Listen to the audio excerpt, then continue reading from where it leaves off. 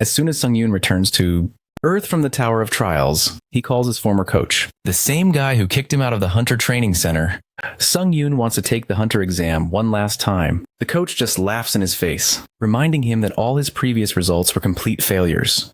He knows too well that Sung-yoon has zero chance, but Sung-yoon insists, even threatening to demand a refund for 7 years of useless training. When he arrives at the Hunters Association, the coach makes sure this time Sung-yoon's failure will be spectacular. He prepares the most difficult opponent possible, and even damages the sword Sung-yoon will have to fight with, all just to show our MC his place. Sung-yoon is given a choice of opponent levels from 1 to 10. In the past, he always chose level 1 goblin and still lost because he was so weak, but this time he shocks his coach by choosing a level 10 opponent, the Phoenix. As soon as the test starts, the Phoenix immediately casts a debuff on him, slowing his movement by 25%, and after the very first clash, the sword breaks exactly as the coach planned. But Sung-yoon doesn't panic. With his insane strength and speed, he stabs the Phoenix in the eye with the broken piece of the blade. Then he rips a tile from the shattered floor and throws it with such force that the Phoenix's head splits open instantly. The tile even almost hits the coach, who's standing there absolutely stunned. He still can't understand what the heck is going on. How did this weakling suddenly become so strong?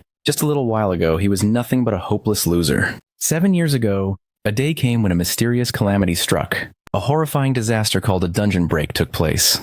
Countless monsters burst out of the dungeon, and because of this incident, countless people suffered. During the catastrophe, Sung-yoon's parents couldn't escape and passed away. That day, our boy lost everything in an instant and made a pledge to himself while he cried tears of blood. From that moment on, he swore he would become a hunter, rip monsters apart, and kill them all.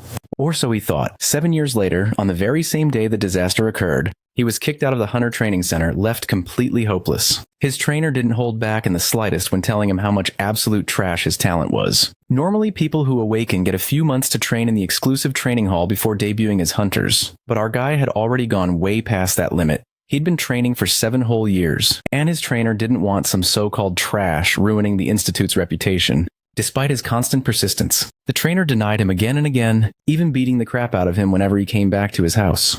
All that remained was a broken boy, with only one wish left to somehow get stronger or awaken an innate trait of his own. While it all seemed over for him, his strong will and burning desire to grow didn't go unnoticed. The Tower of Trials was searching for worthy challengers across the planet, and because of his iron will, our boy earned a spot among them. He was pulled into the void where the Tower of Trials gave him an option to choose the difficulty level for the trial ahead. The higher the difficulty, the greater the rewards. At that moment, Sung-yoon had no idea what was going on, but his gut told him this was his chance, so he seized it, choosing the difficulty level he desired. With the level chosen, he was sent straight to the very first stage of the Tower of Trials. He finds himself in a boundless desert, where he has been granted nothing but a sword to defend himself. Now his goal is to survive this place, and in return, unlock the innate trait he had always dreamed of. Yes, the same trait he had worked his ass off for in the real world, only to get nothing in return. So seeing this chance handed to him feels unbelievable, but little does he know, this innate trait isn't going to be served on a silver platter. He realizes this the moment a massive sand golem erupts from the ground, hellbent on crushing him under its weight. His mission now is to survive against the sand golem for the next 10 minutes. And get this, it isn't going to be a piece of cake, because bro had chosen hard mode for his trial difficulty level. And here's the real kicker. If he fails the mission, the penalty is death. Han breaks into a desperate run for survival, but a thought crosses his mind, questioning if he can really escape the sand golem by scrambling like this. The monster chases him in a frantic blur, and our guy realizes that this sand golem is faster than it seems because of its size. Our guy theoretically reckons that it's impossible for him to run away for 9 minutes straight with his stamina in this desert biome in the first place. Han runs out of breath as he sprints and ponders that this realm only gave him a sword and told him to survive. But even so, he longs for someone's guidance on what exactly he's supposed to do. Either he dies trying to run away, or he dies fighting. In the meantime, the sand golem is 2 steps away from crushing Sung-yoon while our guy screams in a frenzy. Our guy finds himself clueless about how the hell he's supposed to win against this monster. In this life-threatening moment, his thoughts take a shift when a vision unfolds, and Han recalls all the mocking faces that made him feel that he's nothing in this world. It's as if he was being trampled under those brutal words. and he wonders if he's going to die a pathetic death just by trying to run away. At that moment, our guy comes back stronger as he refuses to just run away cowardly. 7 years of trying to be a hunter, and now Han can confidently say that he knows better than most hunters on the field when it comes to theory. Our guy, with his heart pounding, knows for sure that there's no answer if he keeps running away, so at the very least he needs to find a way to survive. That's when Sung Yoon conjectures that monsters like sand golems will stop moving if he destroys their core. However, their cores are usually in places that are hard to reach. Our guy simply decides to make it easier to reach the core, and with that, he drifts his feet through the sand to halt his movement. Just like that, Han impressively takes a leap and slashes the sword across the monster. While he manages to stumble on the sand golem, Sung Yoon takes the golden chance to reach the core as he spots it. He begins to break the big red core with the sword, and while it bears some cracks, the monster gets up, making our guy slip away. A surge of frustration rises as Han was just a second away from destroying the core. As our guy attempts to hit it one more time, he's grabbed by the sand golem, who squeezes the poor fella to death. Our guy shrieks in pain as he's on the brink of death, while his thoughts circle around the echoes of humiliating words, belittling and breaking him. That's when our guy breaks through those voices in his head. At that moment, Han hurls his sword with unyielding fury, aimed straight for the heart of the enemy's core. Fortunately, the sword clashes with the core, and our guy succeeds in destroying the core of the sand golem. The monster withers away, and Han Sung-yoon plummets as the sand showers upon him. He sits in disbelief, wondering if he really killed the monster by himself, but even so, he barely won against it. With that, Sung-yoon clears the first floor of the Tower of Trials, and with blood dripping from his body, he couldn't be happier that he survived. As a reward, he unlocks unique traits, obtains 1,000 points, and earns a skill, fast recovery, as a bonus. The rewards leave Han bewildered because it all seems so surreal. He never got a reward even after 7 years of grinding efforts. Instead, the only things that he got in return were scorn and mockery. After that, he unlocks a unique trait, and Sung-yoon is titled with the trait Necromancy. That's when it occurs to our guy that he can become a hunter too, but all of this is possible if he survives. Suddenly, a gust of red aura reappears, and Han notices that it's the fog where the sand golem died. It turns out that his new skill, Necromancy, gets activated, and now he can choose to absorb the sand golem's spirit. Our guy processes that this black fog is his unique trait. Nonetheless, he decides to absorb the monster spirit, and the fog violently hurtles towards Han, making him scared. Han absorbs the spirit of the sand golem, which increases his efficiency by 7%. Strangely, that red orb of energy gets engulfed into our boy's body, making him freak out. Since our guy can feel the spirit inside him, he comes to realize that he can store it if he absorbs it, and uses the spirit energy to increase his stats permanently and feels a surge of energy filling his body. This makes our guy barely able to process the miracle unfolding before him, since his stats have really increased, because never once in 7 years was he able to raise his stats. But now, Sung-yoon is finally able to raise his stats permanently with the help of this unique necromancy trait. A wave of stunned joy washes over him when he realizes that he can become a hunter now if he returns to the real world with this skill. Shortly after that, the system informs Han to move to the waiting room. The moment our guy enters the portal, he collapses since he lost too much blood, and his injuries get worse than he thought. Suddenly, a green gust surrounds Sung-yoon, and in the next moment, our fella is all healed up. Given the amount of blood he spilled, our guy assumes that he'll be healed once the trial is over. But what's even more shocking is when our guy spots a big bed, wondering how they could just put a single bed in a big room. Nonetheless, he hops onto the bed and ponders about his next plan. While our guy wonders if he'll be able to escape the tower, the thing that doesn't settle with him is the reason why this tower called him to this place. Just then, he's interrupted by the system. He's notified that he is able to use the 5 commands: info, store, community, inventory, and trial. Saying the following words will activate the commands. Han Sung-yoon's mind is flooding with questions, but he snaps out of it and focuses on surviving for now. He then calls the word trial to activate it, and gets to know that 23 hours are left until the second floor trial. Our guy now apprehends that he needs to go through more trials and activates community, where the people who were also forced into this tower are conversing with each other. Han discovers that the people in the chat are confused, and on top of that, the people who weren't hunters like him were also dragged into this place. Suddenly, the admin enters the chat, disabling the other players from messaging since he seems to have an important message for those who have cleared the tutorial. Our guy is still clueless about a way to return, but he plans to memorize all the info whatsoever. The admin reveals that the points earned during trials are used as currency within the Tower of Trials. More importantly, they can't get even a single drop of water without points. Lastly, the only way to earn points is through trials. While this sounds like a true survival game, Han learns that he needs to do everything he can to get used to the rules within the tower. Otherwise, he dies. The fact that he can't even get water without points means that in order to earn points, he needs to keep clearing the trials. With that, the admin exits the chat after giving a shocker, and Sung-yoon feels disgruntled since he thought he'd return and be a hunter, but he's snapped by reality. Our guy then peeks at the longsword and opens the store since this weapon isn't enough to survive. After getting a new weapon, Han starts training while contemplating that all the hunters lost their stats when they entered the tower, but he assumes that it should be easier to learn skills that they've learned before. For this reason, our guy can't seem to forget that he's not on the same starting line as them, who are already hunters. Han gets pumped up as he trains with all his might just so that he can catch up to them. The fire of hard work eventually drains him out as he collapses on the floor, panting. But in a second, all of his energy is restored. Thanks to the healing effect of the waiting room, he can train effortlessly. Just as our guy feels inspired to train for the next trial, his stomach rumbles with hunger. Our guy then scrolls up to the inventory to get something to eat and is only left with 40 points for buying water and stuff. He feels lucky to get those additional points, or else he wouldn't have even dreamt of getting a shield. It appears to be 17 minutes until the next trial begins, and Han realizes that even the chat that was confused is quiet now that it's time to clear the second floor. But a hint of doubt lingers in Sung-yoon's mind as he's uncertain if he will survive again or not. He shakes off that feeling and gets adamant to survive no matter what. Just like that, the trial starts in 10 seconds, and our guy gets teleported to the second floor of the tower, which turns out to be a forest this time. The subject of this trial is to assassinate the orc tribe leader within a given time limit. Our guy finds himself standing on a cliff where he can clearly sight the orc village. A strike of terror runs through him when he witnesses a tribe of giant orcs. But what terrifies him more is that they want him to jump into the swarm of orcs and defeat the tribe leader. After that, Han Sung-yoon musters up the courage as he trudges down and hides in the bushes to watch over the orcs. Normally in dungeons, if there's a guard amongst the orc tribe, then there's also a hunter. Our guy finds it difficult to even win against one orc hunter, but the problem is there are a lot of orcs. In order to defeat all the orcs, they need at least a party of E-rank hunters to make sure they don't die. Han feels helpless, given the situation, and retreats to come back with a better plan. However, an idea flickers in his mind and he comes across a way to complete this trial. It occurs that our guy lit up firewood and found enough wood to make more of them.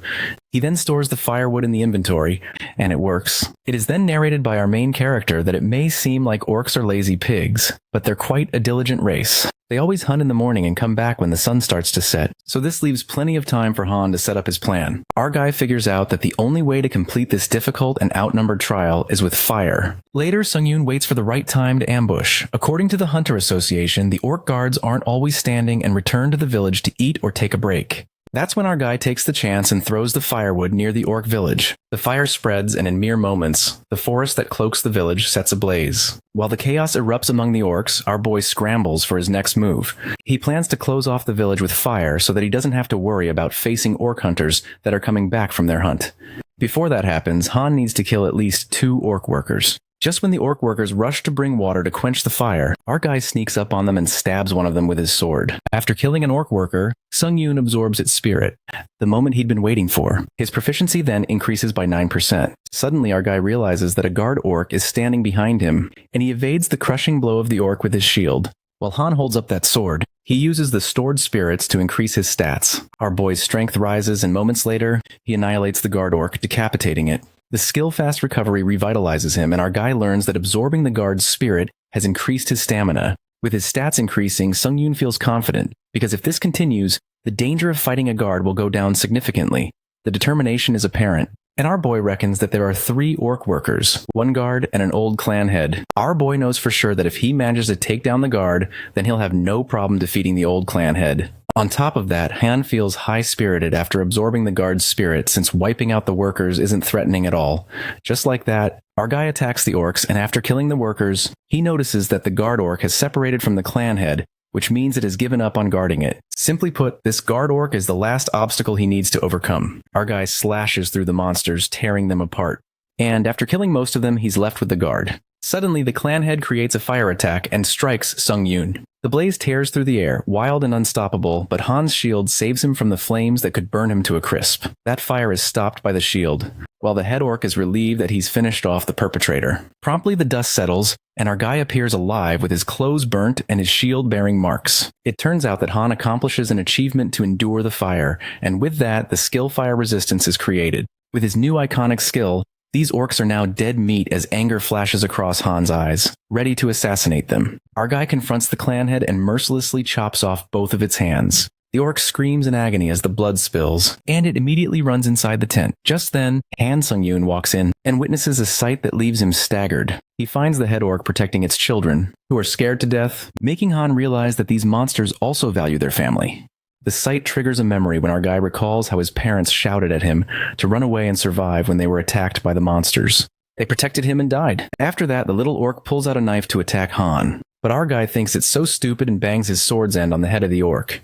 Sung-yoon presumes that even if he becomes a ghost, he'll make sure to cut the monster's bloodlines. Just like that, our guy assassinates the leader of the orcs and completes the second floor of the Tower of Trials. In the waiting room, Han Sung-yoon's shield can't be used anymore because of the damages it endured, but thanks to this, our guy made it out alive. This time it was a close call, and our guy opens the chat to check up on others. However, he learns that most of the members have died, while Han thinks it's brutal. Suddenly his eyes snap in shock when he stumbles upon a member's message that says he found a way to return to Earth with his question voucher.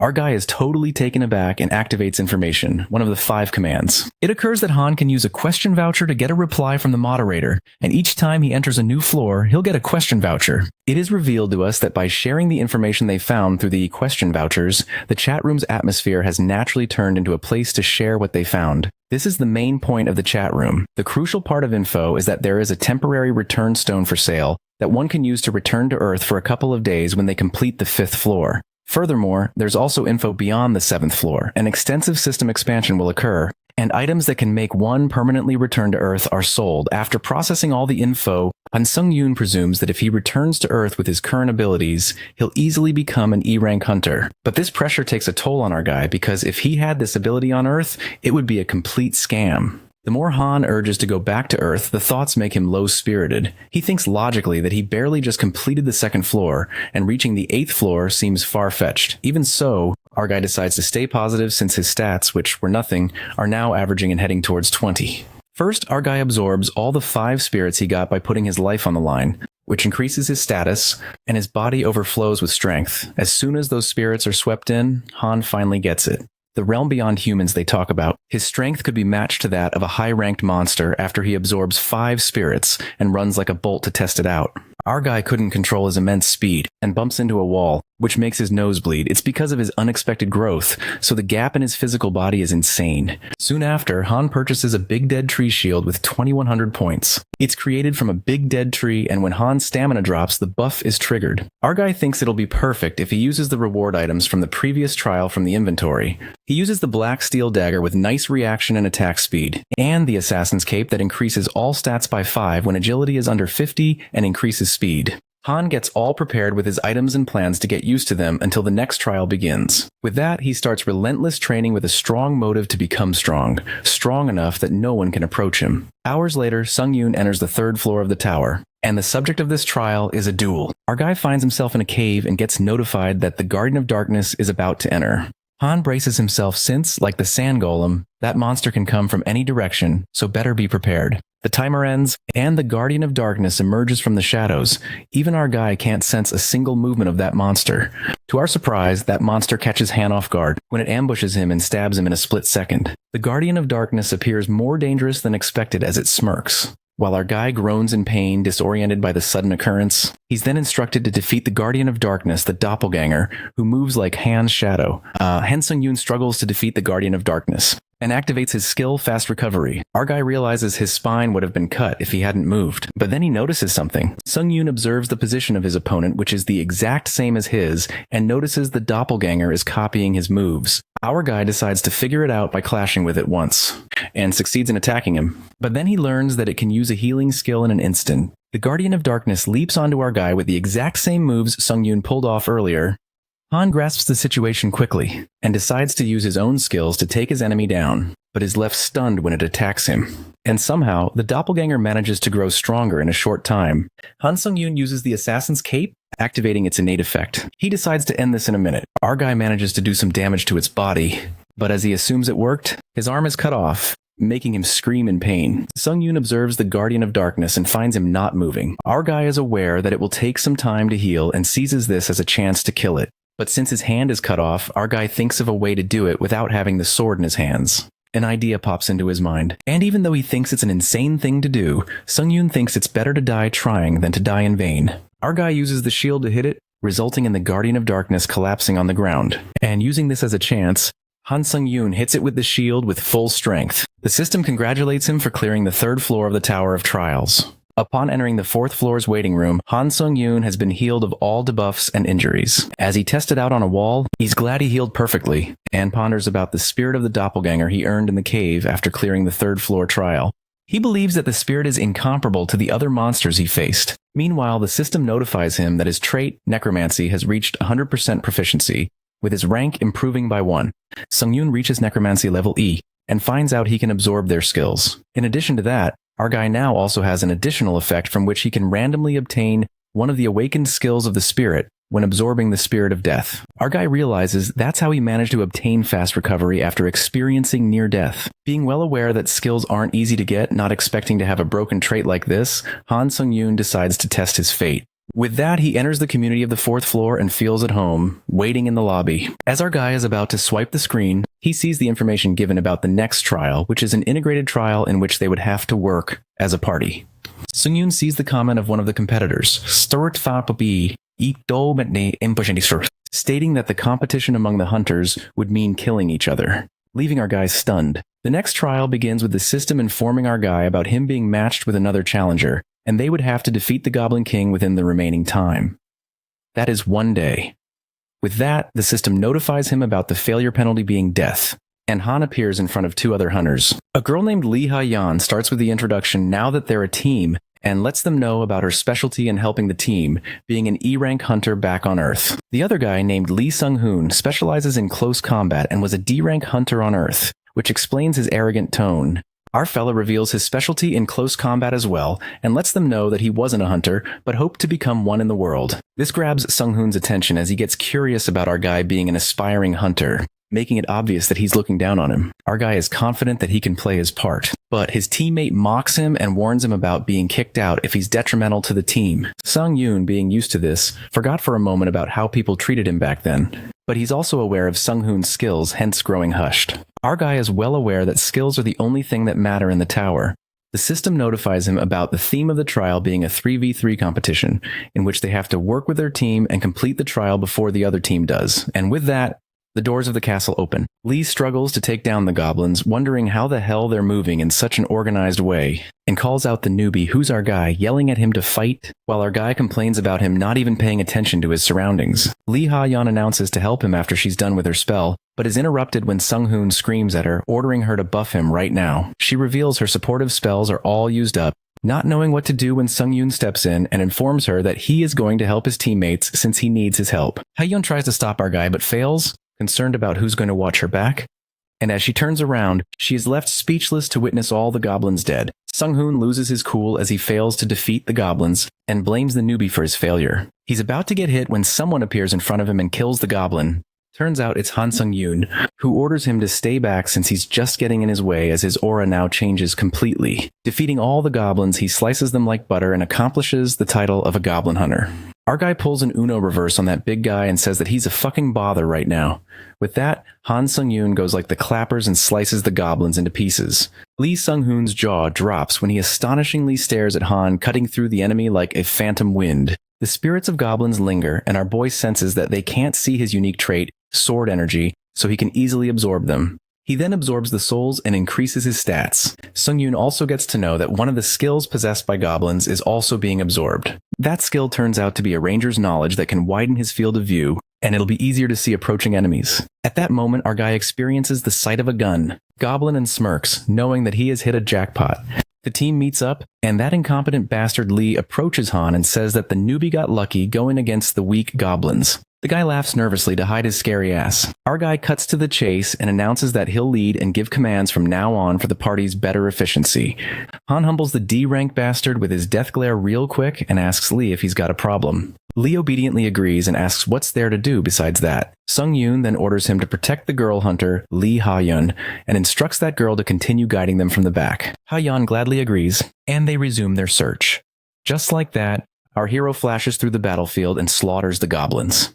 He keeps absorbing the souls of dead goblins, which repeatedly increases his proficiency. It is known that 14 hours are left till the third trial ends. Later, the team keeps walking when Lee Ha-yeon gets suspicious since goblins appear periodically, but now it's strangely quiet. Suddenly, Han witnesses something and scrambles towards it. They witness other goblin minions being annihilated before they even came here. Our guy immediately grasps that the other challengers have gone through before them, while Lee Sung-hoon is shocked to think the other team got the enemy pretty quick. Sung-yoon touches the goblin's blood and finds that it's still warm. Urgency presses upon our guy because now they need to hurry and catch up to them. Otherwise, if the other team defeats the goblin's boss, they will receive the penalty, which is death. Han then expresses that they need to hurry. On the contrary, the other team deals with more goblins, and the leader Lee Sion starts gagging at killing monsters. With a sinister smirk, he slices the head off the last goblin. The team member praises the leader for killing all of them, while Lee Sion rants about how he's doing all the fucking hunting by himself. Leader Sion then asks his member Lee Junho if he's having fun because he's carried and orders him to open the boss's room door so they can go back. Lee Junho scaredly walks up to the door and thinks he's been fucked up. Suddenly, the system notifies that all members of the Challengers team will enter the Goblin King's spiral tower, and the boss battle will begin when only one of the two teams remain. An ominous red aura cloaks them, and they cannot leave the current location from this point on. It turns out that Han Sung-yoon's team arrives at the spiral tower. Witnessing that the other team is alive as well, Lee Sion finds it annoying, while our guy informs his team members that he'll fight against them alone. Our fella asks Lee Ha-yeon to give him only an agility buff, but the girl hunter raises her concerns as she knows that Sung-yoon is strong. She saw his strength with her own eyes. But still, hunters might be more frightening than monsters. Han understands and agrees to let her know if it gets dangerous. He plans to leave the backup to Ha-yeon if that happens. After the girl increases his agility, our guy strides towards the enemy. Well, our main character is giving Assassin's Creed vibes. He's so cool. As he's walking, Sung-yoon presumes that he's better than an average hunter and has killed more than 30 goblins, while Lee Sion's team braces themselves. Our guy flashes towards his opponent, certain that he can do it. Our guy exudes a fierce aura. It even scares the shit out of Lee Sion, who hides behind his member Lee Junho like a coward, and commands him to use his shield with all his power. Just then, Junho activates an open shield and a protective barrier unfolds them. However, Han, with his awe-striking strength, iconically breaks through that barrier with his sword, bursting it open, while the other team is bombarded with the shattered barrier. Our guy takes this chance and slashes through two of the guys at once. Now he's left to fight against Lee Sion. A few moments later, the battle continues. Sung-yoon and Sion keep evading the blows and striking each other. As their swords clash, our guy senses something peculiar. Han knows for sure that he's more skilled than Sion, but this guy keeps blocking his strikes in a strange manner. Our guy then plans to use more of his strength to find the mystery behind this and ambushes Sion, attacking from behind to finish him off. However, in a surprising turn of events, that guy senses Han's ambush as if he had eyes on the back when he incredibly dodges the strike with his sword. That's when our guy notices Sion's glowing red eyes and gets to know that he can see the path of his sword. But Sung-yoon comes up with a mind-boggling plan. When he throws his shield towards Sion to block his vision so that he can no longer use his skill, Sion's vision gets jammed by the shield, followed up by Han, who attacks him as soon as his vision is clear. However, in that split second, our guy stabs Lee Sion and kills him. With that, our guy accomplishes a special task with additional rewards. After our guy brutally kills the challengers, Ha-yeon notices Han's hand quivering as blood drips from it, and she asks him if he's okay. Gloominess overtakes Sung-yoon's face, but he responds that he's fine. Lee Ha-yeon apprehends that our guy must have been shocked since he killed a human. After all, she thought he'd be cold and strong. Nonetheless, with no time to grieve, Han plans to proceed with the boss fight straight away and asks Ha-yeon and Lee Sung-hoon, who are also ready to do the same. In the meantime, our guy gets done defeating the trial's goal, the Goblin King, like it's a cinch, leaving Lee to believe that he's a monster. After that, they complete the trial of the 4th floor, and as a reward for completion, all of their stats increased by 4, followed by an instant acceleration skill as a bonus reward. Lee Sung-hoon moves to the lobby first. And while our guy wishes Ha-yeon a safe return, she says something in return. The girl hunter oversteps and affirms to our guy that he only did what he needed to do, referring to killing humans. She lets out that it was something someone had to do, and if Sung-yoon wouldn't have done it, she would have, for the means of survival. Our guy smiles upon hearing this, and Ha-yeon sends him a friend request. The girl thanks Han since they won the 4th trial because of him, but finds it a little upsetting since she didn't get any rewards. Ha-yeon blushes and asks our guy to look for her when he returns to Earth later, adding that she's from the White Silver Guild. With that, the girl leaves and our guy turns red. Since he's left alone, our guy is left to make a decision on whether he's going to absorb the human souls or not. Our guy narrates that when he first found out he could do this, he put it off because he knew that if he did it, then he would have crossed a line and couldn't go back. A smirk spreads across his face, reeking of malice. And that's when he makes up his mind. Han thinks rationally and concludes that he'll get stronger. He won't kill people to achieve that unless the situation demands him to do it. Han proceeds to absorb the human soul, driven by a fierce motive. It occurs that Sung Yoon's dream of becoming a hunter brought up his other internal desires. The Tower of Trials gave him a chance, so there's no way our guy is letting this chance slip away.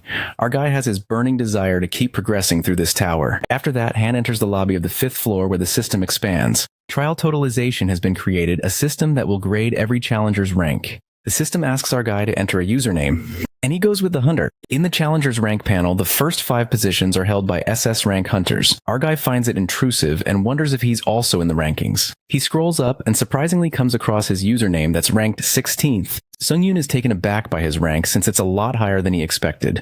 The system, on the other hand, elaborates that the challengers in the top 50 will be called pioneers. They will obtain benefits on the 8th floor, and if these players remain pioneers until the 8th floor, they will obtain a privilege called Yahello. Han wonders if this is some sort of skill and knows that he'll figure out what happens when he gets to it.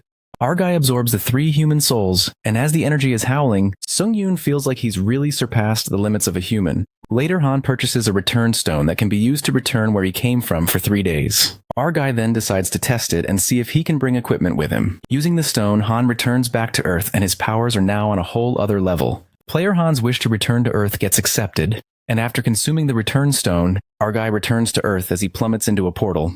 Our boy comes back to his residence and he has to return to the Tower of Trials in 3 days. Moments later, Sung Yoon opens his eyes and finds himself in his room. He's left surprised and admits that he's really home. Before anything else, our guy prioritizes his sleep because comparing this bed to the waiting room, it's heaven.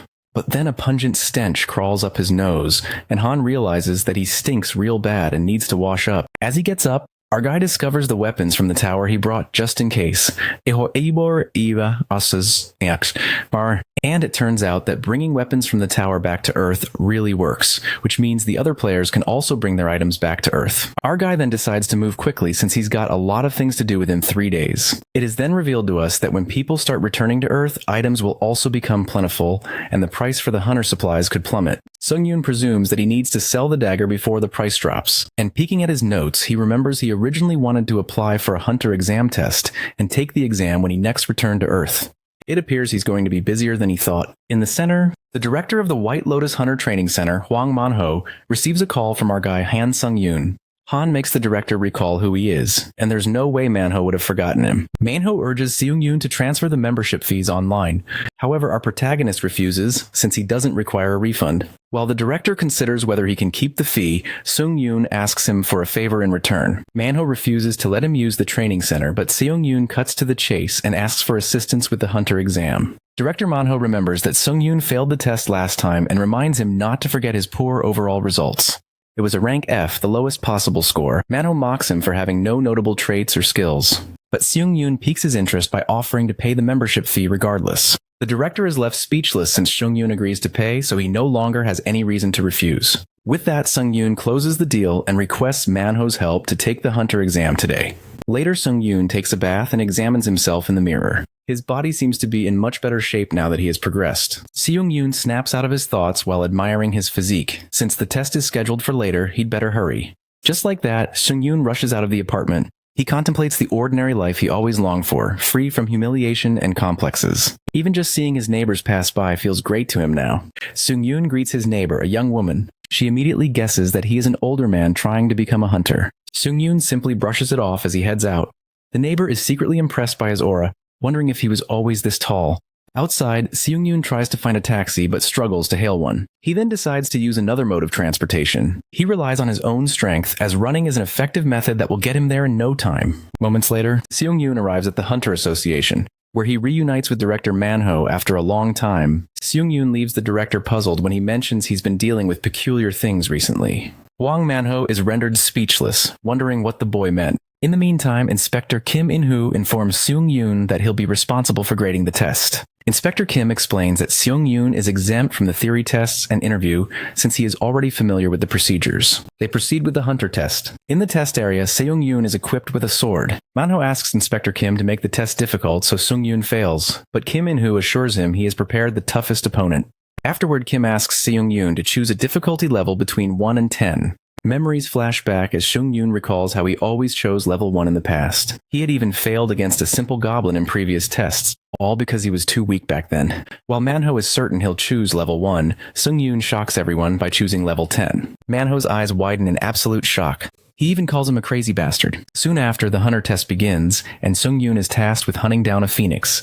As the phoenix roars, Sung-yoon's movement speed decreases by 25% due to the predator's roar ability. That's when Sung-yoon notices that his sword is covered in cracks. It is soon revealed that the despicable Manhwa tampered with the weapon to ensure Sung-yoon fails. While Manhwa is certain Sung-yoon can never win, he brutally wants to show him the consequences of not knowing his place. On the contrary, Sung-yoon stands his ground against the phoenix. The creature soars toward him while he remains perfectly still. The next scene shifts to director Manhwa's point of view, where it is revealed that he had once passed the hunter exam himself. When he first became a hunter, he felt like the best, filled with pride and joy.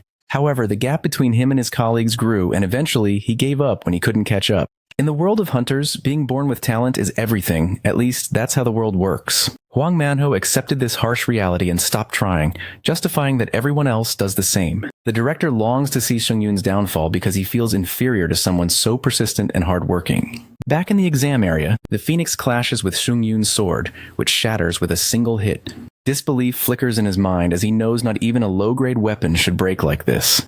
Sung-yoon quickly realizes that his sword was tampered with. Director Manhwa smirks maliciously. He eagerly waits for Sung-yoon's defeat, believing he's helpless without a sword. In the meantime, the phoenix glides towards Sung-yoon. With no weapon to counterattack, Sung-yoon takes this as the perfect opportunity to test his instant acceleration skill from the fourth trial. He activates the skill and moves like a bolt of lightning, finding it even better than the speed buff from the assassin's cape. Sung-yoon hits the ceiling with brute force. He causes it to crack and leaps at the phoenix to stab the broken blade into its eye. However, the monster remains unaffected since the blade was too short. Sung-yoon acts swiftly, picking up a brick from the broken floor. He hurls it at the phoenix with incredible power. The brick flies at breakneck speed, slicing the phoenix in half. It even breaks through the metal observation deck where the inspector and director are standing. They are nearly killed by the flying brick as it hits the wall behind them. With that, the hunter test is finished. Sung-yoon apologizes to them and laughs it off. But deep down, he aimed for that exact spot on purpose. After that, Sung-yoon finally becomes an official hunter. He is officially registered with the Hunter Association. Now that he's a hunter, our hero can enter dungeons and sell items as well. Conversely, Director Manhwa is boiling with rage as he demands an explanation from Inspector Kim. He reminds Kim that he was supposed to make Sung-yoon fail within 10 seconds. The inspector finds it amusing and affirms they did their best to make the test impossible to pass. The despicable director tries to persuade Kim In-hoo to lower his rank to A. He is furious because he refuses to accept someone who worked harder than him. Nonetheless, the inspector couldn't lower it further since Sung-yoon killed a monster in mere seconds.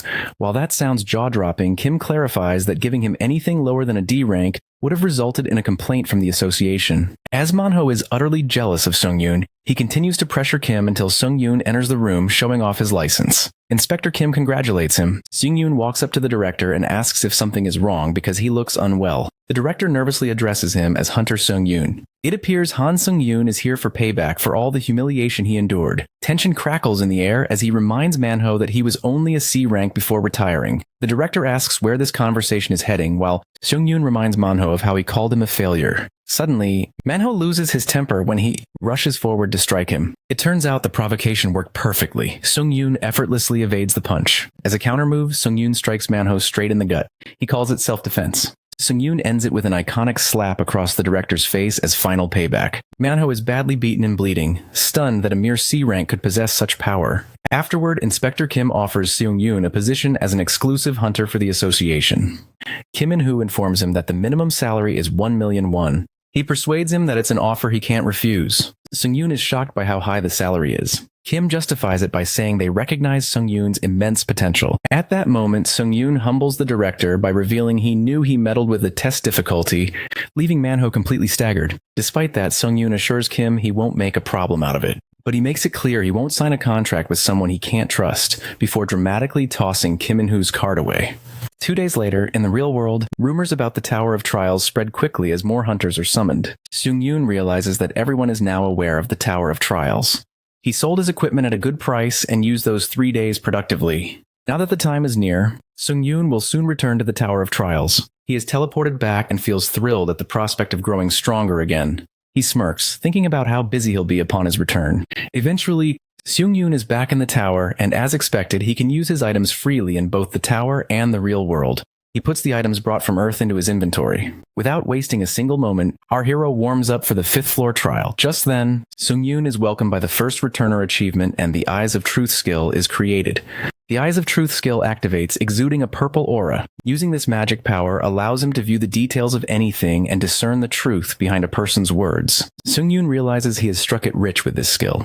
Not only can he see item details, but he can also detect lies. He calls it a stroke of unexpected luck. Afterward, he purchases a thunder sword and a secretive hunter's shield at a high cost. Although expensive, Seung-yoon is interested in the sword's bonus effects. Every hit has a 10% chance of paralyzing the opponent, which sounds like a great advantage. He prepares for the 5th floor trial since it has been a while. Sung-yoon enters the 5th floor of the Tower of Trials. The trial objective is to hunt with a time limit of 1 day. The condition to win is to defeat the wolf person, the boss of the Wolf Gorge. The penalty for failure is death. Sung-yoon arrives at the 5th floor and is amused to find himself surrounded by a herd of wolves. He begins a feast of slaughter, slashing through the monsters. However, he feels that they are far too weak. Suddenly, a wolf is sent flying by something massive, a giant white wolf 10 times larger than the rest. The giant white wolf roars and devours a smaller wolf, ripping it to shreds. Sung-yoon feels a thrill of excitement.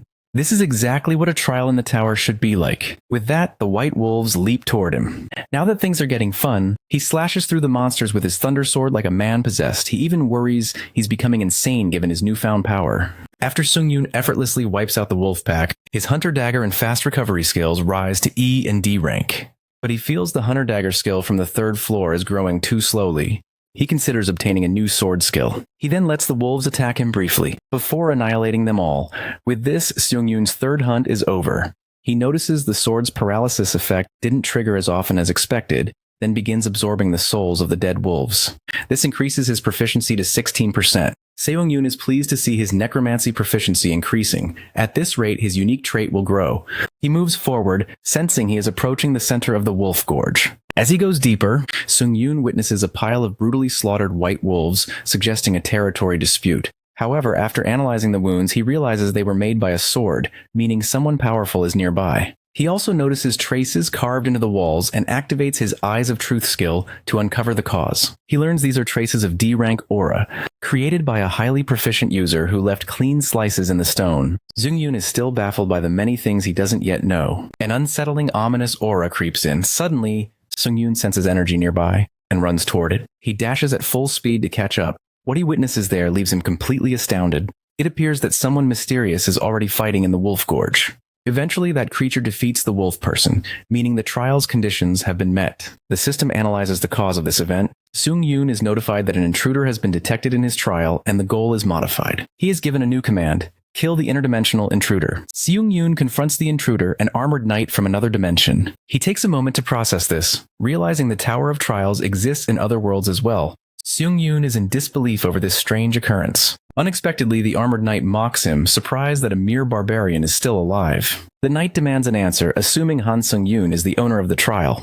He calls him a barbarian and taunts him for being scared of death. Sung-yoon smirks nervously. He is a bit intimidated by this abnormal opponent. He hadn't considered that an intruder might try to steal his trial objective, but he's relieved the trial didn't result in an immediate failure. Meanwhile, the intruder thinks Sung-yoon is paralyzed by terror and decides to let his sword do the talking. Seung-yoon braces himself as the fight begins. As the armored player rushes forward to attack him, Sung-yoon hurls a dead wolf into his path. The intruder is momentarily distracted as he slashes the wolf. Sung-yoon seizes the chance to ambush him and goes for the attack. However, he fails miserably when his thunder sword cannot penetrate the heavy armor. His attempt to cleave the armor in half is futile, and he realizes this won't be an easy fight. At that moment, the intruder's sword unleashes a dark aura. As soon as it strikes Sung-yoon, he is sent flying by the brute force. Sung-yoon is smashed into the ground and one of his wrists is twisted. His arm bleeds, and the armored player is impressed his aura was blocked, though he notes that the arm is now useless. Sung-yoon gets worked up and frantically asks the intruder who he is.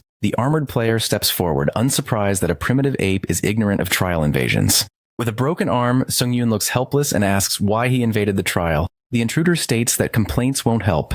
This is simply the way of the tower. He decides to grant Sung-yoon a swift end to his suffering. As the knight aims his sword at him, Sung-yoon stops him and asks for an explanation of trial invasions. The intruder sees no harm in it since Sung-yoon's death is inevitable. He reveals that trial invasions are unlocked at level 8, allowing players to purchase tokens to interfere in others' trials. That is how the knight invaded this trial. Sung-yoon asks for more details on why this dimension is called primitive. He conjectures that the intruder is from another world, and the armored guy confirms it. Suddenly, Sung-yoon rises and activates Eyes of Truth to check if the intruder is lying. It turns out that everything the armored guy said was entirely truthful. After confirming the truth, the intruder becomes enraged that Sung-yoon dared to suspect his honesty. He swings his sword furiously, offended by the ape's lack of manners. Sung-yoon gets cocky and asks what he's going to do about it. The armored guy calls him a puny, primitive fool for acting cocky. That's when Sung-yoon reveals his hand. Since the intruder provided information, he'll share something in return. He confesses that his twisted arm doesn't feel bad at all, thanks to his pain resistance skill. More shockingly, he wasn't holding his arm because it hurt. As soon as he lets go, his fast regeneration skill heals him instantly. He only acted hurt so the intruder would let his guard down. Sung-yoon flips the tables as his arm looks perfect again. The armored player is flabbergasted to learn Sung-yoon is both a swordsman and a healer. However, he still believes Sung-yoon's demise is inevitable if that's all he has to offer. But Sung-yoon notes that he simply keeps getting stronger and stronger. This is the turning point. His real power awakens as he uses all his possessed souls to increase his stats. Energy overflows and his strength drastically increases. Sung-yoon continues to intrigue the armored guy, who learns that he can also strengthen himself. Things get serious when Sung-yoon activates his cloak's item skill, instant acceleration, which increases his movement speed by 15%. This leaves the intruder in absolute shambles, wondering how a level 5 player can have so many skills. With that, Sung-yoon fights the armored guy, their swords clanking in an intense battle where neither backs down. However, the intruder hits a stumbling block. The dimensional difference is limiting his true stats. Sung-yoon sees the dark aura returning and dodges the strike by an inch. The intruder makes a strong comeback with insane speed. Sung-yoon senses this aura skill is high level and dangerous, but his stats are now high enough to avoid any killing blow. The problem remains the heavy armor. Sung-yoon realizes he can't cut through it at his current level. He plans to relentlessly strike the armor with the thunder sword to chip away at it. Suddenly, the dark aura vanishes as Sung-yoon smartly clashes his sword with the armor to create lightning. The lightning strikes the intruder's armor, sending him into a scream of agony. The system notifies Sung-yoon that the Thunder Sword's 10% paralysis effect has triggered. Our hero smirks. The effect arrived at the perfect time. Cade Didrax lies lifeless on the floor, and Sung-yoon is glad his gamble paid off. The intruder groans in pain, refusing to believe he lost to a mere 5th floor challenger. Sung-yoon decides to finish him, noting that the knight was careless for over-relying on his armor. He takes a step forward, but Cade tries to bargain, offering answers to any question. Sung-yoon refuses and stabs him, while the knight curses him as a barbarian. Calling him a barbarian, even though Sung-yoon is becoming numb to killing, he still feels uncomfortable each time. The system congratulates him on clearing the 5th floor. He absorbs Cade Didrax's soul, increasing his proficiency by 15%. He's relieved he managed to absorb it before the reward message popped up. Wondering why the reward message hasn't appeared yet, he is notified that the trial's difficulty was not proportional to the rewards, which are now being modified. He obtains the 3 laceration skill, 75,000 points, and an additional 3,500 points. Sung-yoon's C rank is replaced by an A rank, and he is happy now realizing how truly strong the intruder was. He is notified of entering the 6th floor lobby, where all injuries are restored and the leaderboard is updated. As Sung-yoon opens the inventory, he decides not to let his guard down given the threat of dimensional invasions. Pondering whether to save his question voucher, Sung-yoon decides to use it anyway. The system instructs him to write his question for an administrator to answer. Sung-yoon asks about floor invasions and whether he can be alerted when one occurs. The reply arrives instantly. It reveals that invasions allow interference within the first 10 classes. However, special trials cannot be interfered with. This system is acquired on the 8th floor, meaning he cannot use it yet. Sung-yoon learns he is a climbing breaker, and realizes he cannot receive more info at his current floor. The voucher is consumed even though only the first part of his question was answered, a Saknestar. Sung-yoon is shocked the voucher isn't more powerful, but he's glad it wasn't a total waste. Afterward, he decides to use the items from Earth. He opens up the inventory and uses the restoration box to fix the secretive hunter's shield. The results exceed his expectations, and he even uses a cleaning stone, feeling embarrassed that he once thought it was a waste of money. Feeling embarrassed. Time until the 6th floor trial, 1 hour 12 minutes. He decides to check the trial leaderboard and community board. On the 5th floor leaderboard, he is ranked 3rd. This leaves him in shock, as he has jumped up from rank 16. Sung-yoon wonders if he is close to obtaining pioneer benefits. and decides to check again on the 8th floor. The system notifies him about psychological skills that aid in murder and pillaging. Having these skills allows for better rewards from betrayal and violence. Seung-yoon reads a chat argument between two challengers regarding murder achievements. He feels the situation is chaotic and wonders what is happening in the tower. He ponders the psychological resistance skill being sold. Seung-yoon thinks it's a double-edged sword, but the ability to negate psychological shock is valuable. He knows that by using this skill to erase pain, one can act without hesitation. When someone mentions a man from the 4th floor who changed his name to Princess Sood, Seung-yoon realizes people are effectively calling for his death. He remembers the challenger who ruined the mood on the 4th floor, as he feels the man did it on purpose to stir up competition. Seung-yoon decides to remember that name for now. The system asks if he will accept the 6th floor trial on hard difficulty. The objective is to conquer the floor within 50 minutes. Winning requires capturing a surrounding tile. Failing means death or time running out. Rewards include a random box B. Seung-yoon is then transferred to the 6th floor, which looks like an ocean, and is notified that teammate allocation is complete. The system suggests cooperating with his teammate. Seung-yoon looks concerned when his teammate doesn't appear. But then a spear is thrust at him from above, and he narrowly dodges it, grabbing the spear. A man also emerges along with the spear. It seems he attacked Seung-yoon on purpose, leaving him wondering why. The man justifies his actions, stating that murdering teammates is the easiest way to gain achievements. While Seung-yoon clearly doesn't like the idea, his teammate calls him a hypocrite, telling him to look around before pretending to have a conscience. Flashbacks show other people being betrayed by their teammates, and the guy laughs mockingly at Seung-yoon, calling him a hypocrite. Two other challengers exchange greetings, pretending to combine their strengths, as they witness hunters betraying each other nearby. Just as the challenger thinks he found a loyal teammate, his teammate stabs him while shaking hands, unable to reach his sword. By playing this dirty trick, the betrayer earns the Dirty Murderer achievement, with his durability increasing by 1. Back to Seung-yoon, who has been listening to his teammate's rant about hypocrisy. He is suddenly attacked again by the teammate looking for an achievement. Seung-yoon effortlessly dodges and counterattacks before the man can react. Seung-yoon acquires the traitor achievement, and his strength increases by 1. He thinks of his teammate as a weakling. Considering this a special or combined trial, he thinks it's no different from an event. Seung-yoon believes he's lucky if he can get a skill from this event, but he won't go out of his way to kill others. However, he also won't ignore those who attack him. Another challenger uses an iron dome to protect himself, believing the trial favors his water magic. But he is immediately proven wrong when Seung-yoon appears and tries to break the dome. The challenger is confident in his shield, calling it bulletproof while cursing him. In an unexpected turn of events, Seung-yoon breaks through the dome, kicking the hunter in the face, sending him flying backward to the ground. Though he knows it was a bit cruel, he thinks it's necessary to instill fear in the others. Han Seung-yoon wants achievements, but he won't commit unnecessary murder, and the system notifies him that tile capture is in progress. He is told that if another team steps on the tile, the capturing will stop. Therefore, he must prevent enemies from capturing it. He has to endure 10 minutes on the tile, assuming high-ranked players have already finished the floor. Since the remaining challengers are low-ranked, the task is easy for him. The 6th floor trial makes him reflect on many things, like distrusting others and the harsh reality of low-ranking challengers, the gloominess of the Tower of Trials. But he knows misplaced compassion is true hypocrisy. If he doesn't defend himself, someone else will die. The system alerts him that someone is trying to invade his tile, which has halted the capture process. Turning around, he sees a group of 4 men approaching him. Seung-yoon looks stunned while one of them tries to act cocky. He realizes they have formed a murderer party to farm achievements, and the blonde man confirms that he is right. With that, 2 of the 4 men then attack Seung-yoon, while he activates Heart Solidarity, a trait that will share Kim Jin-young's pain with Han Seung-yoon. A bald man leaps onto Seung-yoon and uses seawater to attack, and our hero ends up touching it, which decreases his strength, agility, and stamina by 10 for 3 minutes. Not being aware of this penalty, the men think they've won. But Seung-yoon gives an evil smile. This would only be a crisis if he were a normal challenger. His smirk tells that he's ready to kick their asses. The 2 players attack Seung-yoon with their weapons. While he stands his ground, he appreciates their plan to lower his stats as much as possible. However, he makes them realize their mistake. They chose the wrong opponent.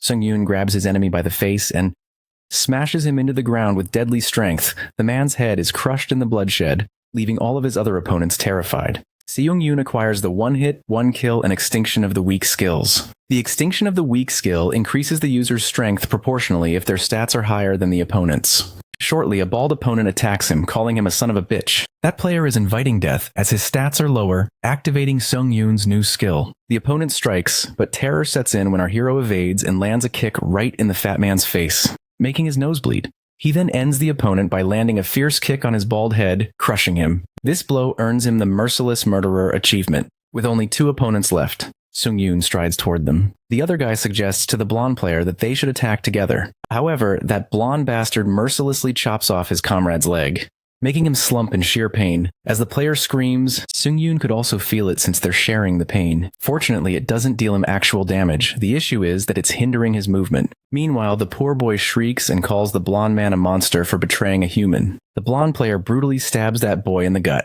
Since they share the pain, Sung-yoon struggles to move forward. The blonde bastard warns Sung-yoon to back off, or he'll slit the idiot's throat. On the other hand, our hero still has the strength to move thanks to pain resistance. Although it's hard to maneuver, Sung-yoon is left with only one choice. He must kill the other challengers quickly to end the heart solidarity. When the blonde bastard notices Sung-yoon coming at him, without any reluctance, he slits the throat of the other player, making Sung-yoon stop as sharp pain sears through him. He grasps his neck as if his own throat had been cut.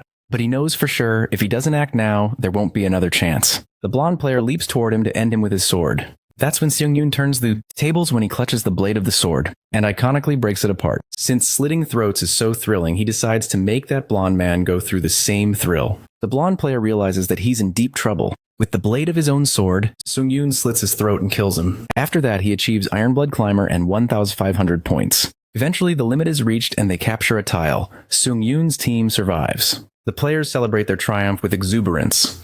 The joy of surviving. On the other end, he wonders if someone instigated the mass murder in the trial's beginning. Regardless, those who won were the ones who stayed together as a team. Of course, there were exceptions. The players who killed others convinced themselves it was the victim's fault for being weak. Quite ironic, isn't it?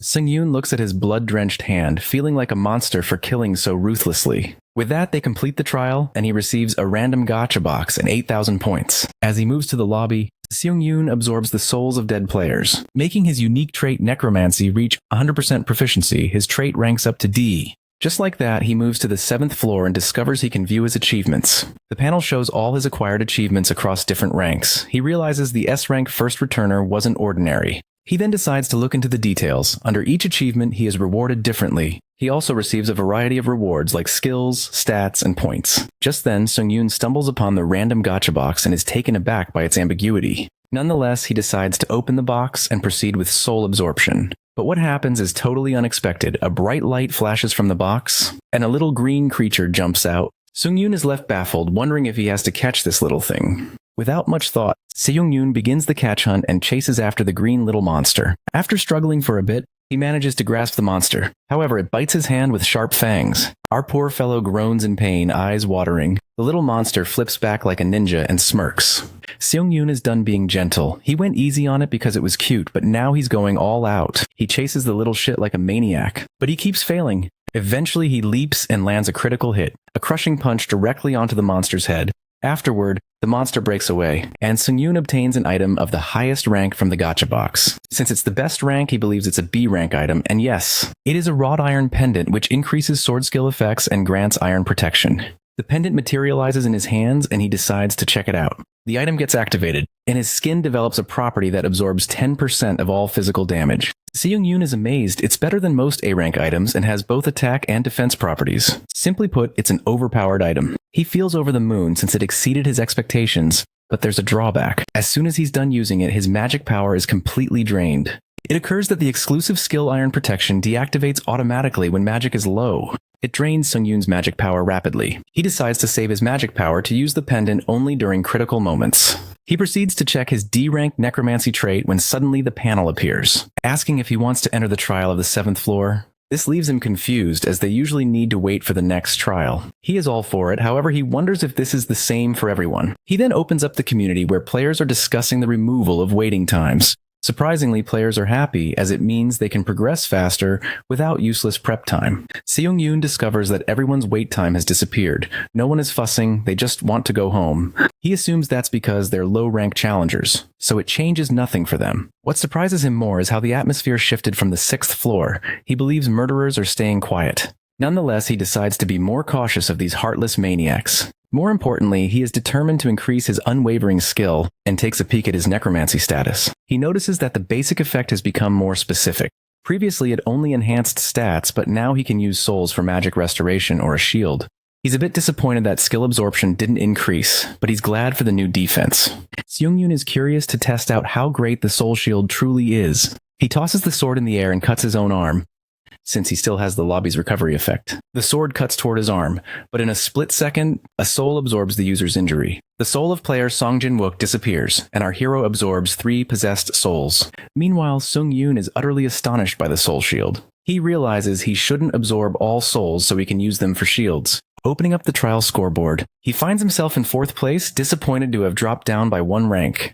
But he remembers he only needs to be within the top 50 to be a pioneer. Things get a bit boring in the lobby now that the wait time is gone. Sung-yoon proceeds to the next trial. The 7th floor trial begins with the subject verification. Players must complete 3 trials within 40 minutes. The reward is the Wind's Grace skill. Failure means death. Han Sung-yoon enters the 7th trial area and is shocked to see a corridor, as it's completely different from previous trials. He feels annoyed because he can't sense anything, but then he witnesses a bright light at the end of the hallway. Suddenly he is seeped into that light and enters the first trial area, the desert.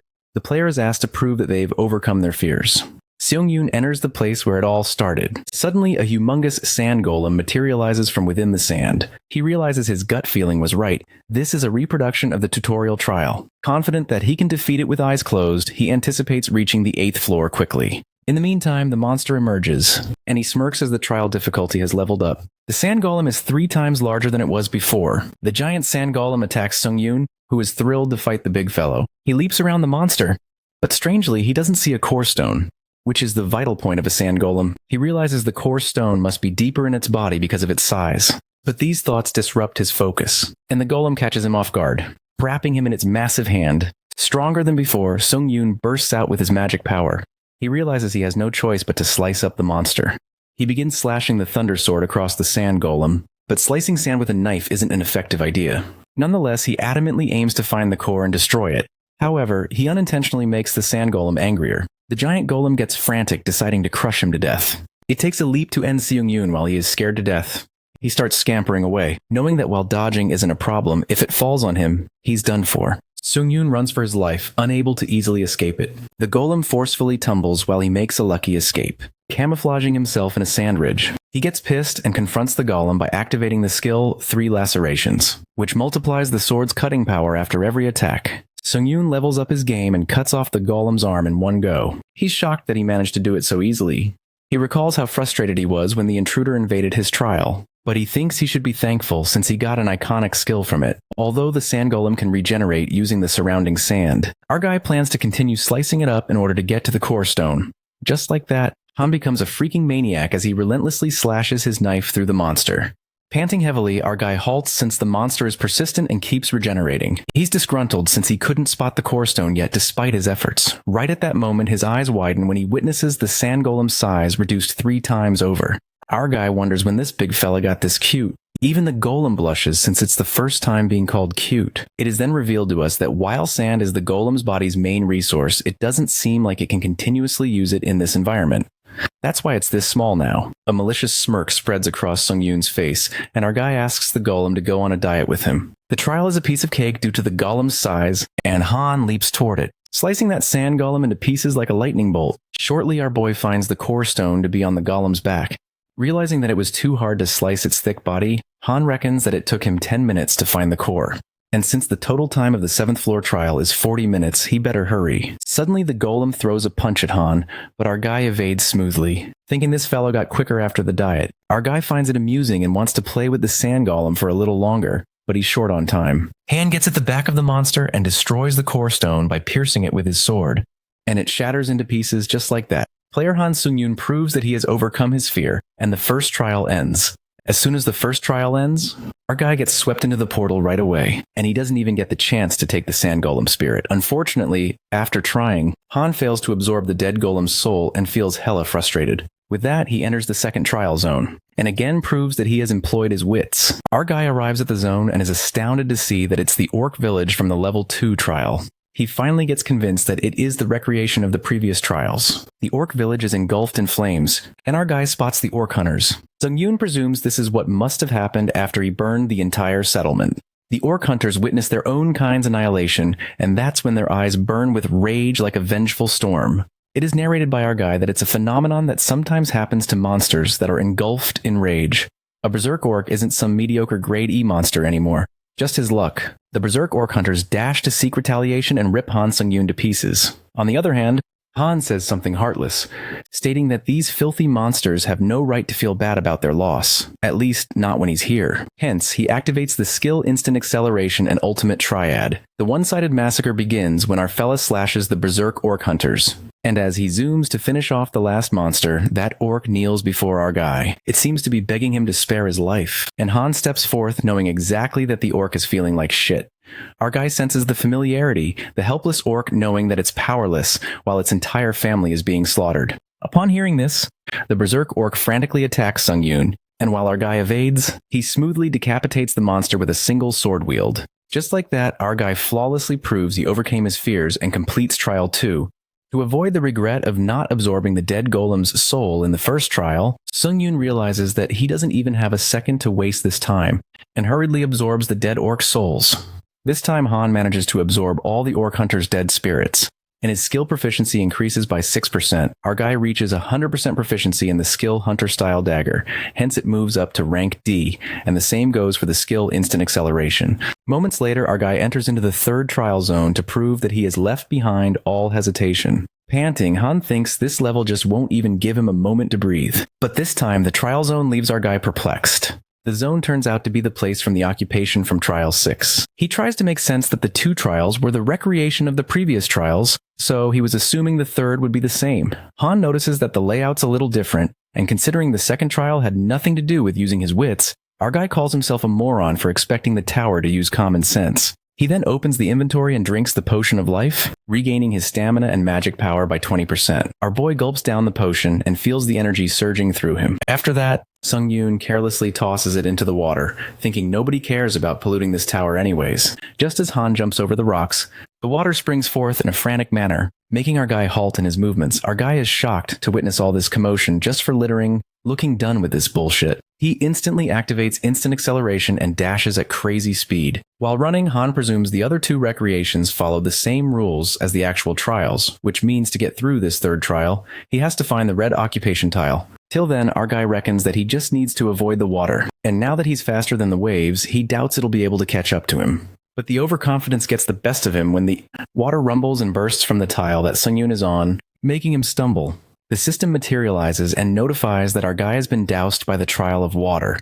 Han Sung-yoon has fucked up this time since all his stats decrease as he got hit by the water. And again, he blames himself for assuming the tiles would fly up in the same order as before. Our guy reminds himself that the tower doesn't abide by common sense, and that's when Han gets a hold of himself. Using instant acceleration, he incredibly hops through the floating tiles that are hovering by the water splashes, because if our guy fails, he'd die here.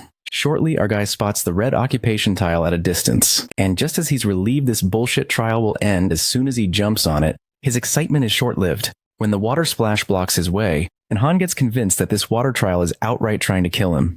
Despite the hurdles, our guy keeps up with his steps, and just when he's almost there, suddenly a splash of water slams into him from behind, catching him off guard and drenching him instantly. Han's plan to complete this trial plummets into ruin. Right at that moment, the unique effect Blessing of Iron, using the wrought iron pendant, absorbs 10% of the user's damage. The dark aura materializes from the pendant, and it appears that the damage dealt to him has been absorbed by a dead spirit.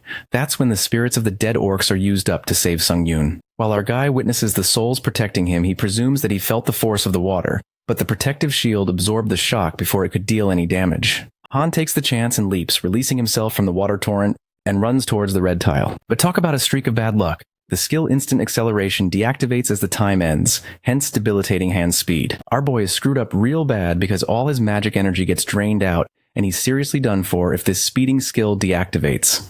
At that moment, Sung-yoon immediately absorbs an orc's soul that replenishes his magic energy. Our guy could feel his strength coming back, and he leaps towards the red tile that's just an inch closer now. But fate has other plans when a water torrent cascades. But this time, our guy does not back down. He's done with this shit and slashes his way through the water. He then takes the leap and jumps across that stream of water. But instead, he is sent soaring into the air, right onto the top of the red tile. Our guy screams at the top of his lungs as he's experiencing a fearful plummet. He then crashes onto the red tile and gets his ass saved. Thanks to the soul's shield, our guy gives a deadly stare to the water torrent since he nearly got fucked and died. Finally, this hell of a trial comes to an end, and our boy completes the third trial. But the water seems to have some personal issues with our fella, as it bids him farewell with a last splash of water that soaks him wet. Sung-yoon looks done with everything and curses this ludicrous trial, not to mention it's messing with him all the way to the end. With that, our boy completes the 7th floor trial and obtains the skill Winds of Grace, along with 15,000 points. As Han moves forth to the lobby, he looks disappointed. He contemplates this trial was a total failure. At this rate, he's nowhere near ready to take on the next one. Plus, there's no guarantee that he'll keep getting lucky either, just like he did in this trial. Suddenly, the rumbling ceiling interrupts Han's thoughts. It turns out that the number of players who cleared the 7th floor trial exceeded 1,000. For this reason, the 8th floor is commencing the system expansion, followed by unlocking the skill store, enabling branching choices in trial, and enabling permanent returns. This means that Sung-yoon can now access the skill store and even permanently return to Earth. Our guy has been looking forward to these new options, but most important of all, relief washes over him when he's notified that he's selected as a pioneer in all previous levels. Thus, he can select a halo as a bonus. At least something good happened with our main character. It is revealed to us that a halo is a perk that's only given to players who were selected as a pioneer in all previous levels.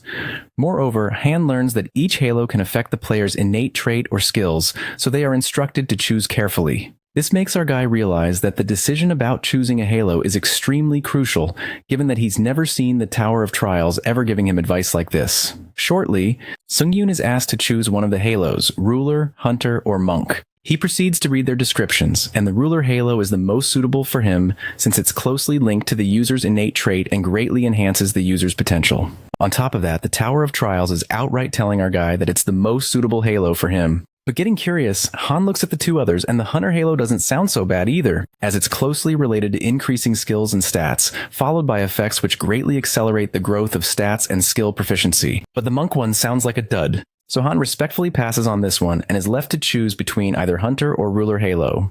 It seems that our boy had already made up his mind when he chose the Ruler Halo that evolves his innate trait. Based on this Halo's unique effect, the options are based on the player's current abilities.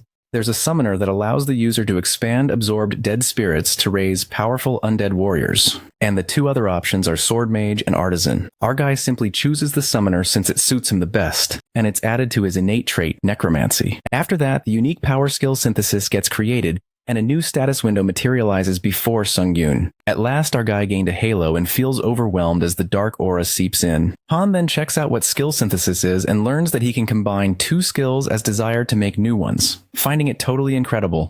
This doesn't end here when our guy is given to select 2 skills from the opening list, and Han gives it a thought, believing that he should fuse those skills he doesn't use very often. Our boy then chooses Elitism and Swift Charge and synthesizes these 2 skills. After it gets completed, a light flashes from the panel and our guy is left stunned as his eyes snap open in shock. The skill Juggernaut is created and is granted to Han Sung-yoon. It allows the user to break invisible restraints such as those imposed by a skill or an innate trait, on a condition that the user's magic power must be higher than the caster who casts the invisible restraint. Our guy gasps in disbelief and gets to know this is what skill synthesis actually does. He thought he'd be lucky to get a grade E skill, but instead, he ended up with a grade D skill that's seriously overpowered. Sung-yoon finds this power very amusing, so he gives it another try. And this time, he selects Ranger Aptitude and Burn Resistance. He synthesizes the 2 skills and wonders what it'll be this time. To his surprise, Han is granted a grade E skill, Powerful Sight, that allows the user to partially see in dark environments and enhance the user's eyesight. This time, the skill grade was raised only by 1, and our guy supposes this is how it works. To Sung-yoon's extrapolation, Elitism and Swift Charge have a pretty good synergy, hence the synthesis turned out well. Whereas Skills Ranger Aptitude and Burn Resistance aren't that compatible, our guy regrets that he got a hunch it was an awkward combination. After going through an intricate Halo selection process, Han hops on the bed out of exhaustion. He feels weird now that he's a pioneer of consecutive levels and an aura holder. Our guy lets the pessimistic thoughts get to his head, ruminating if he can really own these achievements. Or maybe he just got lucky with his innate trait. Han shakes off these cynical feelings, since it's no use dwelling on it, and proceeds to check the rewards. The skill Winds of Grace he got rewarded raises speed by 10% upon saying the skill name. It can be overlapped 7 times, while our guy is already smitten by the speed increment. He's more in love with the fact that he can overlap it 7 times. Simply put, Han can freaking enhance his speed by up to 70% at one time. Our guy feels on top of the world and his thoughts get wilder, like he's in La La Land getting crazy over the fact that this skill doesn't even require magic energy. He feels like he's conquered the world since this skill, Winds of Grace, has literally no downsides. Sungyun then opens the inventory and wears the Boots of Swiftness, which enhance the user's speed when they exceed a certain pace. Our boy feels nice since all of the rewards from the 7th floor trial are related to speed. This makes him feel like he's won at life. Han then opens the skill store and is annoyed since everything is so expensive, but still, he needs all the magic-related skills he can get and purchases the skills Magic Circuitry and Magic Resistance. With the Magic Resistance skill, our boy can defend himself against skills like Bindheart from before that led to sharing the pain of his teammate. On the other hand, the skill Magic Circuitry gathers all the magic energy within the user's body to increase the efficiency of magic usage. Han Sung-yoon uses this skill when suddenly the red energy begins to emerge, and his body feels hot. A radiant light illuminates from him, and surprisingly, Han's body feels light. He walks forth to try it out, and when he pounds his feet on the ground, a majestic rumble of power reverberates across the room. He conjectures that he wasn't able to control his magic energy before. But now that his body has these magic circuitry pathways, his magic energy seems to have enhanced his physical abilities too. Our guy smiles at his other smart purchase. After that, Han gets curious to learn more about the Summon Undead, the skill he's gained, but he then leaves it for the next trial. Our guy takes a deep breath and decides whether he should take the next trial right away or return to Earth. The next scene takes us to a guy, Lee Chilwon, who's put up a party recruitment board for a sudden gate appearance. However, no hunters seem to volunteer. Lee is anxious since nobody has signed up yet. And shortly, he's approached by a bunch of hunters who snicker at him for having no luck finding party members. The fat hunter suggests Chilwon hand them the gate entry permit. Unless he starts exploring the dungeon before the limit, his entry will be automatically withdrawn. Lee is done with these assholes, but he remains persistent and refuses to give the entry card. The bully hunter tells him not to be a moron and shows how many hunters are waiting to enter the dungeon, but none of them wants to join his party. The bully hunter gives Lee a reality check, revealing that he is grade E, so no one would form a party with a low-level riffraff like him. The other hunters also scoff at the boy, muttering, "It's a real punch in the gut," and agree with the bully hunter. Suddenly, someone asks that boy if he's still looking for party members.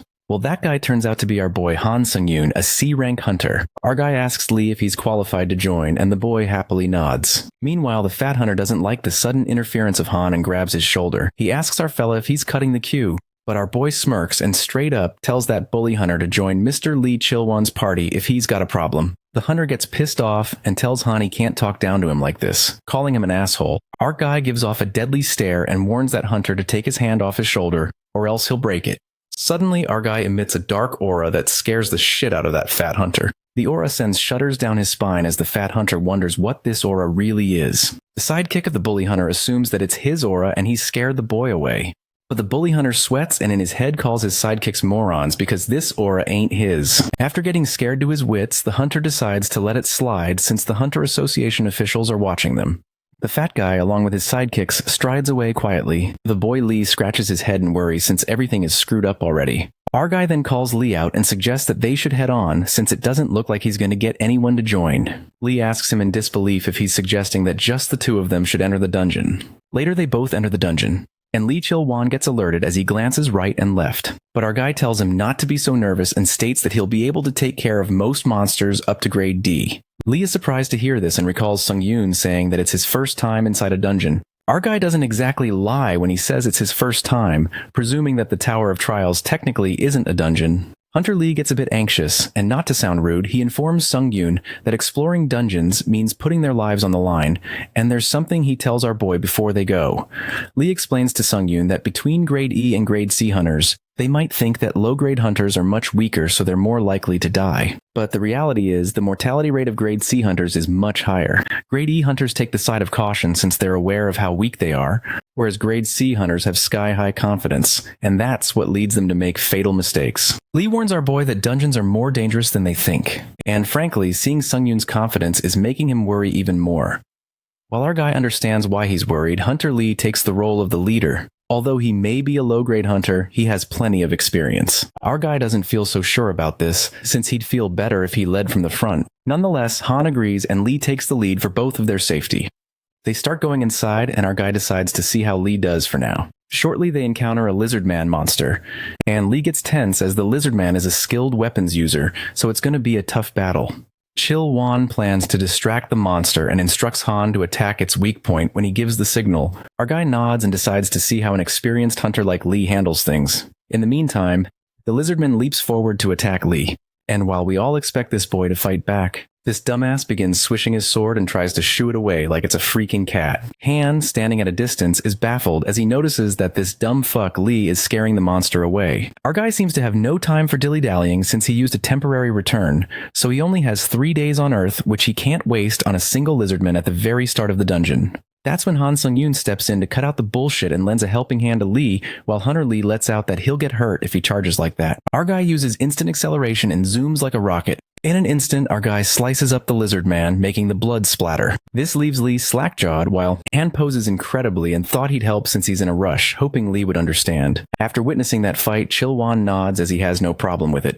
Our guy then makes another suggestion, and Lee nods immediately as if Han's the boss. Our fellow then decides to take the lead from this point on. Just like that, a large number of lizardmen start emerging, and our guy breathtakingly slashes through them, stabbing them to death like it's a breeze. Lee is rendered speechless when he witnesses Han annihilating the monsters, thinking it's nothing more than a one-sided massacre. He just can't believe what he's witnessing, anticipating that this might shake up the entire hunter industry. Meanwhile, our guy yanks out the crystals from the dead monsters. They are magic crystals, gemstones that can be used in metallurgy or alchemy. Han extracts many crystals and stores them in Lee's backpack. Chilwan then apologizes to our guy and wishes he could help more than just carrying things.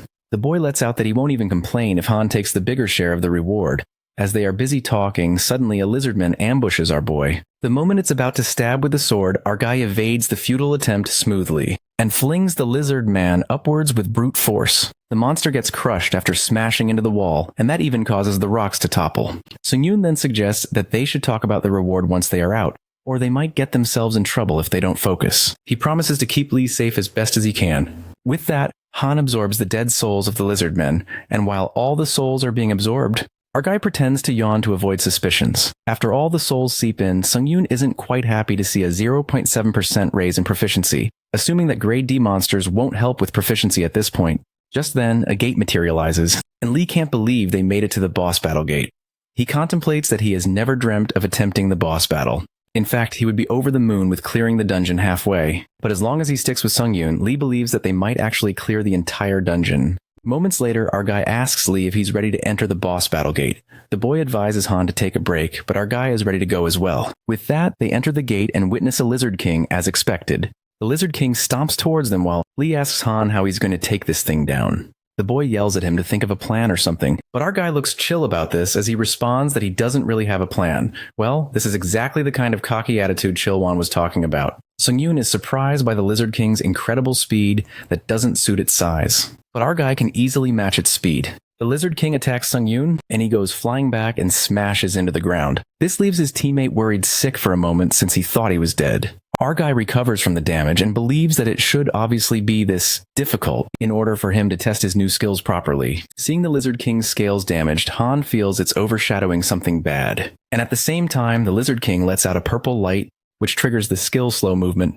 All of Sung-yoon's movements start slowing down by 25%, but before that could happen, our guy activates the skill Forceful Breakthrough, which enables him to have more than twice the amount of magic power than the user of the slow movement skill has. All effects of slowness from all movements negate, but his teammate Lee Chil-wan gets affected by the skill the Lizard King used as he pleads to Sung-yoon to save him. The Lizard King, instead of continuing the fight with our guy, leaps towards his weak teammate while Han tries to prevent him from getting there. As our guy realizes he's too far away and won't be able to make it in time, he uses the skill Summon the Dead, resulting in many skeletons erupting in front of the Lizard King, but they are destroyed instantly since they're pretty inadequate. But in that 1 second, Han Sung-yoon uses the skill Wind's Grace, which increases all his movements by 60% and saves Chil-wan while slicing the Lizard King's neck. This results in his stats increasing exponentially.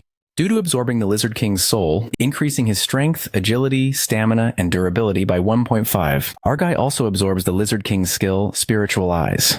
The team leader of the Hunter Association Gate Management Team, Shin Woo-jin, yawns as he waits outside the gates that appeared. Feeling bored, he confirms with his subordinate if something significant happened, but he denies, leaving Woo-jin in deep thought. Knowing that the association's raid team would soon arrive when the advanced hunter party comes out after partially raiding the gate and would finish it by defeating the boss. Shin feels rage since he's from the same association, but his team doesn't get any commissions. He feels jealous of the raid team. His eyes sparkle when he remembers that if the advanced team clears the gate in one go, then his management team will receive a bonus. but he's aware that it's only possible if they have an A-rank hunter. Just as he's thinking about it, Han, along with his teammate, appears out of the gate while it's announced that the third gate advance party has finished their raid and are coming out. Woojin finds it unusual for the raid to be completed so quickly, but after seeing only 2 people coming out of the gate, he assumes that they probably came out after barely clearing one half of the raid. But as the team leader sees the color of the gate turning gray, which indicates that the boss room raid is done, he rushes in front of Sung-yoon as he finds it hard to believe. Shin Woo-jin introduces himself as the one who's in charge of the urgent gates that have appeared in the park, and Lee Chil-won interrupts him, asking him if he's perhaps here to purchase the gate's ownership. Agreeing with Lee, Shin decides to make an offer to the two of them, but Chil-won backs off as he knows that's something he can't decide since our boy raided the dungeon all by himself. This leaves the team leader speechless for a moment, and he believes that if he raided the dungeon all by himself, then he must be an A-rank. But our guy interrupts him, letting him know that he's a C rank. Our guy believes that's not important and decides to get to the point, asking Woo-jin how much he wants for the gate's ownership. The team leader calculates in his head and announces that the team management would like to purchase it for 1.2 billion won. And this leaves Sung-yoon in utter shock. On the other hand, team leader Lee Hae-yeon exhaustingly keeps the pile of books and papers on the ground, feeling tired due to working non-stop as soon as she returns from the tower. Suddenly her phone rings while she wonders who must be calling her at this time. And as she looks at her phone, she's left in shock. Lee Hae-yeon from the management team for the Challengers of the Tower of Trials is certain that this will bring an innovative change. She remembers the higher-ups making a big deal out of it, as she didn't think winning over challengers would be such a difficult task. Hae-yeon is well aware that she couldn't even get 10 people who chose easy difficulty, and this was enough to satisfy her superiors. The thought of this makes her worry, but then she remembers the guy she met in the tower, who's so strong that him clearing the 4th floor all by himself would not be an understatement. She regrets not making an offer to Han Sung-yoon earlier. But then her phone rings, and it turns out it's Han Sung-yoon's message asking her to meet him if she's returned from the tower. Our guy who's been sitting in a restaurant is still in disbelief that he earned 1.3 billion won, as he feels unbelievable and great at the same time. Lee Hae-yeon enters the restaurant breathing heavily. And upon seeing her, Sung-yoon calls her out. Seeing her uneven breath, our guy wonders if she ran over here and lets her know that she could have taken her time. Hae-yeon sits in front of him as she looks mad about Sung-yoon not replying to her message, and questions him if he knows how long she waited for his reply. Feeling awkward, our guy apologizes as he reveals not having interest in things like that. The girl in front of him asks him to treat her with coffee and a cheesecake in order to make it up to her, while Han agrees nervously. Hae-yeon is curious if he has stopped climbing the tower, but our guy reveals that he plans to continue, and the reason he contacted her is because he has a favor to ask. Han Sung-yoon tells her that he needs a guild, a place that will let him enter the towers as he pleases and raid the dungeons, but he has some conditions. The first condition is the authority to decline summons from the guild. The second condition is the guild's non-involvement in his activity inside the tower. And the third and last is the authority to use the guild's dungeon whenever he pleases. After putting his conditions on the table, our guy asks her if there's a guild that can agree to these conditions, while he feels the mood change in the environment, which makes him wonder if he asked for too much. Hae-yeon states that the conditions our fella told her are impossible because if he looks from the guild's perspective, they don't gain anything, just as he believed that he asked for too much. Hae-yeon holds his hand and offers him to join her white-silver guild, and she will make his impossible conditions possible. We see Han Sung-yoon lying over a moving truck as he remembers raiding dungeons, selling items and joining a guild all in one day, feeling productive about it. He thinks about the one thing that's left in order to join the guild, and that is to clear a C-rank dungeon by himself in order to prove that he's skilled enough for Hae-yeon's superior to accept him. She explains that the authority to freely use the guild's dungeons can't be just given to anyone. This leaves our guy deeply unsettled as he processes her words and realizes that only a minority of people can reap the benefits of the White-Silver Guild's dungeons, and for that they either have to be a rising star or a hunter that the guild expects a lot from. After thinking for some time, Han requests Hae-yeon to prepare a C-rank dungeon for him to clear. In Uijeongbu, Nowon District, Chunbo Mountain, we see our guy lying over a moving vehicle while he ponders if he should run from there to warm up. With that, Sung-yoon sprints with lightning speed, which results in intense air resistance. Meanwhile, Hae-yeon is busy preparing a C-rank dungeon as she goes to reserve a raid gate in an hour's time, and the guy in front of her recognizes her by her card and suggests she sit under the tent since there's a lot of time. But before she could even sit down, Han Sung-yoon makes a swift entrance, catching Hae-yeon by surprise since he's way too early. Sung-yoon is about to reply when a gust of extremely intense wind blows all over the place, and our guy nervously apologizes and explains it must have caused a shockwave since he ran here way too fast. Lee Hae-yeon, along with the guy, tries to suppress her shock as she wonders who this guy is. And with that, she lets Han know that she's done with the proceedings. Therefore, he should let her know when he's ready. Han Sung-yoon is ready to start now, and they both enter the gate only to be welcomed by Fields. Looking back at her, our guy instructs her to give him a signal if she feels he's in danger. But Haeyeon is wearing an artifact that the guild has given her, Empress's Necklace, which is an item with a shield ability, and even though it's not very strong, it has a stealth ability. Plus, the necklace also attracts aggro, and it might make it look as if she helped him. Therefore, she decides to stay far away. Sung-yoon is relaxed now that he doesn't have to worry about her while fighting. And with that, he activates Spiritual Eyes, which helps him sense invisible enemies. Then deadly demons suddenly appear out of the fields. Seeing the deadly poisonous demons in a C-rank dungeon, Haeyeon alerts our guy about this being an irregular dungeon. Meanwhile, Sung-yoon kills all 3 of the demons. This leaves Lee Haeyeon amazed beyond comprehension, as she knows that this isn't normal, and is glad that her decision wasn't wrong. Han uses his sword, and its lightning effect activates so rarely that he forgets he has it.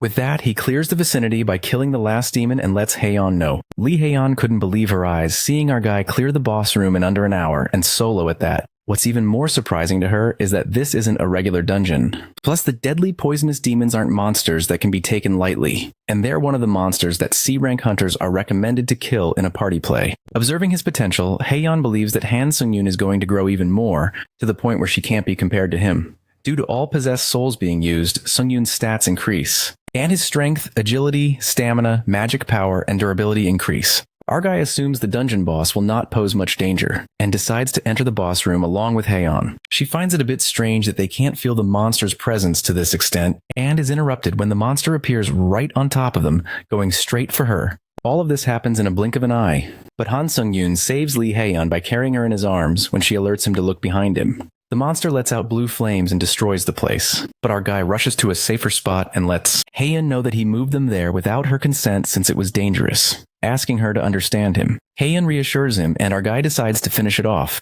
The management team leader offers him her buff skills, but Sung-yoon refuses and jumps down. Our guy activates the skill Instant Acceleration, and due to the exclusive effect of Fast Boost, his movement speed momentarily increases. Along with that, he uses the skill Wind's Grace, which results in increasing his movement speed by 70%. With 3 lacerations, Sung-yoon slays the dungeon boss, Demon of the Blue Fire of Destruction, while he's confused as to who this monster is. They both walk out of the boss room when Haeyeon expresses that she wasn't expecting him to clear a dungeon of this level so quickly. With that, she announces that he has passed the test and now can use the White Silver Guild's dungeon. Our guy is glad to hear that when the black-haired girl takes the conversation off topic and tells him that when they are first called to the Tower of Trials, the difficulty they select isn't too important. For those who have good scores on their easy difficulty levels, their later trials slowly become more challenging. Similarly, for those who selected hard difficulty, if their scores aren't great, they can change their difficulty level to easy. The point is, when they consider these principles, just like how Sung-yoon did, he achieved such overwhelming success despite his ranking in the Tower of Trials being amongst the top 50, which means his difficulty is probably deadly. Haeyeon explains her point and tells him to be careful because she wants to accompany him and see him grow over the years, and this confession leaves our guy in shock. Sung-yoon, who's been sitting on top of a tall tower and busy eating an apple, gets a system notification that he's going to return to the Tower of Trials in 5 minutes. Thinking about how busy he has been for the past 3 days, our guy is glad since his stats increased a fair bit, and his confidence too, as he returns to the Tower of Trials. Sung-yoon is welcomed by the system, asking him if he wants to accept the 8th floor trial. As he clicks yes, the system asks him to choose the point of trial, with 3 options being given to him to choose from. Our guy selects combat in order to increase his proficiency in necromancy, while the system lets him know that he can't change his option after selecting it. Sung-yoon is positive that he won't have the need to change it, and the system notifies him that he has a pioneer qualification. Therefore, a face-to-face chat with the administrator will begin, and after searching for an administrator who specializes in combat, the system lets him know that a chat with the administrator Iron-Blooded Monarch, who specializes in combat, will begin. With that, Han Sung-yoon enters the Iron Blood world. The consultation begins with the combat route admin, Iron Blood Sovereign. Shortly, our guy gets teleported to a place and learns that he has entered the world of Iron and Blood. To apprehend things, Han activates the Eyes of Truth and gets to know that the world of Iron and Blood is a secret abode of the admin, Iron Blood Sovereign. Our guy smirks at how useful this skill is. However, the admin is displeased with the probing challenger. He then understands that the admin is directly communicating with him through these messages. Just then, a sword rises up from the pile of snow. The admin asks player Sung-yoon to desist from such futile efforts and follow the sword instead. The sword leads the way, and after a long distance, the sword halted in front of a house. Our guy opens the door, and the admin, Iron Blood Sovereign, gazes at him. To everyone's surprise, the admin turns out to be a white-haired woman, leaving Han's eyes wide open. The admin greets the pioneer and informs Sung-yoon that she has been tasked with advising him. At first glance, our guy nearly mistook her for a cute foreign influencer. But come to think of it, she's an admin that rules over the Tower of Trials. Sung-yoon gets a bit nervous when suddenly the admin materializes right near him so that their eyes meet with each other. Our guy low-key freaks out as the admin gets too close in a blink of an eye, the fact that he didn't even take his eyes off her. The admin then grabs a bottle, and she was wondering what manner of savage would show up, but she's surprised to see our guy who seems as normal as they come. While Han asks her if she knows who he is, the woman reveals that she knows him indeed and compliments his feats during the level 4 trial. As she pours the drink into the glass, Han curiously asks her if she's been watching his trials this entire time, but the admin confesses that she only watches it through the leaderboard since they have no way of directly observing the challenger trials below level 8. Upon hearing this, our guy appears shocked, and judging by his face, the admin assumes that Sung-yoon is under a misconception of sorts. She clarifies that administrators of the tower are neither gods with the power to do as they wish, nor the absolute rulers of the tower. It would be more accurate to describe them as servants of the tower. As such, Sung-yoon has nothing to fear from her. Since she serves the tower, she cannot harm him in any way. Now, putting the idle chit-chat aside, the admin tells him that this consultation is a perk provided for his benefit, and he can ask anything that piques his curiosity. Han figures out that it's the truth since he doesn't feel any hostile intent from the admin. In that case, our boy asks her what this consultation is about exactly. The admin answers that it's a perk granted to pioneers to satisfy their curiosity directly with an admin. Han then asks that during the level 5 trial, he was almost killed by an invader from another world. He expresses curiosity and asks why he came to him specifically when he could have invaded someone from his world. The admin feels that answer might disappoint him, and proceeds to reveal that upon invading a trial level taking place in another world, a challenger may steal the reward from the trial and receive a superior reward. These invaders may hail from worlds where a tower has already existed for decades. As such, they understand the high reward association with defeating challengers from other worlds. Moreover, the tower will eventually merge with the tower of another world one day. Our guy asks her to elaborate, and the woman utters that it is just as she said. From level 20, trials more often take place in groups rather than by individuals. In short, soon, our guy will be pitted against challengers from other worlds. Sung-yoon then realizes that it explains why invaders might want to take out future competitors in advance. After that, the admin assumes Han has quenched his thirst for knowledge. But our fellow has one final question, yet the simplest one. He questions what really is the Tower of Trials. This question even makes the admin pause for a moment, and she lets out that she would very much care to know the answer herself. Han is confused that even an admin of the tower doesn't know the answer to a simple question. That's when the truth unravels. And the admin confesses that the administrators were once challengers themselves. Challengers who perish after level 40 are given the opportunity to be resurrected as administrators. She expresses that she dreamed of climbing the zenith of the tower, yet she fell far short in the end. In fact, all the administrators, including herself, are challengers who met their demise before reaching the top of the tower. At last, they had no choice but to serve the tower. After hearing all this, Han clenches his fist in frustration and is disgruntled that the admin was nothing but an ordinary challenger from the start. And here, he had high hopes that he'd finally get some answers about what lies at the end of the tower. This makes the admin irate, as she frowns and slams Han against the wall. With a ghastly look in her eyes, she warns our boy that the end of the tower is not to be spoken of so lightly by all. She looks at Sung-yoon's blank face and seems quite unperturbed. The admin asks our guy if there is no fear in his heart, to which he replies that this consultation is his personal reward. Besides, he didn't sense any bloodthirst from her. Right at that moment, Sung-yoon cracks the wall with his strength and forces his way out of the abode, making it clear that he wouldn't let her kill him so easily. The admin is left staggered and bursts into laughter at the fact that in all her time here, she's never once met a challenger who destroyed her abode. Still, she admits that Han's bravado gives her faith and proposes a contract of mentorship to him. Our guy is taken aback by the sudden confession. Later, Han gets back to the lobby of the 8th floor and instantly opens up the contractor store. He peeks at the contract and realizes it wasn't a dream after all. He really has an admin for a mentor. Our boy remembers what the admin said about not being the one to cast aside challengers with skill and grit. He's then asked to sign the mentorship contract, and Han taps yes. Our guy now has access to the contractor store and the use of the special points. All his stats increase by 1 as a special contractor reward. The admin enjoyed their time and wished to meet Pioneer Han again. Han then opens up the category Powers in the store and sees the list of 3 powers. Our guy wonders if these powers are different from the unique power he got from level 8, but first he decides to check the other pages and is denied access. He will be permitted access from the level 10 lobby. This means Sung-yoon can only see the 3 powers for now. The power, Iron Spirit, an A-grade skill that increases proficiency growth rate by 2.32 for all weapon skills. Power, Lord of Winter, which temporarily increases stats in cold environments. And lastly, power, Clear-Headed, that allows the user to make rational decisions under all circumstances. Our guy doesn't see anything special and thinks he should just gain more SP for the time being. Whatsoever. He decides to purchase the power Clear-Headed, since this power will help him think clearly, even at the worst times. He hopes the power lives up to its name, and it's probably best that he raises his chance of survival by even a little bit instead of biding his time. After all, who knows, he might face another invader trial. After that, Han proceeds to go for the 8th trial, and its subject is eradication. The trial objective is to defeat the lich responsible for summoning the skeletons. With that, our guy enters the trial and is left flabbergasted when he witnesses himself standing on a cliff with countless skeletons in his sight. Han tries to process, and it's obvious that the skeletons have outnumbered him, but this doesn't really affect him as he's ready to take them all out.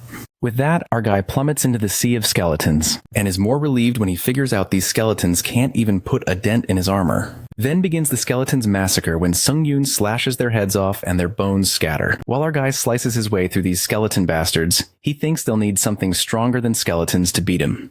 But Han gasps with disappointment at the fact that his skill proficiency only increases by 0.08% when he kills a skeleton. The crumbling continues, and our guy is convinced that he won't be raising his skills in this trial, so he just gets it over with. Suddenly a voice reverberates, asking who dares to wreak havoc in his sanctuary. Han senses that it's coming from a distance, and he summons the undead skeleton soldiers in his possession that wipe out the leftover skeletons. Even our boy is surprised and concludes the skeleton soldiers might be lousy enemies, but they sure are useful to have on his side. He then leaves them to it and goes to take care of the boss. He leaps upward and activates the skill Wind of Grace, increasing it by 60% and even using the speed of the magic boots. With plenty of speed boosts, our boy soars at ludicrous speed.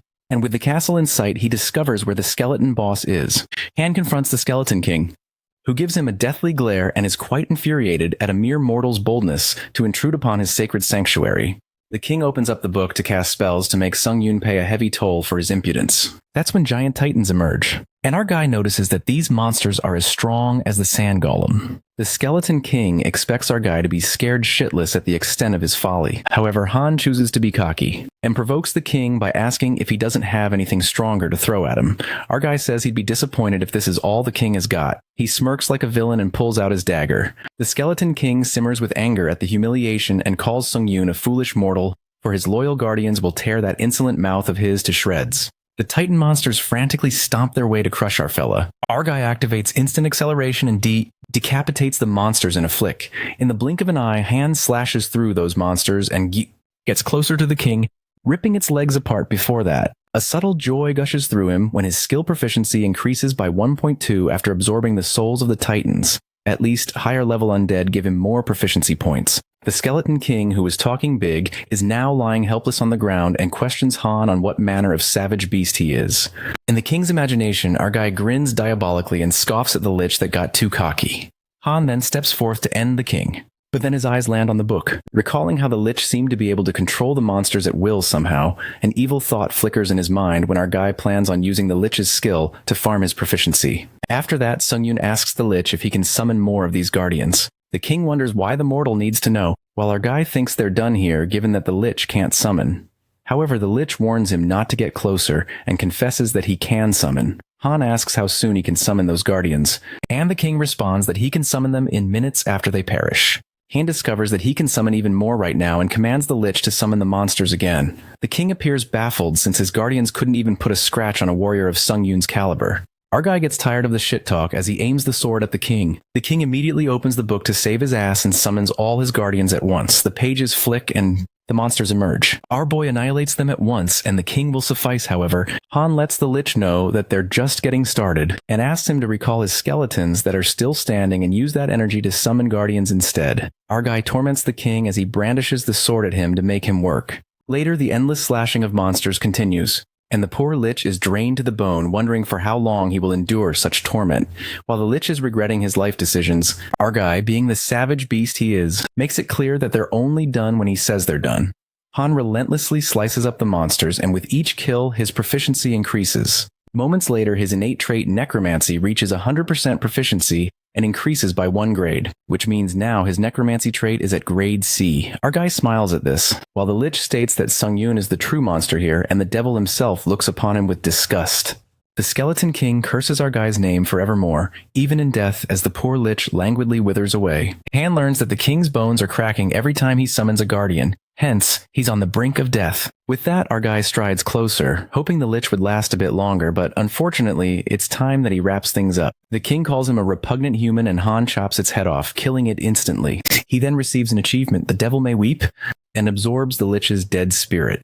Just like that, Sung-yoon completes the 8th floor trial and obtains 30,000 points along with 700 special points. Our player enters the level 9 lobby and is informed that the trials may now be observed by administrators. Moreover, they can now purchase grade C skills from the skill store. After that, Han opens his status window and learns that absorbing skills is not overpowering. Instead, he can now even absorb skill proficiency. On top of that, upon absorbing a dead spirit, our guy gets to know that the exact chances of absorbing a skill from a spirit are 20%. About the level 8 trial, Han felt like it was pretty anticlimactic, but there's no telling what level 9 will be like, so he decides to be ready for whatever comes next. Han then looks at his dagger that will last him a while longer, but the problem is his shield and weapon skill. It turns out that our guy has reached his limit with Hunter-style dagger and needs a new sword-fighting skill to switch to. For that reason, he enters the skill store and doesn't find any decent sword-fighting skills. Well, if he can't buy one, Sung-yoon decides to make one. He purchases basic sword-fighting skills that raise his ability to use all types of blades. Soon after, he thinks of leveling up the Hunter-style dagger using skill synthesis.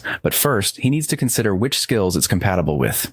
Out of all the skills he has available right now, basic sword-fighting is probably the best fit. Han uses the 2 skills, Hunter-style dagger and basic sword fighting, to synthesize. And since these 2 skills are not the same grade, the grade D skill Hunter-style dagger will become the focal point. Plus, there's a 75% chance of synthesizing a high-grade skill. Moments later, the magic happens, and our guy hits the jackpot when the skill Demon Slayer style is created, not to mention it's a C grade. The Demon Slayer style skill increases the cutting effect by 3 times when wielding the sword, and increases attack speed by 2 times when facing non-human enemies. Our guy apprehends that it'll be faster when he fights non-human enemies, and it's evident that this skill was designed by a hunter to kill monsters. Han then decides to try synthesizing some of the skills he has left.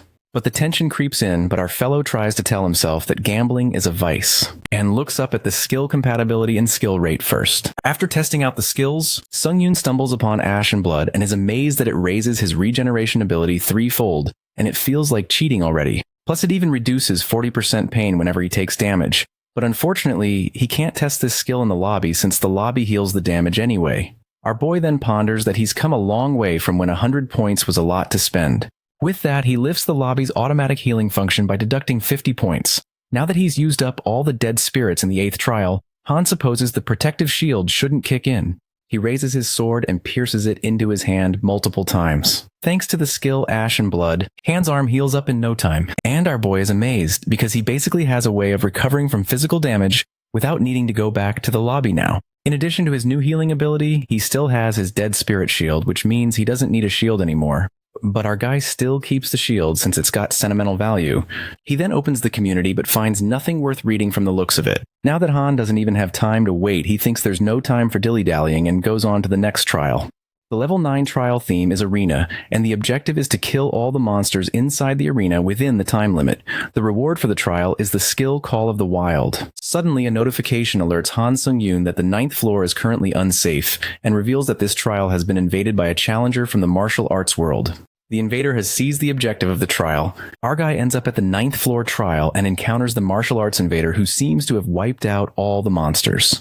The old man introduces himself as Baek Seon-hak, a senior elder of the Great Martial Alliance, and asks Han to introduce himself. In the meantime, the Tower of Trials changes the objective of the trial, which is to kill Baek Seon-hak from the martial arts world. Han asks Invader Baek why he wants to know his name, to which he responds that it's simply good etiquette to reveal one's name and title before a match. Our fella frowns and bluntly mutters that he doubts the old man invaded this level with good intentions, so there's no point in introducing themselves. Baek Seon-hak thinks the boy is too small-minded to not know anything of honor between martial artists. In his mind, Sung-yoon is done with this bullshit and wonders why the hell there aren't normal people who invade from other worlds. Nonetheless, the martial artist Baek tells Han to have it his way since he refused to observe proper etiquette, leaving him with no choice. The invader swishes the sword, and the old man soars towards his opponent. Our guy activates the skill Grace of the Wind and increases it by 30%. Han then fights back with awe-striking speed. It's like 3 Hans are in the battlefield. As the old man drifts back with brute force, he's rather amazed since he thought such martial prowess a rarity in this dimension. Bayek apologizes to Han for underestimating his skills, but our boy doesn't have it and asks him to shove it with the gentleman act. After all, he came here to kill Sung Yoon and steal his reward. He doesn't beat around the bush and tells Beck that this isn't an etiquette class, but a fucking trial. Anger flashes across Han's eyes when he tells the invader to stop pretending there are rules to whatever they're doing, concluding that hypocrites make him hella sick. After hearing such things, the old man is offended and figures out that warriors of Han's world see neither rhyme nor reason. With that, a jolt of power gushes through Baek Seon-hak, and he bids our boy farewell, addressing him as a nameless warrior. The dark energy cloaks the place and bursts out like a wrathful force. Right at that moment, the panel warns Sung Yoon that the enemy's innate trait, Sword Shine, has shrouded his vision for 5 seconds. 5 seconds are enough to rip someone to pieces when he's completely defenseless. Our guy is thrown into panic when he can't see anything. Han Sung Yoon activates the skill, Magic Resistance, which decreases the duration of sight impediment, the invader's skill. He then activates the skill Third Eye to detect an attack from outside the visible range. That's when Han detects the sword that nearly pierces through him from the front. Fortunately, our guy manages to dodge that attack as the sword brushes against his shoulders and past his hair. As 5 seconds pass away, Bayek's skill sight impediment is terminated, and Sung Yoon is able to see his opponent. Our fella activates the skill Ashen Blood, and relief washes over him because the old man almost got him there. Invader Baek, on the other hand, is staggered and asks the nameless warrior how he sensed his movements. Our guy then uses the skill Grace of Wind, which increases by 50% and makes a stronger comeback. The tension hangs heavy in the air as their swords clash with each other. The fight gets intense as they strike each other. Han spins and lands a kick, but the invader evades and attacks with his sword. But our guy twirls, and at that moment, Baek Seon-hak grabs Han's hand and halts his leg movement with the sword. The old man calls out our guy for his peculiar tricks. While Sung Yoon pauses, presuming that Beck is tougher than he expected, his curiosity peaks when he wonders how their stats can be on the same level when clearly our guy is much stronger. Sung Yoon then attacks, and Bayek rounds him, saying he shall hold back no longer. The old man again uses his puny trick and uses the innate trait Sword Shine. Shrouding his vision for 5 seconds, our guy is fucked up again and activates the same skill he did before to see through the mist. But Han struggles to keep up with Bayek's attacks since his attack speed suddenly gets so much faster.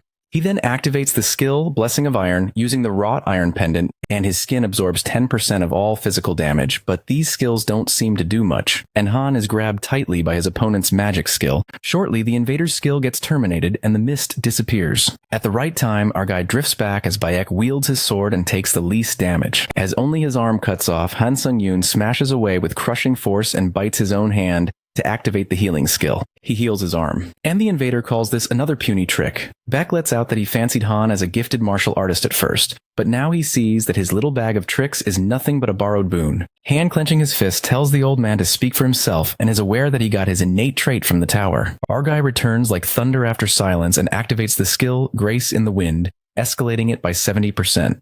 Sung Yoon advises the invader not to be such a hypocrite, says, while the invader bastard thinks that the nameless warrior will insist on continuing with his gimmicks and blabs about a true swordsman who does not rely on stolen abilities. I mean, this old bastard is flaunting the tower's innate trait like he was fucking born with it and is calling out our main character for using stolen powers. What a dumb fuck.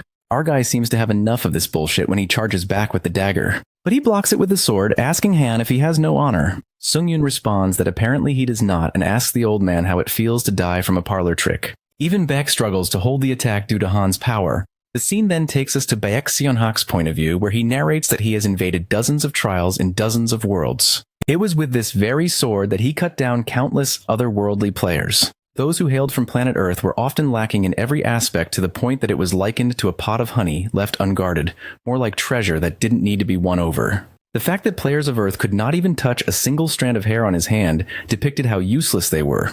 Not only that, his innate trait, Sword Shine, blinded his foes and allowed him to defeat them in a single stroke. At least until now, this trial invasion would have been the same, but things seem to be going south. Beck's distraction gives our guy a chance to attack, and he manages to slit the dagger through his hair. The old man's hair streams down, liberated, caressing the shoulder. Our guy finally manages to draw some cuts on Bayek's face as the blood drips. At that very moment, several admins show up on the panel and are impressed by player Han Sung Yoon, showing their interest. However, the martial artist invader couldn't take this when jealousy speaks through his face, and he furiously uses the skill 2 birds 1 stone, increasing his speed by 2 times.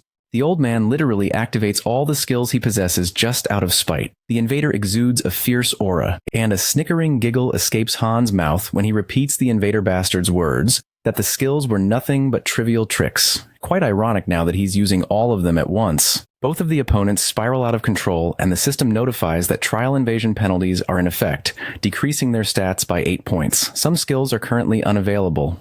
Baek Seon-hak is screwed up as 2 of his skills get forcibly deactivated. Soon after, the old man activates his innate trait Sword Shine. While our guy now starts to get used to his attack pattern, Baek screams and calls Han a devious follower of a demonic path, determined to cleave him in half where he stands. The rage takes over Baek as the torrent of fire ascends, while Sung-yoon crouches to save himself from the sparks. Our boy activates the skill Ultimate Triad that will strengthen the next 3 attacks. With that, Han uses immense power to make his way to the invader and kick his ass this time. That ferocious attack of our warrior breaks the beloved sword of the martial artist, and pierces the dagger through him. While our guy trips after using uncontrollable power, the invader walks away dumbfounded. He quivers, calling his defeat preposterous. And suddenly his body cleaves in half. I mean, Gramps was whining about puny tricks, but was the biggest egoistic hypocrite himself. Dude got what he deserved. After a freaking long battle, the invader is annihilated, and Han smirks as he completes the 9th floor trial. After that, Han absorbs Baek Seon-hak's dead spirit, and his skill level increases by 27%, which is impressive. He then gets rewarded for completing the trial,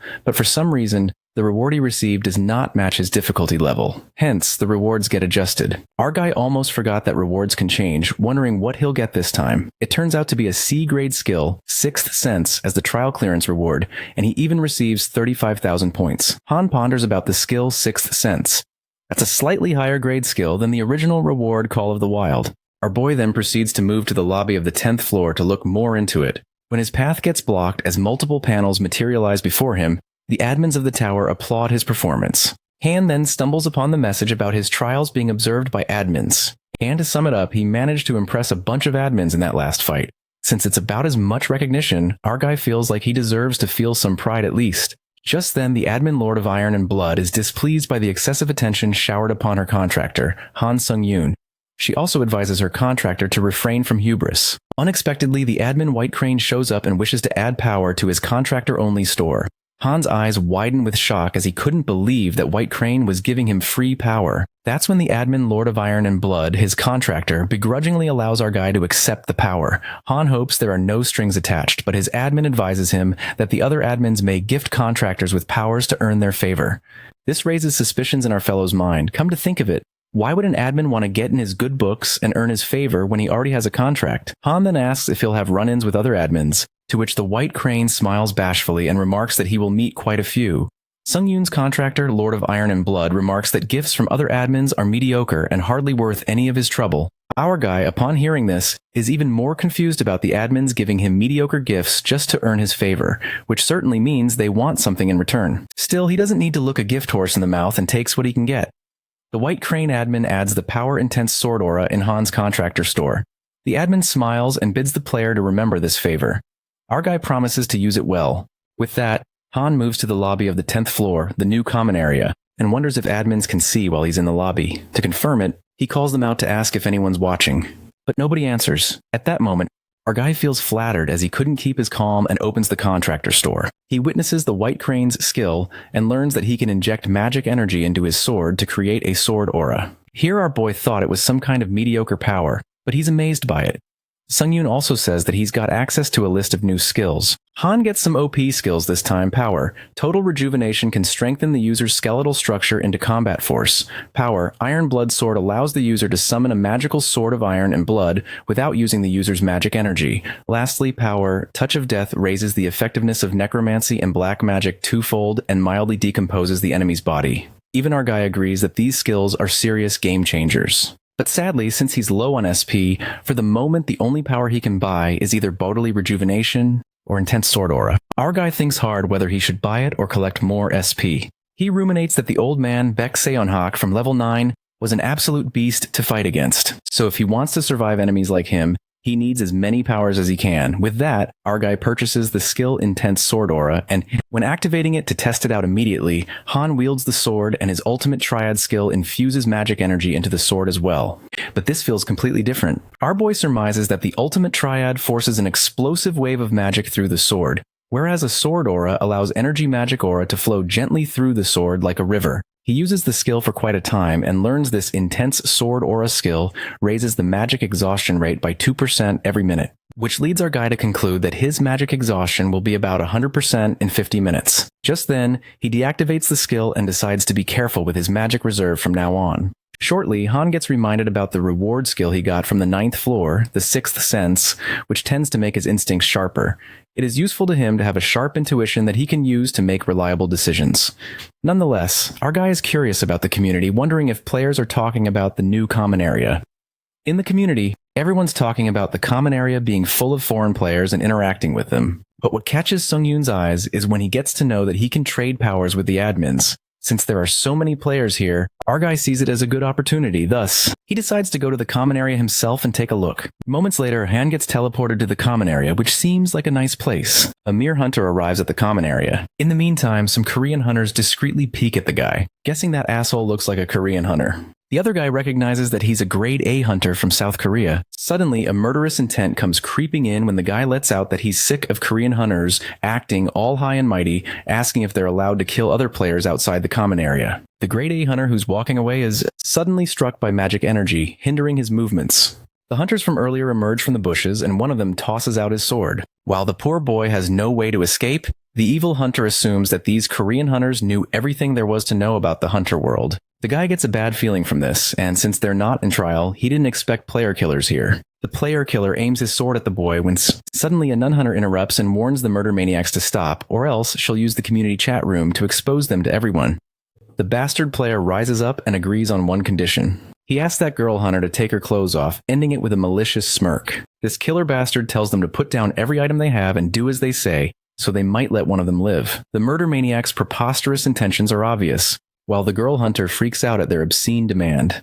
The guy decides to do it forcibly, and just as he approaches his hand to take off her clothes, someone comes walking from behind. It turns out to be our boy, who doesn't care to bother with what's happening around him as he's walking away. The killer bastard gets curious to see Han in a cloak and calls him out. Our guy takes off the hood, and the killer guy supposes that Sung-Yoon is a Korean too. Right at that moment, the evilness drips from their faces, and they make their life's biggest mistake. They attack Han all at once. Well, Han hoped to pass by quietly, but he's got no choice now. With that, our guy uses the skill Juggernaut.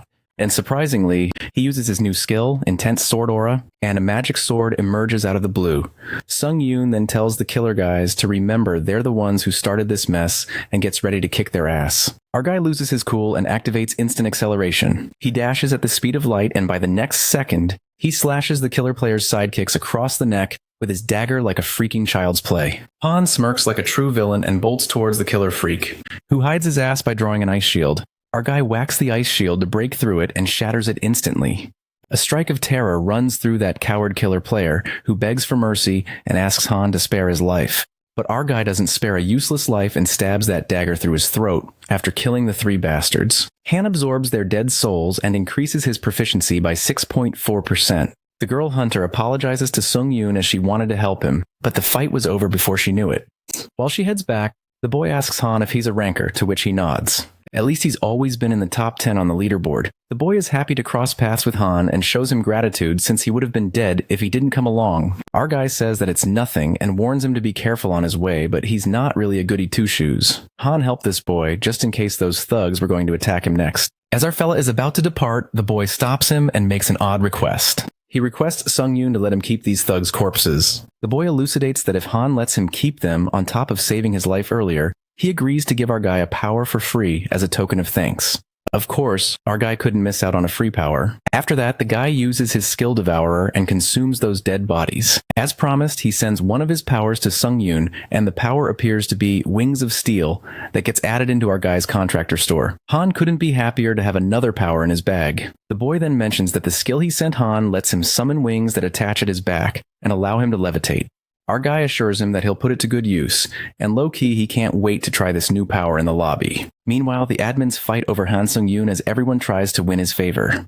The Lord of Iron and Blood expresses her displeasure at those who coveted her contractor. Our guy is baffled to see that all this fuss is because of him, but judging by how eager admins are to fight over players, Han gets convinced that there must be something they want from them. Knowing he'll find out about it sooner or later, our fellow proceeds walking to the common area along with the hunter guy. On the way, the boy explains to Han how the common area is divided into an arena, an auction house, and the casino. He further reveals that so far there are 3 other worlds that have invaded trials in their world called Ares, Murim, and Kalyan. Challengers from Ares seem to follow some kind of knightly code. Challengers from Murim are similar, but they're a little more aggressive, whereas Kalyan is home to different species such as elves, fairies, and beastkin. Upon hearing this, it occurs to Han about the 2 invaders he encountered. The Black Knight was from Ares, and White Crane was from Murim, while our guy is surprised by his information on the other worlds. The boy smiles and reveals that he used his questions to find out as much as he could. Later, they arrive at the common area, and the boy hands Han his business card just in case. But our guy is utterly shocked to find out that this guy is a team leader under the Association Challenger management team. With that, they enter the common area, which seems to be bustling, and the boy looks kind of hyped up. He informs Sung-yoon that he's headed to the auction room, while our guy smirks, revealing that he's heading to the arena. Moments later, our boy enters the arena, which looks more like arcade games, and there's a sense of thrill that fills the place. The admins fondly reminisce about the past when they see the arena and are deeply excited by the passionate energy filling the arena.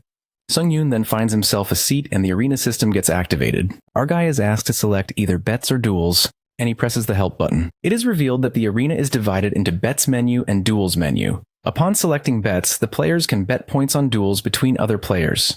They may win or lose points depending on the outcome of each duel. Our guy then apprehends that the people earlier were watching their bets unfold. On the contrary, upon selecting duels, they may engage in combat against other challengers for a prize. Each player is notified of their opponent's leaderboard and real name once they agree on the duel. Lastly, a duel can be held with a prize on the line, such as a power or a skill. It is also known that players will be teleported to the Colosseum for a mutual combat once the duel is made. Simply put, the arena system is all about the prize on the line for the duel.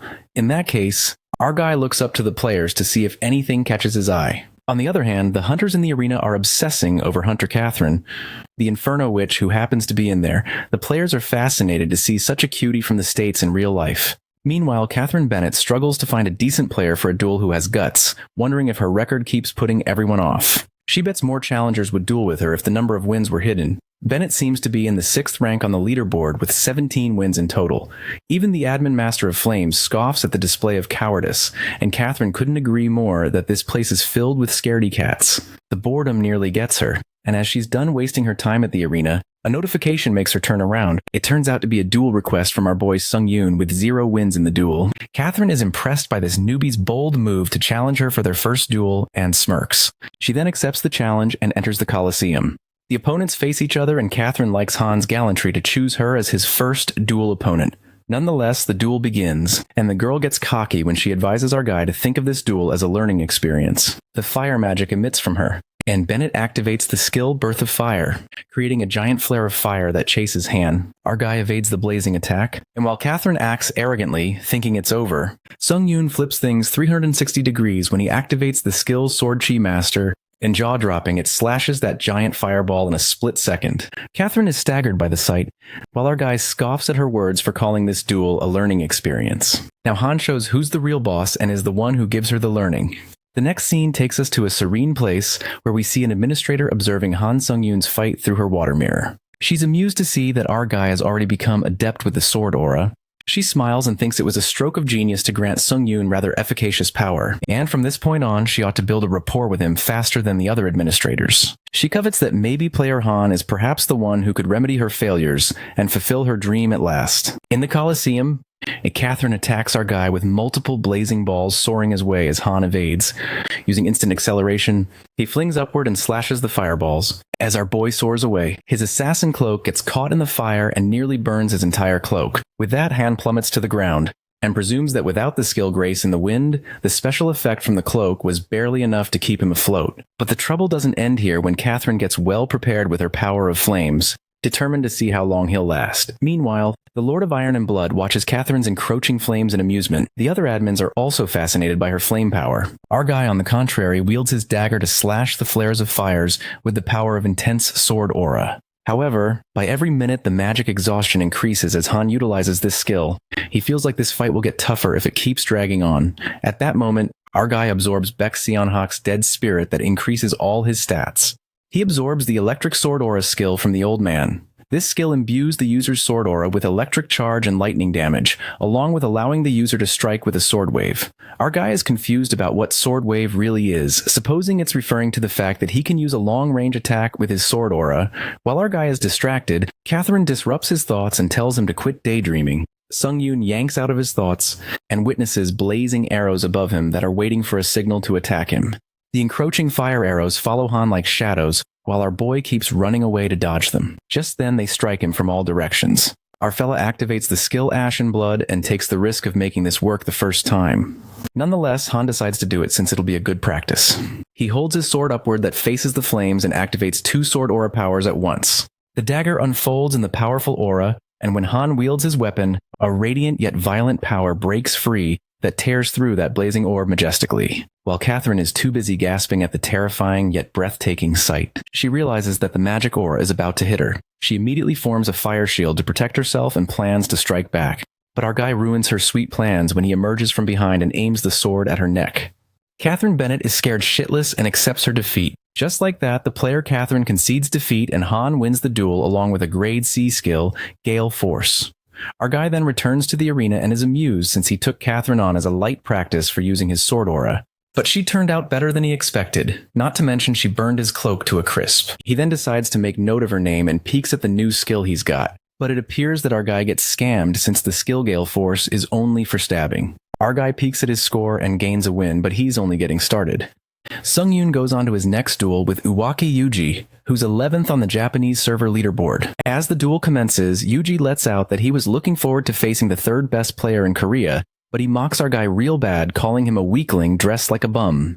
But Han scoffs at his foolish words and Yuji appears pissed. Our guy finds it hilarious that they both were thinking the same thing, and the Japanese player twitches and abruptly attacks Han with a spear, calling him an asshole. Sung-yoon nearly gets killed by the unpremeditated attack and apprehending that it's the standard on the Japanese server. Inside his mind, Han Sung-yoon chuckles as he boasts that he's become pretty overpowered. He low-key ridicules Uwaki Yuji for being the 11th best player in Japan, proudly admitting that this feels like a cakewalk to him. And to our surprise, his condescending aura gets the best of him, and Han takes it too far when he purposely pierces his dagger through Yuji as blood spills. The guy suffers from an untenable amount of damage. Just like that, our guy wins the duel like a walk in the park. The smirk says it all, and Han welcomes his opponents to the skills buffet. One by one, our guy relentlessly defeats his opponents like swatting flies. This even earns him the title of Master Duelist. The scene then switches to the Murim, Central Plains, the world of the martial artists. There, the servant informs his young master about the demise of Great Elder Baek Seonhak. According to the last update from the Great Elder, he discovered a new connection to a dimension called Earth, to which he was intent on mounting a trial invasion. Abruptly, they are interrupted by something that dashes towards them frantically, and the stomping echoes nearer. That's when a dragon-like creature emerges. The young master, who was meditating, confesses that it's been 5 years since he suspended his ascent of the tower. The sword moves into the owner's hand like a tamed pet, and the young master flips smoothly. In a single move, he pierces his sword onto the monster's head, killing the giant beast instantly. The servant is taken aback to see how his master made easy work of a divine beast with such might, concluding that the young master's martial prowess truly is terrifyingly powerful. The swordmaster yanks out his sword from the beast's head and finds this world Earth intriguing. He then orders his servant to spare no means or methods in finding out against whom he should avenge Elder Baek's death. Well, it looks like another prey will soon fall into our main character's skills buffet. Later, Han gets back to the lobby and feels relieved after his fatigue washes away. He feels overwhelmed about the power he unexpectedly stumbled into. The Wings of Steel, a power that lets him fly through the air. Even the thought of it makes Han feel giddy. Unfortunately, this skill costs 500 special points, and it's a shame that our guy is out of SP right now. So he proceeds with his next thing, which is synthesizing some skills. This time, Sung-yoon synthesized the skills after an hour of careful planning. The skills he created include Defense, Shield of Retribution, Movement Speed, Silent Shadow Steps, and Attack Speed, Wild Sword Flurry. Besides getting 2 C-grade skills, our guy managed to nab a B-grade skill, Shield of Retribution. Our guy activates the B-grade skill only to find out how remarkable it is soon after. Sung-yoon enters the 10th floor trial, and the trial's objective is to prevent the resurrection of the Abyss-stricken Lord within the time limit of 3 hours. The reward for clearance is a skill proficiency potion, and the penalty for failure is death. This trial turns out to be a team assignment, and the system assigns teammates based on leaderboard rankings. It unfolds that the top 4 players in the leaderboard are merged into a single team, entailing rank 1 player, Kim Sung-hoon, rank 2 player, Oh Chun-seok, rank 3 player, Han Sung-yoon, and rank 4 player, Sudapunsis. The pretrial period of 30 minutes starts. The Tower of Trials gives this pretrial to foster teamwork and coordinate to defeat the boss monster. The rank 1 player, Seung-hoon, is intimidated by a group trial, and Chun-seok, who's the second in the leaderboard, is excited to see him since he's back to taking on trials again. Meanwhile, our guy now gets to know the top 2 players, assuming they must have met each other before in another trial. While Kim and Chun-seok are chattering, suddenly the blonde player ranked 4 frantically gestures at our guy, revealing that he saw him in level 4. Kim Sung-hoon figures out that rank 3 and 4 have met each other before, and judging from the blonde guy's reaction, he gathered that it wasn't pleasant. Strangely, the blonde player quivers in fear and confesses that Sung-yoon is the huntsman they met in the group trial on level 4.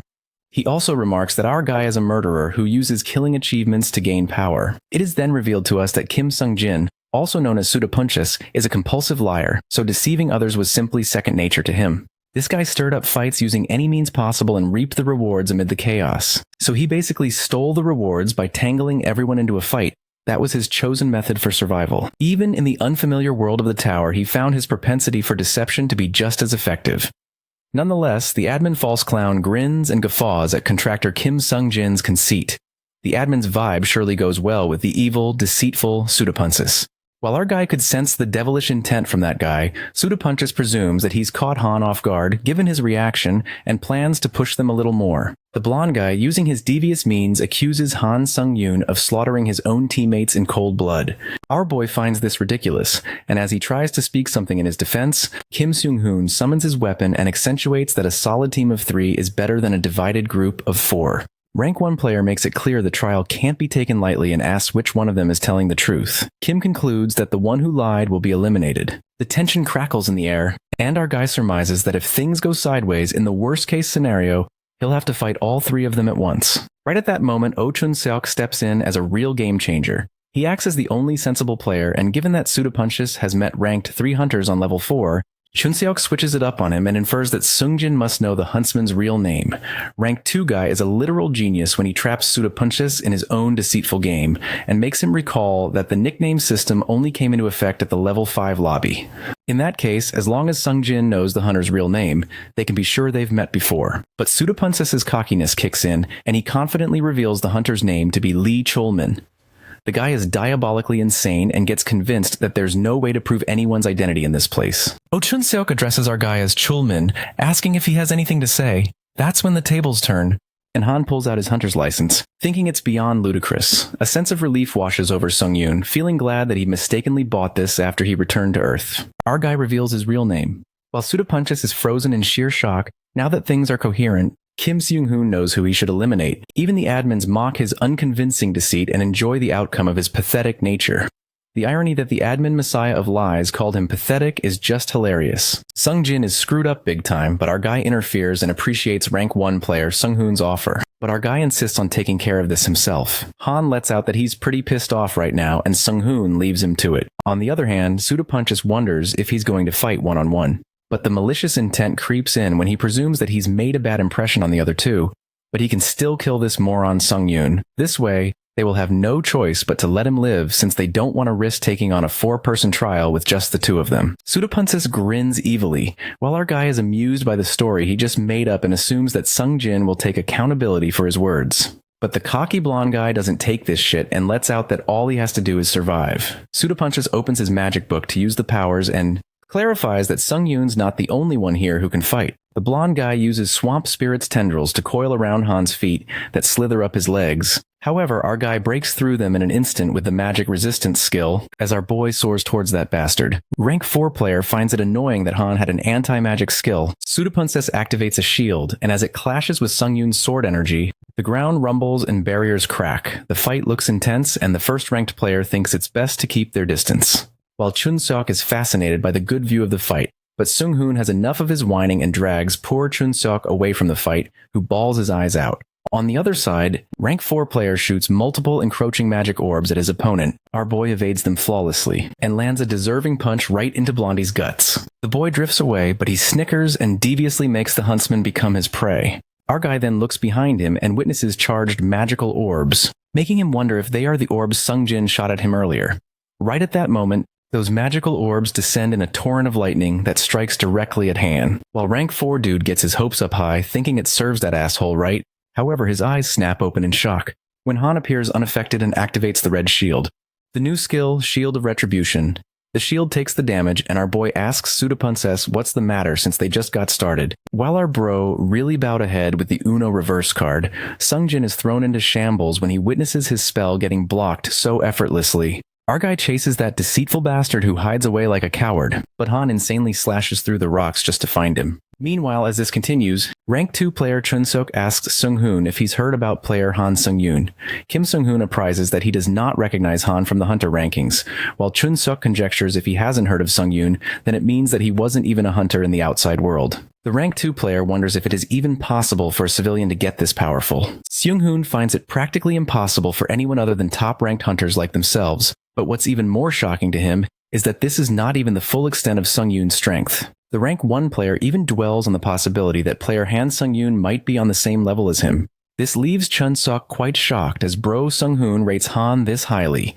Even so, Chunseok lets out that Han fella is 2 tiers below him on the leaderboard. That's when Sunghoon reveals that it's only speculation, but it's possible that Sungyoon was unlucky with the teammates assigned in the group trials, which means that this dude's abilities were massively underestimated. On the contrary, our monstrous main character finds Sudapunches from the rat hole and rips the dagger through his arm. The blonde guy screams in pain as blood streams down his arm, while Sunghoon, who's been observing their fight, finds it astonishing that Sungyoon took down his opponent without killing him, and made it look easy too. Sudapunses gets put in his place real quick and gets the test of his own deceiving morals. He begs for mercy and manipulates our guy into thinking that they won't be able to complete this trial without him.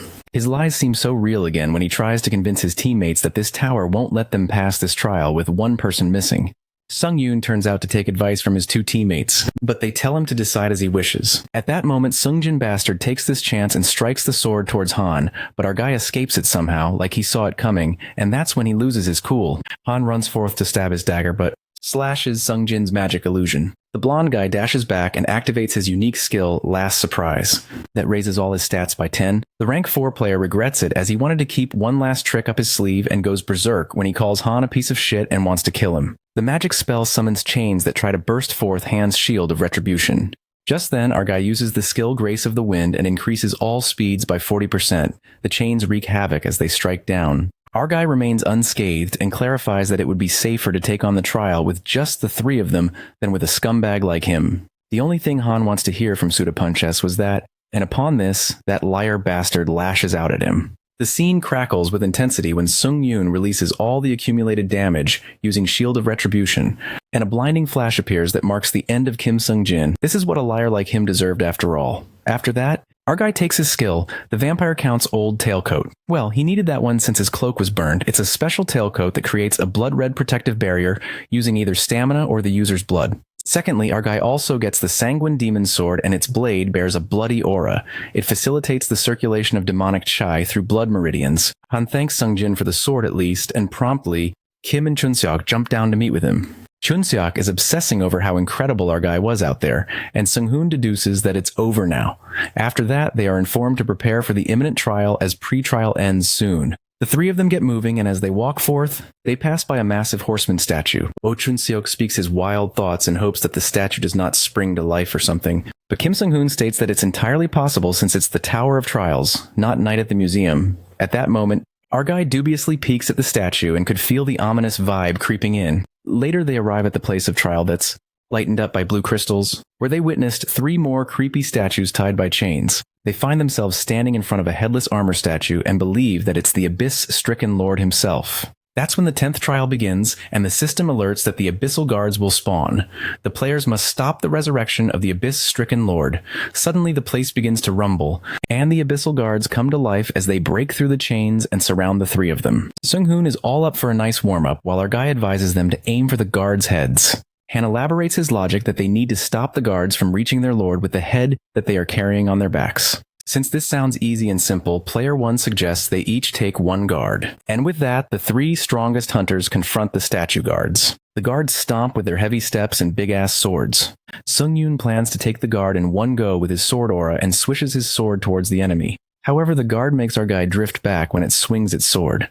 Our guy suspiciously glares at the abyssal guard and realizes they're not exactly walkovers. He then wonders how the others are doing. Kim Seung-han is fighting a guard which seems to have a similar weapon as him. This dude is also smashed by the statue's brute force. As the guard scampers towards the Abyss Lord, a loud exploding sound is heard, and the rank 1 player makes a comeback as he bursts out of the rubble with his magic weapon. Kim Seung-han figures out that all these guards are boss-level monsters, and warns his teammates not to let their guard down. Oh Chun-suk speaks through the hat and makes fun of Kim as he got caught by the guard just now.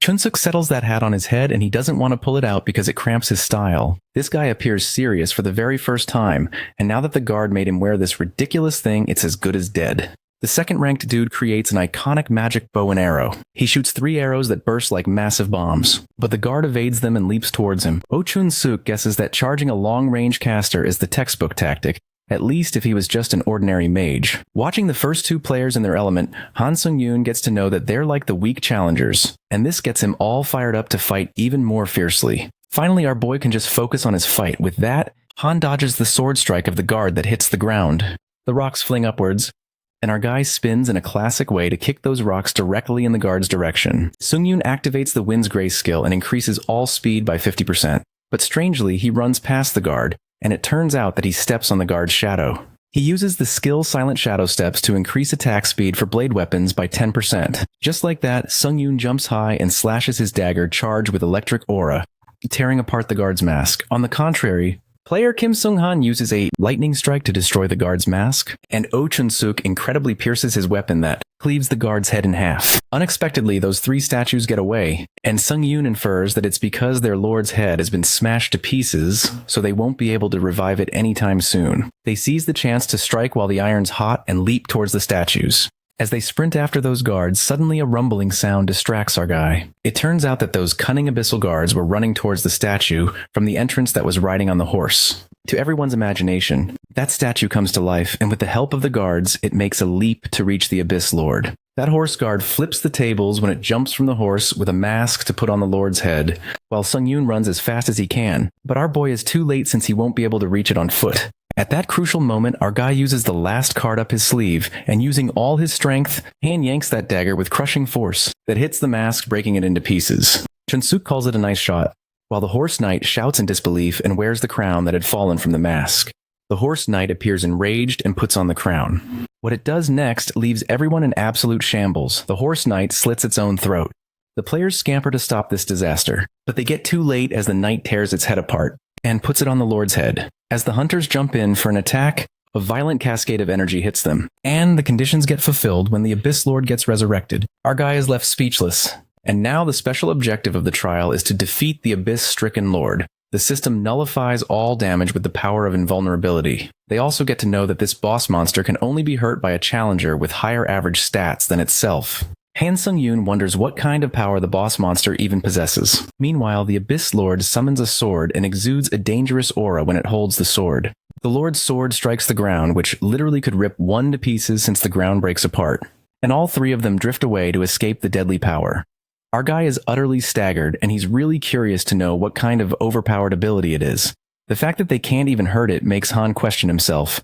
How the hell are they supposed to take it down? In the meantime, the boss monster leans closer to Sung-yoon. While our guy tries to run for his life, the Lord swishes his sword that nearly pierces him. But our boy gets away with minimal damage. Han blames himself for dragging his feet. And when he peeks at the Abyssal Guards, something clicks in his mind. After that, Kim and Chun-suk come running to Han asking if he's alright. The first-ranked guy briefs that they need to find a way to take down the boss monster and plan to take out the guards first. Out of the blue, Han asks for a favor and asks his teammates if they can keep the boss busy for a while. But Seung-han finds it illogical, since the boss will be impervious to damage, so certainly it's more efficient to use their time to get rid of the guards first. That's when our guy spills that he has an idea to put that abomination down for good. Kim looks into Sung-yoon's determined eyes and takes his word for it. But the guy makes it clear that they won't be able to hold off the boss monster for too long, advising Han not to drag this out.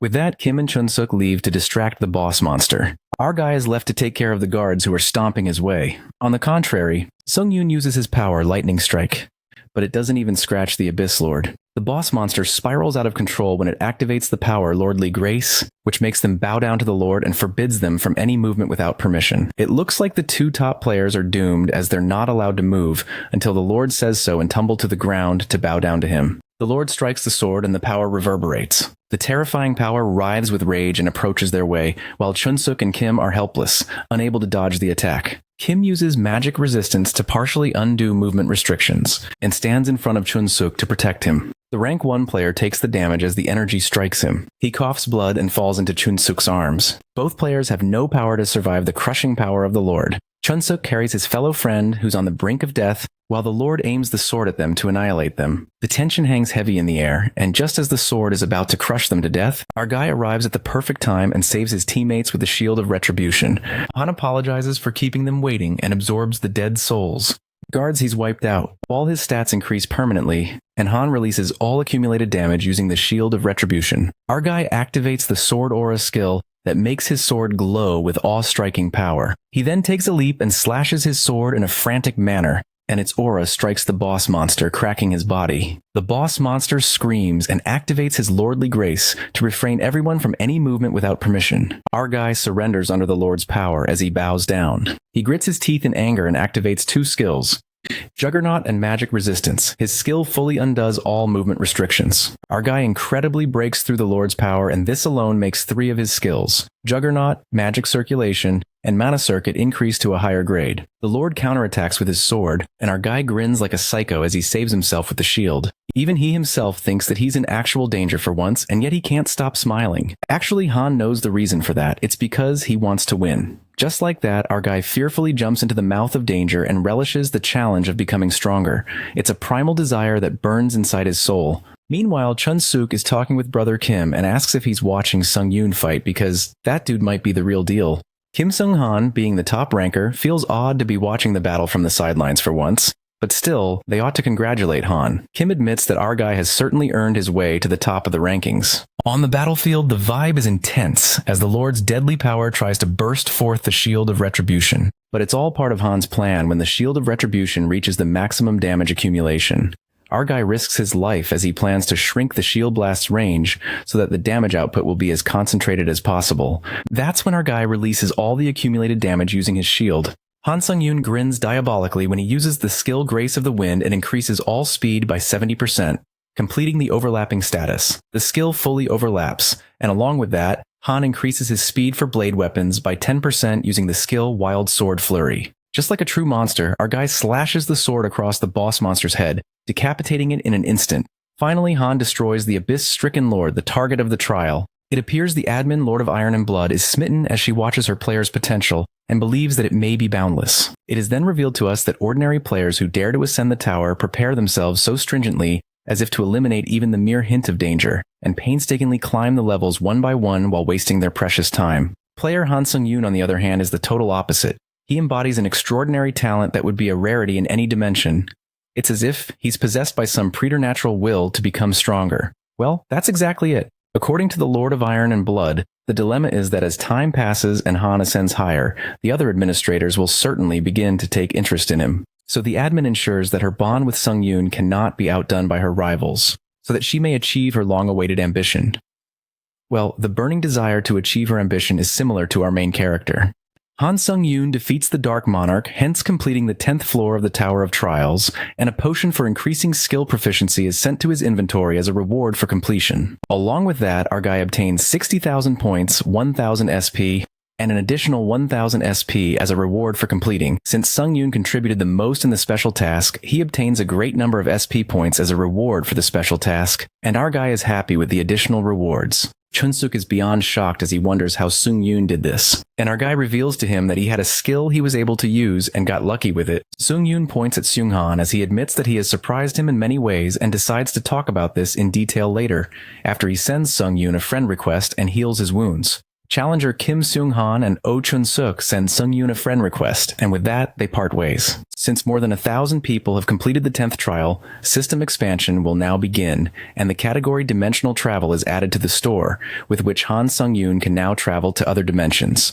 Our guy assumes that the system means he can travel to places like Earth or Murim by dimensional travel, but he believes it's suicide. The system notifies him that an administrator's observation domain and interference domain have extended to Earth's dimension, which means he can now converse with an administrator in the lobby and is able to go to the administrator's territory and make additional contracts respectively.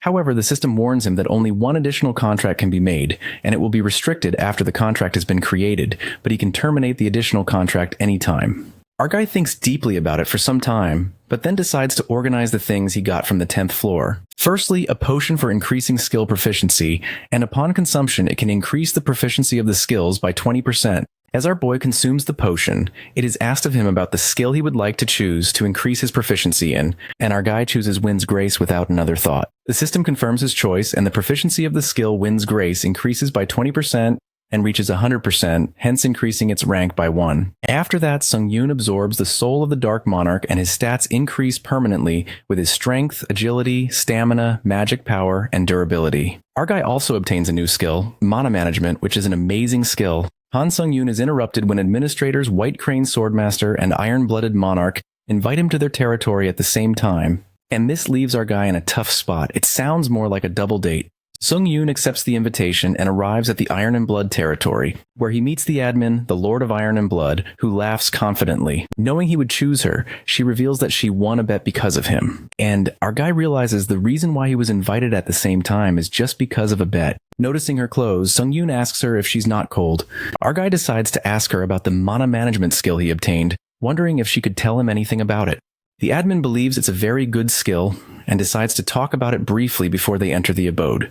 She instructs him to try bringing up all the magic power within his body as intensely as he can with the new mana management skill. As Sung-yoon does that, his mana circuit is greatly affected due to the activation of the skill mana management and is forcefully increased by it. A ridiculously powerful amount of mana takes over his body, and our guy tests it out, which results in strong winds, due to which the piece of thin clothing covering the administrator's body is blown away.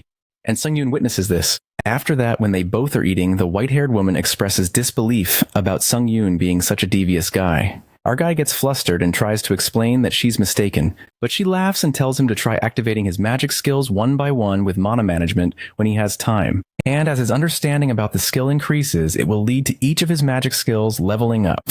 Han is confused as to why she called him and asks her if she's aware of the system expanding when he entered the 11th floor lobby, to which the admin reveals that she can come here without the tower. Furthermore, she reveals that's not the reason why the interference domain was added, but the real motive is so that admins can actively nurture their challengers.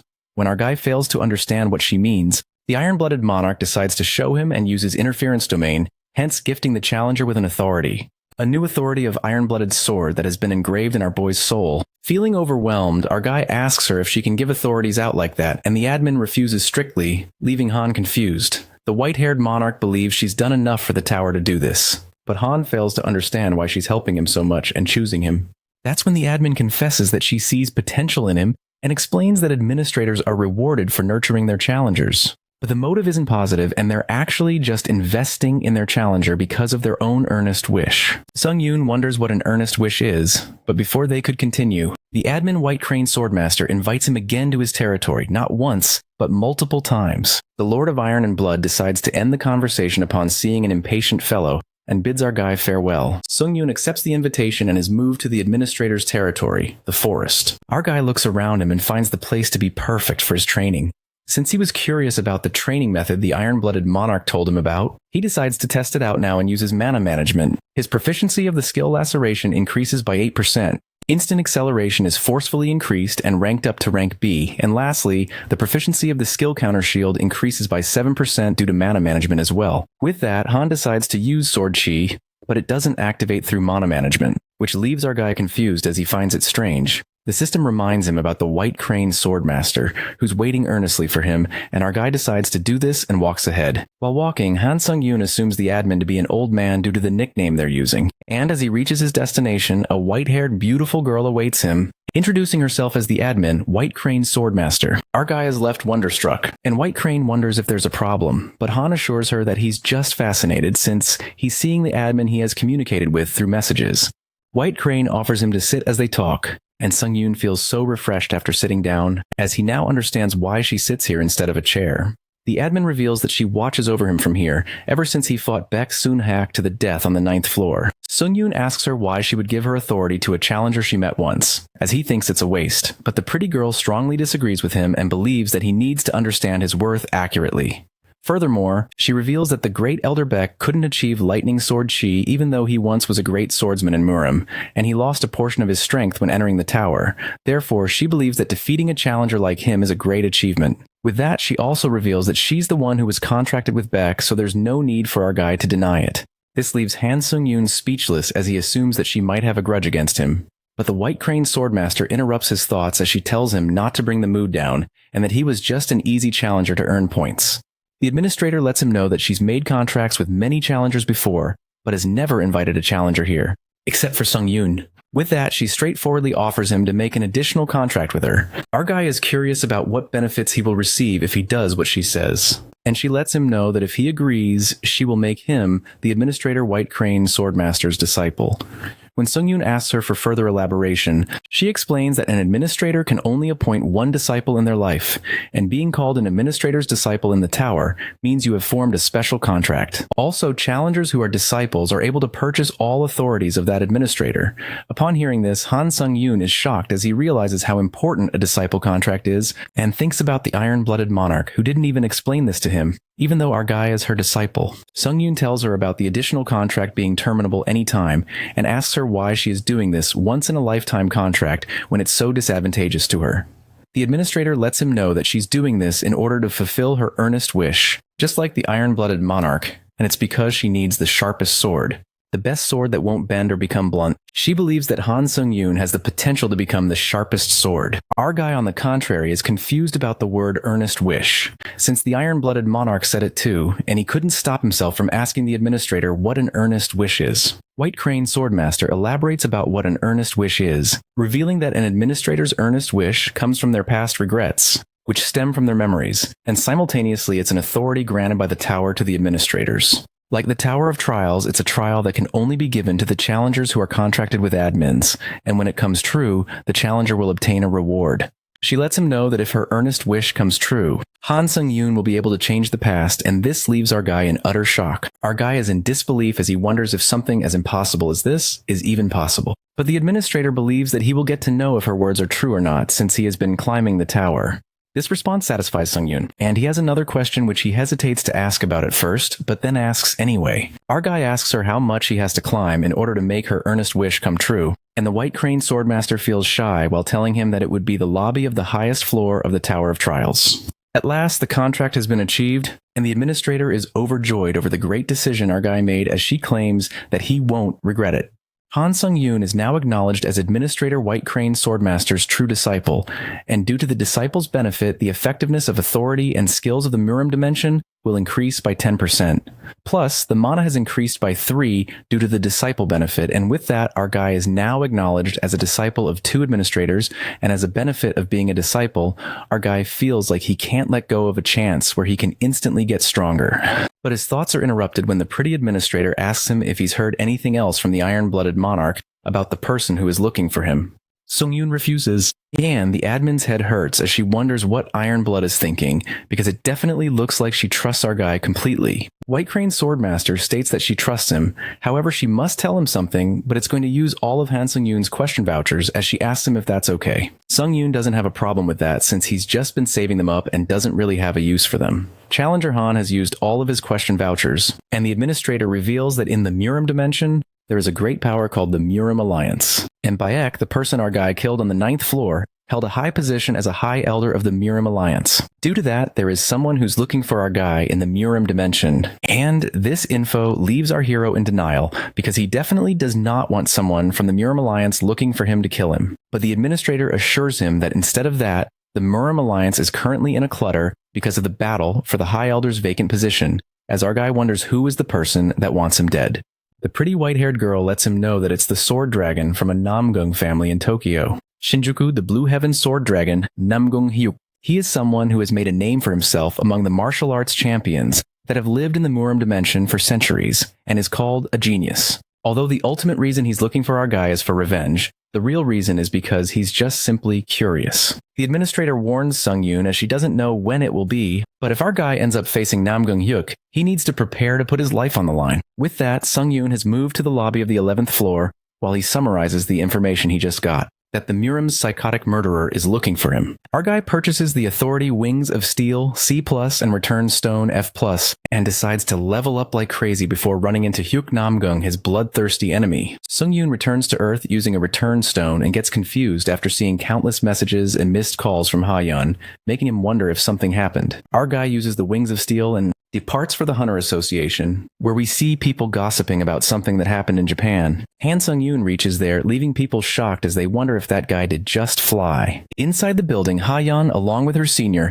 welcomes our guy while they apologize for troubling him inside the tower. Sung-yoon, after some formalities, asks them if something is wrong since they called him so urgently here. Ha-yeon breaks it to him about something big that just happened in Japan, and since she was worried that our guy might end up flying there alone after hearing about the incident, that's why she called him here. The senior, instead of telling Sung-yoon about it, decides to show him the body cam footage since the situation is pretty bad. This footage is of a Japanese hunter that's been shared with them by Japan, and the location is Shinjuku, Tokyo. The senior informs that the Japanese Hunter Association had detected a strong wavelength from a gate and sent a team composed of 7 A-rank hunters to the scene. And in result, the human that came out of the gate murdered 6 of the A-rank hunters in a few seconds. Although it's been speculated that he's an otherworldly challenger who has invaded Earth's dimension, Sung-yoon suggests all hunters should go and support Japan. But the senior interrupts, saying that in an unparalleled situation, almost all countries try to protect their hunters. Therefore, they are blocking their hunter resources from being dispatched to Japan. It's the same for their country, hence the hunters cannot be sent to support Japan.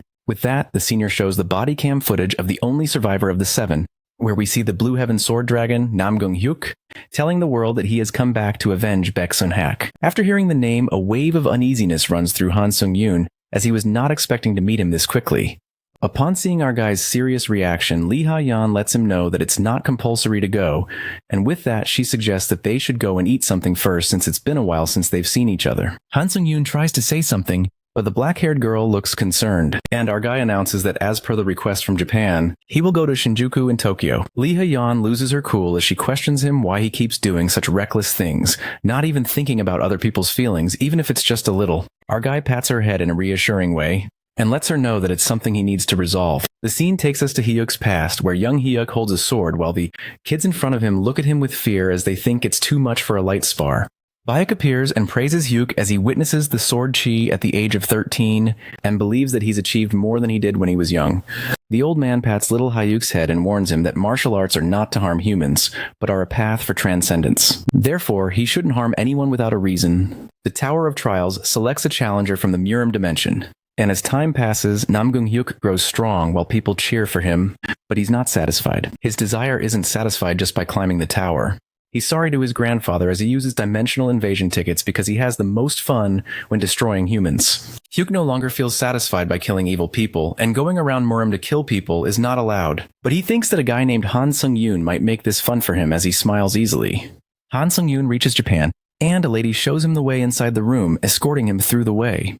Upon entering the room, our guy sees Chun-suk and Sung-han already there, while they are glad to meet him again after the 10th floor. Our guy was expecting to see them since he heard from the association, and wonders if this is everyone who's gathered in response to Japan's support request. Sung-han reveals that an additional challenger from America will arrive soon, while our guy calculates in his head that the otherworldly challenger that appeared in Shinjuku is an unknown monster that might defeat all of them. Therefore, it would be great if the challenger from America is strong. Turns out, the challenger from America is Catherine, and Sung-yoon is speechless to see her for a moment while the lady wonders if those two have met each other already. Han Sung-yoon reveals that they met in the tower for a moment, but Catherine sulks, not wanting to meet him like this. While our guy wonders if there's another way she wanted to meet him, Catherine argues that she wanted to meet him in a more normal way, and Sung-yoon believes if they didn't meet in a normal way in the first place, then how would they meet normally now? As they both argue, Sung-han confuses it for a couple's fight, but our guy strictly refuses it as he uses the word never, which pisses Catherine off. The lady who showed Sungyun the way earlier introduces herself as the president of the Hunter Association in Japan, Ariachika. Our guy is shocked to hear that she's the president since she came to the airport herself. Therefore, Sungyun thought she's just an ordinary employee. Sungyun believes that this shows how desperate Japan is, but is interrupted when Ari says that no more support for Japan is expected. Since the situation is a lot worse than she thought, she thinks they are regulating hunter support. Chunsuk is beyond shocked as he says that even if they're regulating their hunters, to think that there are only 4 applicants out of everyone in the world is insane. Catherine also finds the situation to be more chaotic than she expected. Ariachika states that there's no country actively willing to help Japan while her body trembles. She bows in front of everyone out of gratitude, feeling sincerely thankful to all of them who came here when everyone else turned their backs on them. Han Sung-yoon pulls her up as he believes that now is not the time to be bowing heads. And this creates an impression on Catherine, who's starting to believe that our guy is cold on the outside, but soft deep down. But our guy completes his sentence as he says that instead of bowing, the president should increase their reward right now. Sung-yoon requests that she increase the promised reward twofold, and he will actively give them all his support to solve this issue. The red-haired girl, when she heard this, takes her words back as she just had a wrong impression of him. Meanwhile, Han Sung-yoon smiles cockily since he didn't come here to become a hero. Instead, he came here because of the reward and growth he will get when he kills Nam Gung-hyuk. Ari regains her composure and believes that the entity that has appeared within Shinjuku is an abnormal monster. And since they all are putting their lives on the line, she promises to increase the reward twofold. With that, she points at Catherine Bennett and claims that they have a shot at victory, because the ability the red-haired challenger possesses can flip the results of the fight. One of the authorities Catherine possesses is called fire suppression. If an opponent who is stronger than her touches the fire that triggers this authority, all their stats will decrease by 10, and a random portion of their skills will become sealed. Using this authority, they can achieve victory if the enemy touches it. Han Sung-yoon thinks that they need to create a situation where Ms. Catherine can activate her fire suppression. The news reveals that China's S-rank hunter Zewin Peng, who went to Shinjuku as support, has just met the otherworldly challenger, although it seems like they're conversing. Nam Gung-hyuk asks the S-rank hunter if he's Han, but the guy reveals that he's a Chinese dude, Zewin Peng. Before they both could continue their conversation, Zewin Peng punches Hyuk in the face, and the fierce martial arts fanatic realizes that his opponent is a martial artist as well. Their fight begins while Han Sung-yoon and all the others witness this from the plane as they complain why that Chinese hunter is acting on his own. Sung-yoon asks Catherine if she can land properly even if they fall midair, while she wonders what he means. Our guy says that he has a good idea, and the red-haired girl does have a skill that negates all the damage when she falls. Sung-yoon believes if this works, then they would inflict a lot of damage to him in one go, and in that moment he instructs Catherine to activate her authority.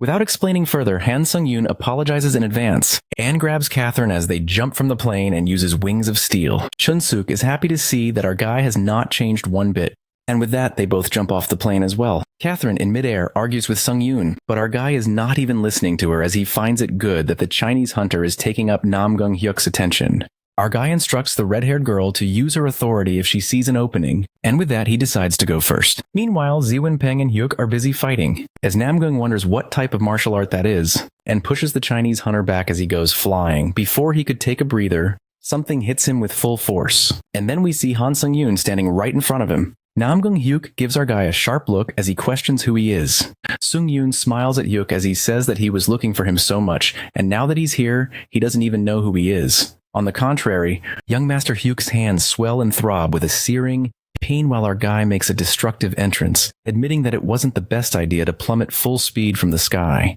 While Hyuk asks Han who he is, our guy activates Ashen Blood to reduce all types of pain inflicted on him by 40%. Now that Han is all set, he is surprised that the dude can't recognize him when he's been desperately looking for him. That's when Hyuk realizes that it's the infamous guy he's been searching for. Our guy introduces himself and charges his sword with the Sword Aura skill. He clenches his fists, eager in anticipation to finally face his quarry, but the young master now figures out that Han is nothing but a fraud who wields a false sword aura. The young master smashes his hands together, bursting the bumps on his hands. His hands bleed, and Hyuk fiercely states that his vexation knows no bounds. But our guy doesn't give a shit about it and dashes towards his enemy since he's unarmed. Han decides to land the first strike, but Hyuk summons his sword in an instant.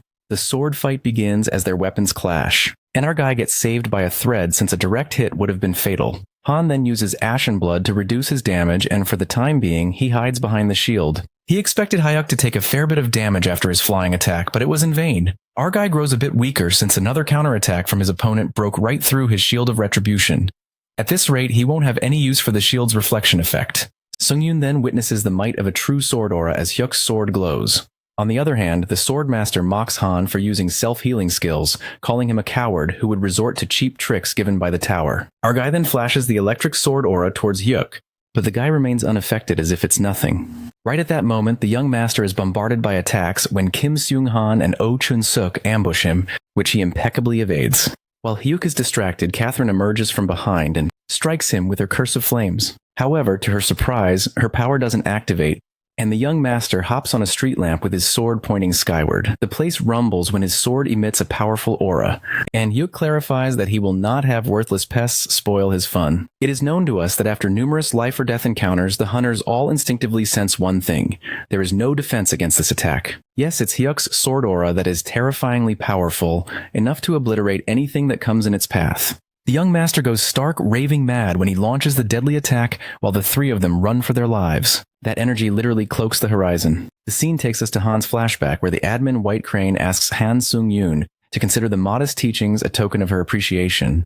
She holds his hand and gives him a simple injection of magic energy. This is how one can truly connect with the energy instead of limiting it to a single injection. As the energy is infused into Han, White Crane asks if he feels a difference. The first time, our guy only felt an influx of magic energy, but the second time, it was like the admin had somehow manifested inside him. White Crane smiles briskly and suggests to Han that he apply the energy to a sword, but she warns him to try it after he leaves the place since he could be penalized for receiving an unfair advantage from an administrator.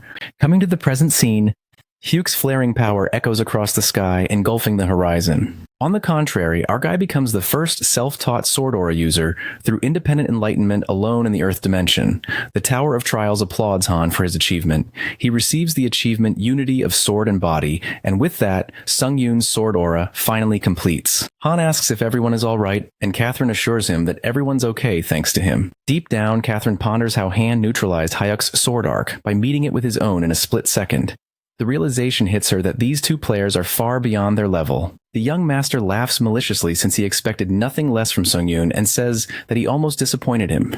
Hyuk contemplates that the more work and care that go into a sandcastle, the more satisfying it is to knock it down. Hyuk strikes his sword, and as their swords clash, our guy gets pummeled. Han presumes that most of the dimensional invaders he's encountered so far have been a little arrogant, but this Japanese asshole is totally unhinged, and that triggers our guy. Our guy drifts back and requests Catherine and the others to retreat to a safe location. Han can't seem to concentrate since he has to think about protecting them like he did earlier. While Catherine refuses to leave, Seung-han does agree.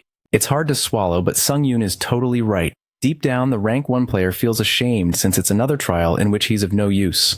Nonetheless, Kim informs Han that they'll proceed with Operation Blaze the moment they see an opportune chance. With that, Kim, Catherine, and Chun-suk leave. Meanwhile, Hyuk and Sung-yoon get all the time in the world to fight wholeheartedly. Their energy flashes across the whole city. Loud explosions reverberate. And while the three of them witness the intensity, Chun-suk understands why Han wanted them to get away. As Bennett is relieved that our boy can go toe-to-toe with that monster, the masked player infers that it's not the case. It's subtle, but the enemy has read Sung-yoon's moves, and if this continues, our fellow will be cut down. On the contrary, our hero is battling against the odds. He hoped that mastering the sword aura would put him on slightly more equal footing with him. Han recalls what White Crane told him about Hyuk Namgung's sword fighting skill being grade A, whereas his skill grade is only C. While it totally builds a huge gap between their powers, our guy presumes this isn't even a skill issue or whatever. To be honest, Hyuk's strength is simply overwhelming, almost inhuman. Shortly, our guy tumbles to the ground since he used way too much strength on healing himself. As Hyuk approaches him and asks if he's already given up, Han clearly knows that he won't be able to carry on fighting like this. However, in the midst of their fight, Han hits a stroke of luck when Catherine throws a potion towards him. Our guy attempts to drink it. However, a frantic kick lands on him, while our dude is an idiot for thinking he could drink a potion in front of a stronger enemy. Instead, that bastard Hyuk gulps the potion down. Catherine is left in disbelief while Chun-suk calls that Japanese dude a total asshole and regrets not poisoning the potion.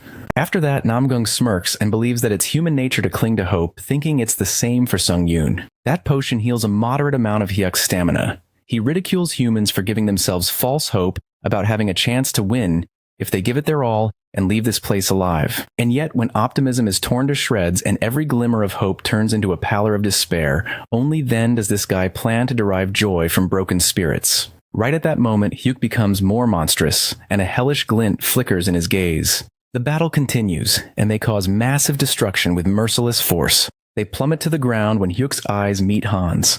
A sudden feeling of dissatisfaction runs through him. He sees as if there is still some hope left in Sungyun's eyes. A surge of frustration rises through him, and Hyuk attacks him even more fiercely, causing our boy to crash on the ground, quivering. Shortly, Namgung approaches him, presuming that Han barely has any strength left to move. But what annoys him is that his eyes still pierce right through him. This cynical feeling leads Hyuk to slash his sword across his eyes, and blood splatters everywhere. Our guy screams in pain and desperately needs stamina to heal. But he's already at his limit. Still, he plans to squeeze even the last bit of strength he has left. Maybe then he can manage one final attack. The Chinese dude monstrously leans in for another strike. While Han's damaged eyes are the major stumbling block, so there's no chance he could finish his opponent with a single strike, our guy feels anguished about his impuissance and tries to think about what his next move can be. In the meantime, Han's friends come to his rescue and dash towards him. But our guy screams at them to stay back because he knows if they join the fight, they will be slaughtered in no time. That's when the sword hunter learns the reason behind Han's repulsive look of hope on his face.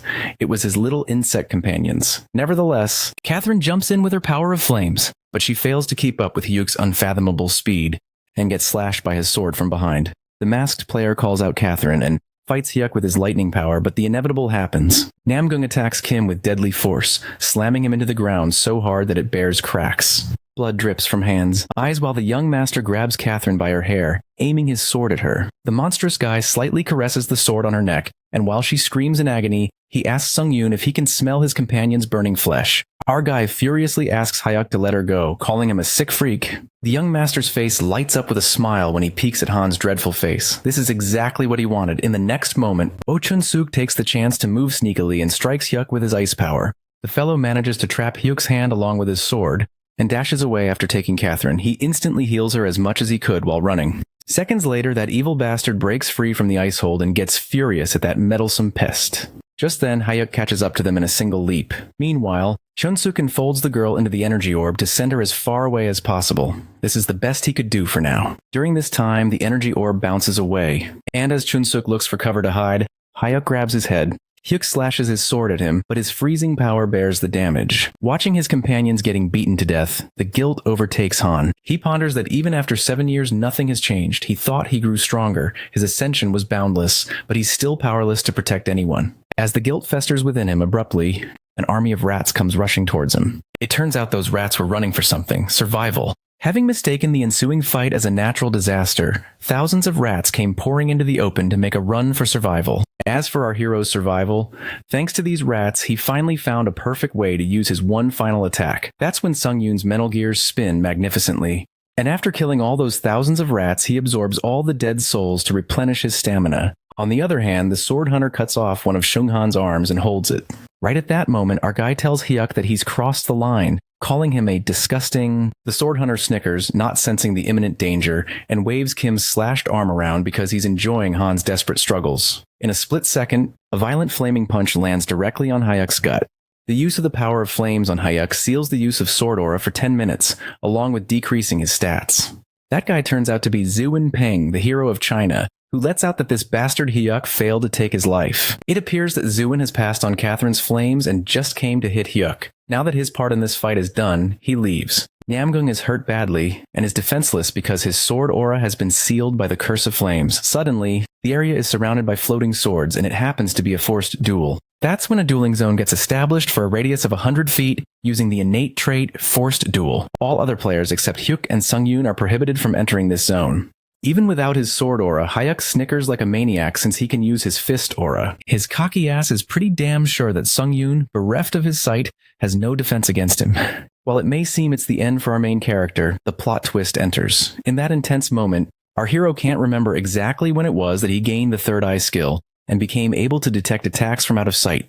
He thought that was the limit of the third eye, but it's beyond that. Han can now clearly see the wall erected around the radius, down to every last rock and pebble inside the dueling zone. What's more ironic is that our guy can see more now that his sight's been taken from him. He then realizes he hasn't been using the third eye skill to its full potential at all. It definitely lived up to its name. That's when the third eye appeared on Han's forehead, and he could see more than he ever imagined possible. That's how our guy discovers the true nature of the third eye worthy of its name, and the skill up ranks from D to B. And now that he fought a life or death battle relying only on his senses, his skill instinct also upgrades to rank B. With this upgrade, his senses have grown even sharper than before. Player Han survives the battle against the Master of the Sword, which upgrades his Demon Slayer style skill. On top of that, his body experiences healing beyond its limit due to the copious damage suffered. Now that the tables have turned, Hyuk gets confused when our guy evades his attack. At that very moment, Sungyun's eyes open wide and a dark, hellborn light seeps through them, because finally, he can fight on equal footing against Hyuk Namgung in his weakened state.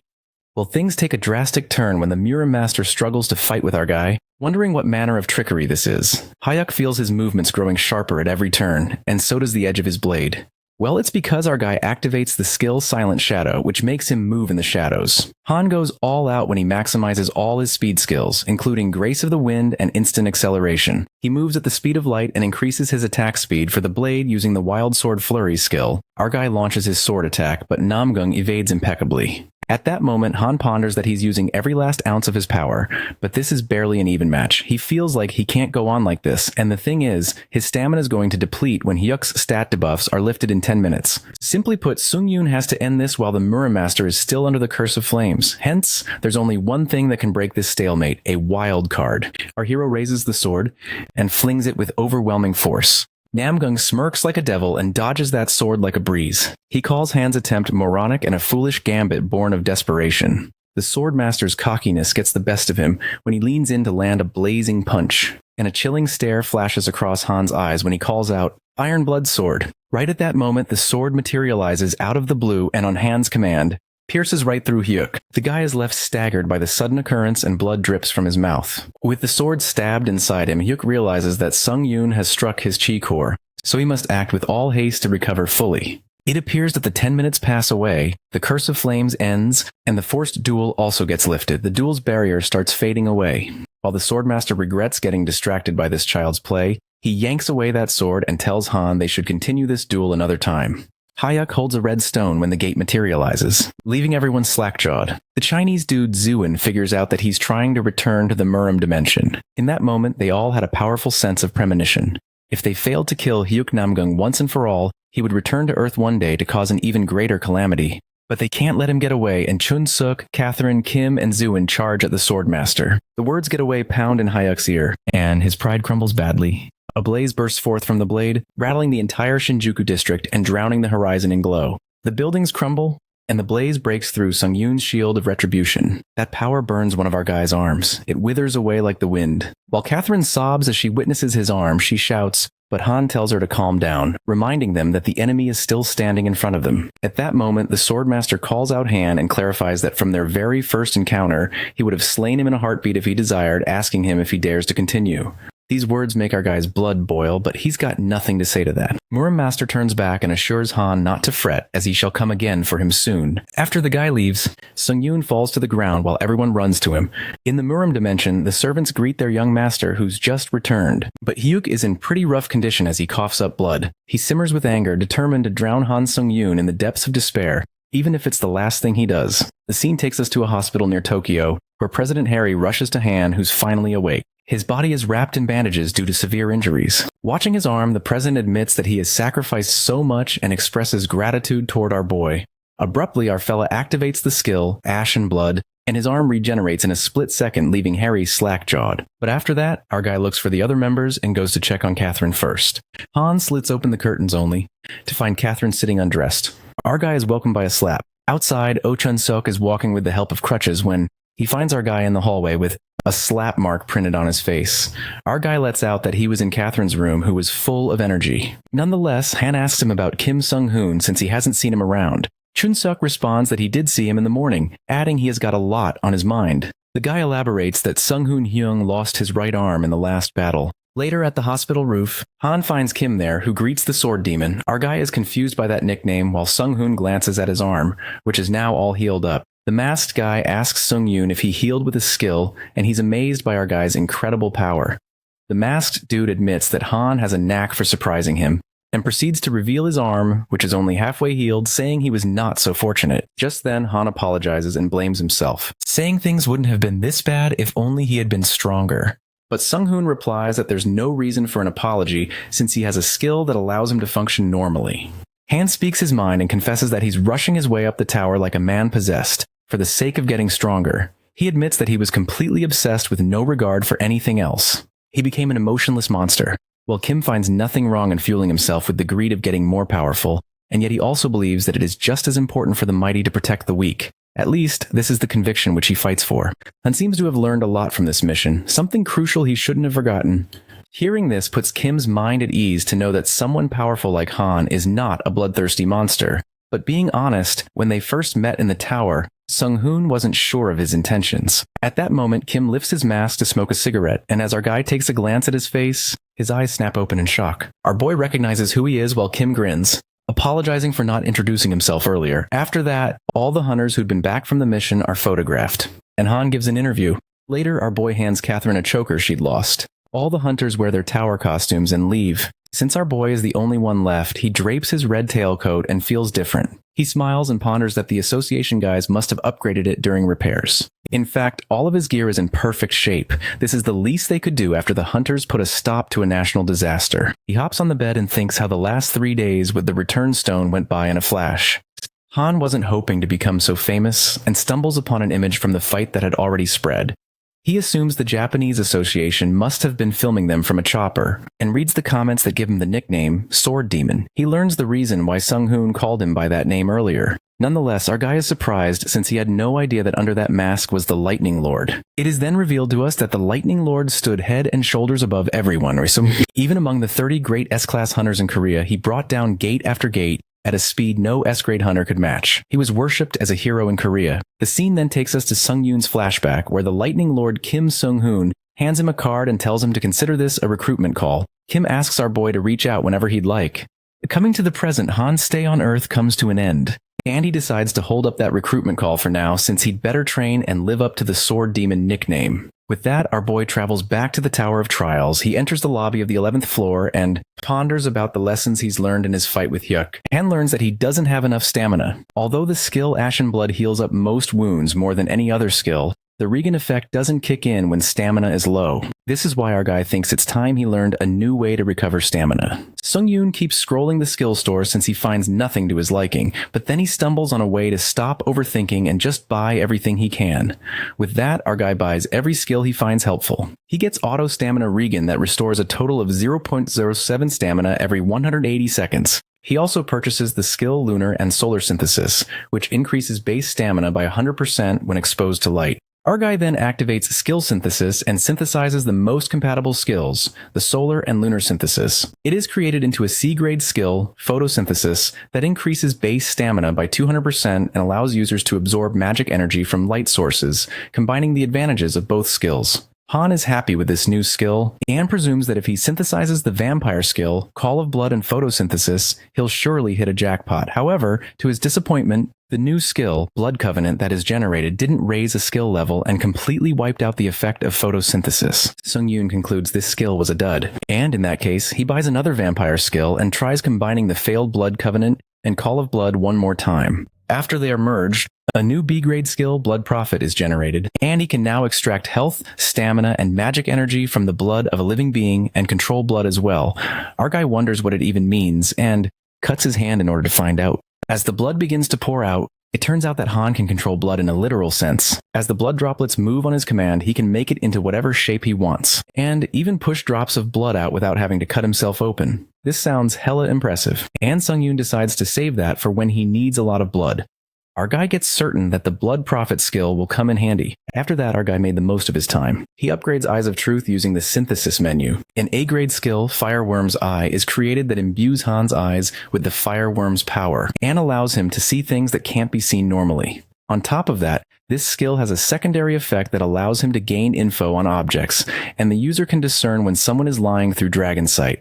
Our guy activates this skill and reads the info of every single object he's wearing, like the Vampire Count's old tailcoat and Boots of Swiftness. When he reads the description of the Sanguine Demon Sword, It reveals that its true potential is unlocked when a user who has reached a level of Firebrand activates the unique effect Blood Aura to the maximum degree.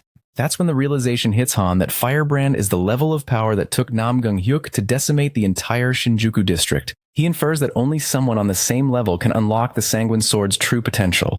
Our guy took this sword as mediocre, but now he gets curious as to what its full potential looks like. Soon after, Han enters the trial of the 11th floor, which is a mental testament, and this time the objective is to clear the way through to the 7th gate within the time limit, which is freaking 7 days. The reward upon clearance is an antique mirror of testament, and the penalty of failure is death. Just as our boy enters the floor, he encounters Priest Johan, who greets him to the Temple of Testaments. The guy opens up to player Han Sung-yoon that he will undertake the trials bestowed by the God of Testaments. His trials will persist until his last breath. Since a mere adventurer like him dared to take on these divine testaments, he must contend with the consequences of his choices. Our guy takes on this trial and asks what he must do to clear it. The priest questions Han if he is ignorant of the rules of the trial, led by the 7 gods of Ares. At that moment, the realization dawns on our fella, and he reckons that if this is the Ares dimension, then it's where the Black Knight who invaded his 5 trials came from. Johan is surprised that a clueless excuse for an adventurer like him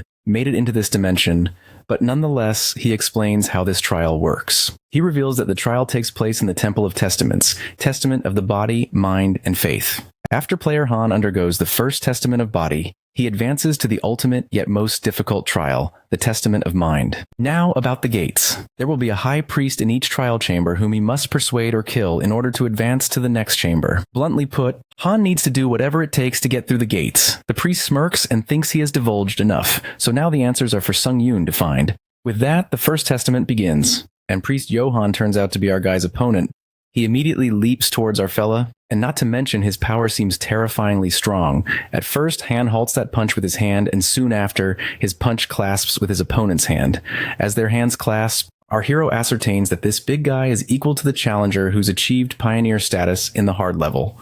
Promptly, Sung-yoon activates his skill, Blood Prophet, and discreetly pushes blood out of his finger. He then makes it into the shape of a bullet and shoots it straight into the opponent's forehead, killing him instantly. Just like a cinch, our guy kills the priest and is impressed by how overpowered the Blood Prophet skill is. Anyways, Han thanks the dead guy for the explanation and absorbs his dead spirit. After this, the admin Priest of 7 Gods is shocked to witness Han's outrageous behavior and compliments him as an interesting player to watch, nodding at his mercilessness. Judging by the names of the admins, our guy presumes that the god part of this trial got a bunch of them all riled up. Meanwhile, the admins White Crane and Lord of Iron and Blood are disappointed to see that Han undertook the trial without prior mention. Our guy justifies that he doesn't have a way to contact them. After that, he rummages through the priest's clothes and finds an item while Ares' admins are impressed by his greed, and the Godslayer nods to affirm that they understand his actions. Nonetheless, to read the info of the mirror item, our guy activates the Fireworm's Eye and gets to know it's the priest's divine mirror. He then jumps onto the real info of the item through the Dragon Eye, discovering that the holy energy of the God of Testaments is instilled in this divine mirror, which can also lead the user to determine their own fate. Han is left utterly baffled when he ponders on determining his own fate, guessing this item is good for a one-time protective barrier at least. Shortly, our boy continues walking to the next gate, hoping it's the Testament of Body too. As soon as he opens the gate, he meets a pretty girl priest who's surprised that he reached the chamber so quickly. She supposes that Priest Johan is no longer fit to dispense judgment. The girl reveals that she's Jane, priest of the Second Testament. Unexpectedly, she frantically flings a chair at him, and Han is not so pleased by such a violent welcome. Our guy believes it's another testament of the body. While Jane agrees and aggressively comes flying toward him, she strikes the sword at him, but Han evades it impressively. Whilst dodging, our guy notices that Jane's sword aura is a lot like the one he used to use. Han activates his weapon with 2 sword auras and slashes Jane's arm. She's banged against the wall and is in utter shock to see an aura user. The priest does not find it possible for a mere adventurer to have full command of an aura. Our guy responds that he uses the aura the same way as she does, asking why that surprises her. That's when Jane reveals that their holy energy is bestowed upon them by the God of Testaments, a blessing through which they wield his immense power. So it's only natural she's shocked that a man like Han, entirely devoid of holy energy, could wield a sword aura of such overwhelming force. While Jane heals her arm with holy energy, Sung-yoon presumes that it should have been a fatal wound. Nonetheless, the priest leaps again. While our guy can tell this holy energy is going to be such a pain, their swords clash and Han starts questioning in the middle of the fight. He mutters that he was told by the first priest that he could pass the gate without having to kill the priest, but he asks Jane if there's really a way to convince her to let him pass. Jane smirks and assumes that his gift of blabbering will have to be smooth enough to impress a god. Ignoring her bullshit, Sung-yoon asks her how many gates are in the Testament of Body. But our fella's attitude annoys Jane very much, and she gives him a death glare as she sees that he's brimming with pomposity. She bluntly tells Han to save his cliché questions for when the battle is over. Our guy stands stiff and activates instant acceleration. In a blink, he yanks away the priest's sword and slams her against the wall. He grabs her hands and arrogantly says the battle is over. As promised, our guy wishes to hear more about the testament process. The priest nervously asks Han if he's going to have his way with her. While the admins anticipated our guy's response and some gazed at him with narrowed eyes, Sung-yoon makes it clear that he's not going to do anything of the kind. Jane laughs and thinks how fortunate she is, while the Lord of Iron and Blood hardly agrees with the priest, and White Crane expresses relief. Our guy doubts anyone who's capable of something like that can make it all this way, and Jane unbelievably asks him if he truly believes his words. If so, she calls him exceptionally naive for a hunter. Either way, Han lets her know that she's going to tell him everything as promised. Being a good girl, Jane spills that there are 2 remaining gods in the Testament of Body, and the Testament of Faith will begin at the 5th gate and end at the 6th gate, which means the Testament of Mind takes place at the 7th gate. Before he reaches the 7th gate, Jane advises our hero to consider abandoning this trial altogether. She unfolds that the 7th gate of the temple has never been breached by a single soul. All those who step through the gate either go mad or die bleeding from every orifice of their bodies. Sung-yoon uses his Dragon Eye skill and figures out that she isn't lying about this. Now that the priest is done with her piece, Jane says her final words and pays Han gratitude for a battle well fought. At that moment, our boy asks her one last question, wondering if there's a way to pass this gate without killing her. But Jane believes that such a feat would surpass his current abilities, which makes our guy wonder if she isn't afraid of her own death. Jane smiles like a maniac with not a hint of fear on her face, and believes that death too is a testament that brings them closer to God. Just like that, Han kills her on the spot because dragging this out would only be an act of cruelty. He then absorbs Jane's spirit and convinces himself that he did what he had to. However, he can't help but feel like a scumbag. With that, Han enters another chamber and meets Resilian, a sword to be wielded by the God of Testaments. Resilian then tests Han's prowess as a warrior, and raises his sword to unleash the aura. A glinting fire aura emits from the sword, leaving our boy's eyes widened. It's not as stable as it should be, but Sung-yoon realizes that the guy is a firebrand user. Our boy is nervous at the fact that he has to face a firebrand user only 3 gates in. This means that Han will have to put his life on the line. He goes up against his opponent, and as their swords clash, Resilian drifts away. Right at that moment, Han feels something's not right. The old man's physical stats are lower than his. Not only that, the impact that he feels from his attacks is weaker in comparison. But still, this old man keeps breaking through his sword aura. Our boy recalls when he saw Nam Gong-hyuk use Firebrand and naturally assumed that it was superior to a sword aura. He dwells on the possibility that homicidal maniac Hyuk was just unusually powerful. In reality, maybe there's a chance that the Firebrand skill isn't just the stronger version of sword aura.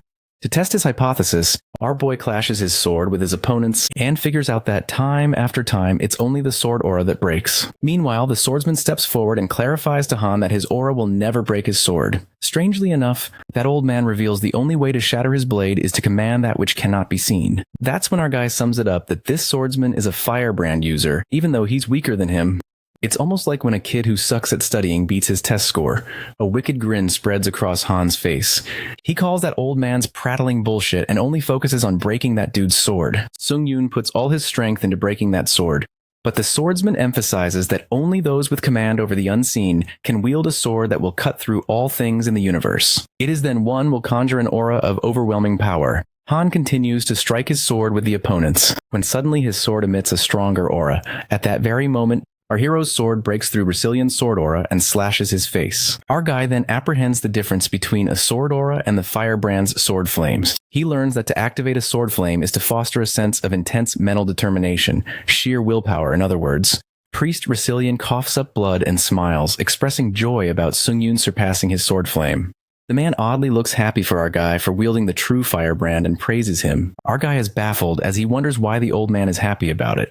Strangely, the priest is more interested in someone else's growth than his own death. The priest trembles, overwhelmed by euphoria to think our guy would learn it so quickly. With that, our guy proves his worth as a warrior, and in that split second, Han mercilessly decapitates the priest in a single slash. He then absorbs the dead priest's soul, and the proficiency of his innate trait, necromancy, reaches 100%. Just then, The trait necromancy upgrades to grade B, and he is curious to see what new abilities he's unlocked this time. He unlocks the skill secondary effect that allows the user to extract a power from a target upon absorbing the dead spirit of a stronger enemy. Our guy hits the jackpot because every time necromancy upgrades, it never disappoints. What's more is that it's already this powerful at only grade B. He anticipates the perk he'll gain at grade A or S. After that, Han opens up the status window and notices that he's closer to 3-digit stats already. Our guy recalls his trainee days when he used to think that was something only a prodigy could achieve. In the meantime, Han Sung-yoon absorbs all the priest's dead souls, including Jane, Johan, and Resilian. On top of that, with his new skill, he extracts the skill Indomitable Will from Resilian's soul. This skill is the symbol of those who challenge the impossible to the bitter end and refuse to bow down, along with the effect of increasing the user's physical stats and focus when facing a stronger enemy. Han then walks up to the next chamber and finds an angel in the air who supposes that Priest Resilian has finally croaked. A surprise to be sure, that's when our boy pauses for a second, and the admin Godslayer warns Han to be more cautious from here on. The admin White Crane informs him that the priest uses a genuine sword aura as opposed to a false one, while the Lord of Iron and Blood is impressed by the powerful aura from the priest of the God of Testaments. Suddenly, our guy involuntarily swings his sword, and the priest flies to the ground, taking it that Han's not the talkative type. The priest exudes a chilling stare and without further ado begins the Fourth Testament. The priest reveals himself as Karen, a disciple serving the God of Testaments. Our guy gets notified that he's facing an enemy that exceeds his level and activates the skill Indomitable Will. In that juncture, Han feels Karen's aura, which feels way more powerful than the other priests he's faced so far. Chiron summons a piece of broken mirror that emits a blinding aura. As our guy evades that lightning bolt, the aura from Karen's weapon is reflecting and aims to hit Sung-yoon. Han freezes in shock and immediately activates the Dragon Eye, which helps him counteract with his sword aura. Our guy finds that beam of light annoying since it keeps reflecting off the mirrors, and feels the urge to attack the priest before he overwhelms him with those beams. As they are about to confront each other, Karen flaps his wings, which reverberates a merciless force, making our guy drift away and tumble. Han manages to live as he blocks those beams with his sword as it clashes with the glass. Our boy is shocked to see another sword user. He then witnesses Karen flying away and is intrigued by the winning strategy he's got: his wings. Han anticipates that at long range, Karen will use those beams to attack. Even if he dodges the initial blast, it'll be amplified by mirror walls to catch him from out of sight. But when Han manages to close the distance, the priest uses the gust from the wings to break the enemy's balance, counteracting his sword flame. That sounds complicated, but despite that, our guy is amazed since beams and sword flame are one hell of a combination. Han comes to realize that he can't just go and smash those mirrors. If the shards from the broken mirror fragment the beams into countless small beams, there's no way he could dodge every single one of them at the same time. The admins begin to panic and question the difficulty of this trial, while the other admin's Sable Demon is curious to see how player Han meets his demise. Upon reading this, our guy feels low-key mad, while the admins on Han's side eagerly wait for his next move. Han feels relieved that at least they don't seem to panic much. On the other hand, Priest Chiron emerges with another mirror, and clarifies that he won't go easy this time, wondering if Sung-yoon will be able to survive this. Right at that moment, the disciple goes berserk and the light flashes and reflects from 4 different places, making it impossible for our guy to dodge multiple beams. Eventually, the beams strike him and an explosion occurs, but thanks to Han's skill, Shield of Retribution, it takes all the damage. And now our guy is able to release all the accumulated damage. It's more like an Uno reverse attack. That's when our hero releases the damage and the beam travels through the shield. A raging beam pierces through Karen, leaving him staggered by sheer shock. The disciple is left flabbergasted by the sudden turn of events. And as he's coughing up blood, he's certain that Han wasn't a trained mage, supposing that he has been blessed by God.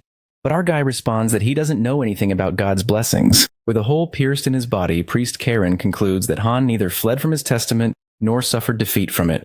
Hereby, he's proven himself worthy. After this, the priest collapses, and Han absorbs the dead disciple's body. He also extracts a power from Chiron's dead soul, who is more powerful than the user.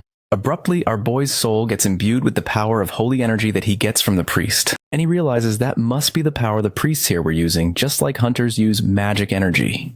Our boy feels a certain energy in his chest, but he finds it hard to move, sensing that it's totally different from magic energy. The admin White Crane wonders why Han's central energy core has been imbued with holy energy, and the Lord of Iron and Blood is flustered upon witnessing that his heart bears no traces of any god. After a while, Han walks to the next chamber and encounters an old man who calls Han, the one who's driven by the frenzy of battle. Our guy appears confused and asks the old lady what he meant by that. The old man mentions Han's ultimate calling, which is to keep marching from one victory to the next until he achieves boundless growth to become the pinnacle of strength. It's as if the old lady spoke to Han's mind, but our guy presumes that wanting to be the pinnacle of strength was an overstatement. Suddenly, the woman walks past him and responds to Han that it's not an overstatement, but rather a conclusion that he'll reach by himself in the end. At that very moment, a strike of terror runs through Han as to how she's reading his mind, and he immediately turns back, wielding his sword. But the old woman tells him to calm his troubled nerves, revealing that it's not the testament of the body, but the testament of faith. Han spirals into panic as the woman switches places in a split second, wondering how the hell one can move like that. That's when it hits our boy, and he's gripped by utter trepidation, assuming that his mind has been compromised. He finds himself trapped in a void where he's grabbed by many hands, and a woman chews on him. The old woman is intrigued by the test, and to everyone's surprise, she informs Han that he's passed the test, while our guy is left utterly perplexed. The old lady lets him know that he's worthy of passing the fifth gate. Han asks her how that's even possible, and the old lady reveals that the fifth gate begins with an observation of the player's mind. Only those who possess unfaltering will are granted a glimpse into their own. She confesses that she sensed such strength of will within Han, the will to do violence, ready to cut down anyone who stands in the way of his quest for power. The lady senses the desire of Han to become stronger, even at the cost of killing indiscriminately. It lurks deep within its subconsciousness. Lady Henyer tells Han to make it quick if he falls to his ambition, whether it's by his sword or the vicissitude of faith. But our guy makes it clear that he has no desire to kill her since he passed the test already. The lady finds it a rare surprise and provokes our boy, saying that she perhaps ought to unleash the full brunt of the testament of faith. Sung-yoon gets ready to slash her due to her cockiness, but the lady changes her words and passes him. She then grants Han a safe passage and pats him. With that, our fellow strides for the next testament and finds himself engulfed in darkness as he goes further. Soon after, he notices the mirror is turning black and finds himself plunged into total darkness. Right at that moment, a woman whispers in his ears, scaring the shit out of him as he swishes his sword. He hopes it's not the same shit again, but the holy maiden disappointingly informs Sung-yoon that he's already lost in the prison of his mind. The woman reveals to Sung-yoon that Lady Henyer planted a clever little seed to guide him deeper into his own mind. Our guy realizes that Eileen's talking about the old lady from earlier who patted him on the back, but she actually planted a seed. It appears the Holy Maiden is inside Han's mind. Our guy seems to be trapped by strange strands. And she assures him that she's keeping a very close eye on his mortal shell in the real world. That's what worries Han the most, and Eileen tells him that he's certainly stuck in the mud. She's offended by our guy's conceited attitude. Abruptly, the maiden aims a dagger at his throat and warns Sung-yoon that she could pierce right through his throat with a flick of her wrist. Our guy gets humbled real quick and apologizes to her, justifying that all he wanted to know was how he's supposed to prove his faith. Eileen laughs and finds it adorable how swiftly our guy found his manners. She then proceeds to explain that this world is nothing but a reflection of his own nothing. Here, player Han must learn to gaze inward into the deepest recesses of his mind. Only then will he reach the end of the sixth gate. Eileen elaborates that the mind of a sentient is formed by the core beliefs of each person, and few are aware of an uninhibited view of their own mind. She clarifies that the world is not easy to grasp, just like how he sees impenetrable darkness when he closes his eyes. In other words, she meant that Han must train himself to see his true essence in this world of darkness. The Holy Maiden Eileen then commenced his sixth testament. Suddenly, the water beneath Sung-yoon ripples in a frantic manner until our guy eventually gets drowned in it. Eileen, on the contrary, consoles the poor thing as our boy drowns in the illusion of his mind. She's certain that the pain is just as vivid as the real thing. The Holy Maiden hopes Han finds a solution soon because if he fails to do so, he'll have the rare experience of drowning on dry land. While she's testing Han, our guy activates the skill Clear-Headed that weakens the effect of mind control and allows him to stay calm. Our guy feels much better and apprehends that he needs to stay calm and breathe for as long as he needs. As Sung-yoon manages to survive in the water, suddenly he feels something on his fingertips. Eileen praises his determination since she was not expecting him to be able to move while his consciousness is still in the mind realm. It turns out that our boy scratches the Holy Maiden's neck with his sword. Flustered, Eileen is in disbelief that a hunter is able to defend himself in the depths of his own subconsciousness. That's the moment she realizes that she's lured a monster into her grasp. The mind realm begins to crumble. In the water, Han moves his muscles and feels relieved that he's getting his bodily senses back. Eileen spirals into panic since Han was supposed to be completely devoid of all senses in the mind realm, wondering how in God's name he regained senses in only 2 hours. She wonders if he is even freaking human. Our guy couldn't believe the Holy Maiden when she said it's been 2 hours because he feels like he's barely been here for a minute. That's when Eileen unveils that time passes quicker in the mind realm. A realization occurs to Han when he thinks he's screwed. Well, thinking perspicaciously, if he wastes most of his remaining 7 days at the 6th gate, he could fail the entire trial and end up getting a death penalty. The pressure begins to sink in, and our guy feels the urge to learn to see through the mind realm as fast as he can, given that he's on a time crunch. He acts swiftly and presumes that he was able to regain his senses due to the power, clear-headed, which leads him to think that he can activate his skills too. Han tries to activate the fireworm's eye, which allows him to see beyond what can't be seen. At that moment, our guy witnesses something implausible. He stares at the ocean of blood cascading. The Holy Maiden freaks out and asks Han how the fuck he saw through the mind realm so quickly. Well, it's all thanks to his skills buffet. Suddenly, Eileen gets startled and asks our guy if he is even human, because from her knowledge, a normal human doesn't tend to sprout iron wings from their back. It appears that Sung-yoon activates the power wings of steel and soars through the ocean. Our guy narrates that when the fireworm's eye exposed the world of his mind, he could hardly guess the meaning of the vision he was confronted with, not to mention that he felt twisted and dark in an ominous way. After that, Han flashes through his mind realm in an instant and makes a destructive appearance when he grabs his sword, asking the Holy Maiden if he made a mess. Eileen falters when she looks at Han, her worst nightmare. She justifies that it wasn't her doing, while the admins breathe a sigh of relief to see our boy regaining his consciousness. Our boy then curiously asks the maiden if this really was the testament of faith. And Eileen responds that the testament of faith is to face and accept one's deepest self. She explains that human beings go through life with little faith in their core beliefs, unaware of what they strive for or believe in. What one thinks, believes, and acts on comprise their mind realm, and this is what Han came face to face with in this testament. Eileen then reveals what she saw in Han's mind realm. He seeks to overcome his pitiful past and gain even greater power, but not at the cost of humanity. She then bids the inhuman Might a farewell with an endnote, saying that sometimes remaining faithful to one's desires, as he does, is the most honest path of all. With that, Sung-yoon enters the 7th gate, where he comes across a light that instills fear into him. The light crackles and it turns out to be an eye. Our guy is left panic-stricken when the God of Testaments gazes at him. At that moment, he recalls what Jane said about the 7th soul not being breached by a single soul. Han understands what she really meant, and suddenly a bright light radiates, and the whole place rumbles, making our guy trip. That terrifyingly vehement aura leaves him deeply unsettled. Sung-yoon feels as if he came across an absolute being that he cannot resist, and his body starts giving up on survival itself. Even though our guy just received its gaze, he can't seem to recover from it and realizes that's what God is. But Sung-yoon refuses to get stepped on so helplessly, and with that he activates the skill Ashen Blood, which reduces all categories of pain that are inflicted on him by 17%. Sung-yoon believes that there's always a breakthrough since the Tower of Trials was constructed like that. Although he's not sure if he will be able to cut those eyes in the first place, but he wants to try even if there's a slightest chance. Our guy looks down on the god, and by every passing second is losing his consciousness. When the god of verification lets him know that he's impressed by his guts, the system notifies that the god of verification is happy to see a challenger with tough mental strength for the first time in a while, and sees Han's endless confident gaze as he asks him to verify himself. With that, the god informs our guy of the start of the 7th gate and disappears. Meanwhile, Han Sung-yoon is still in shock as he can't believe things like God really exist, and finds himself standing in front of a mirror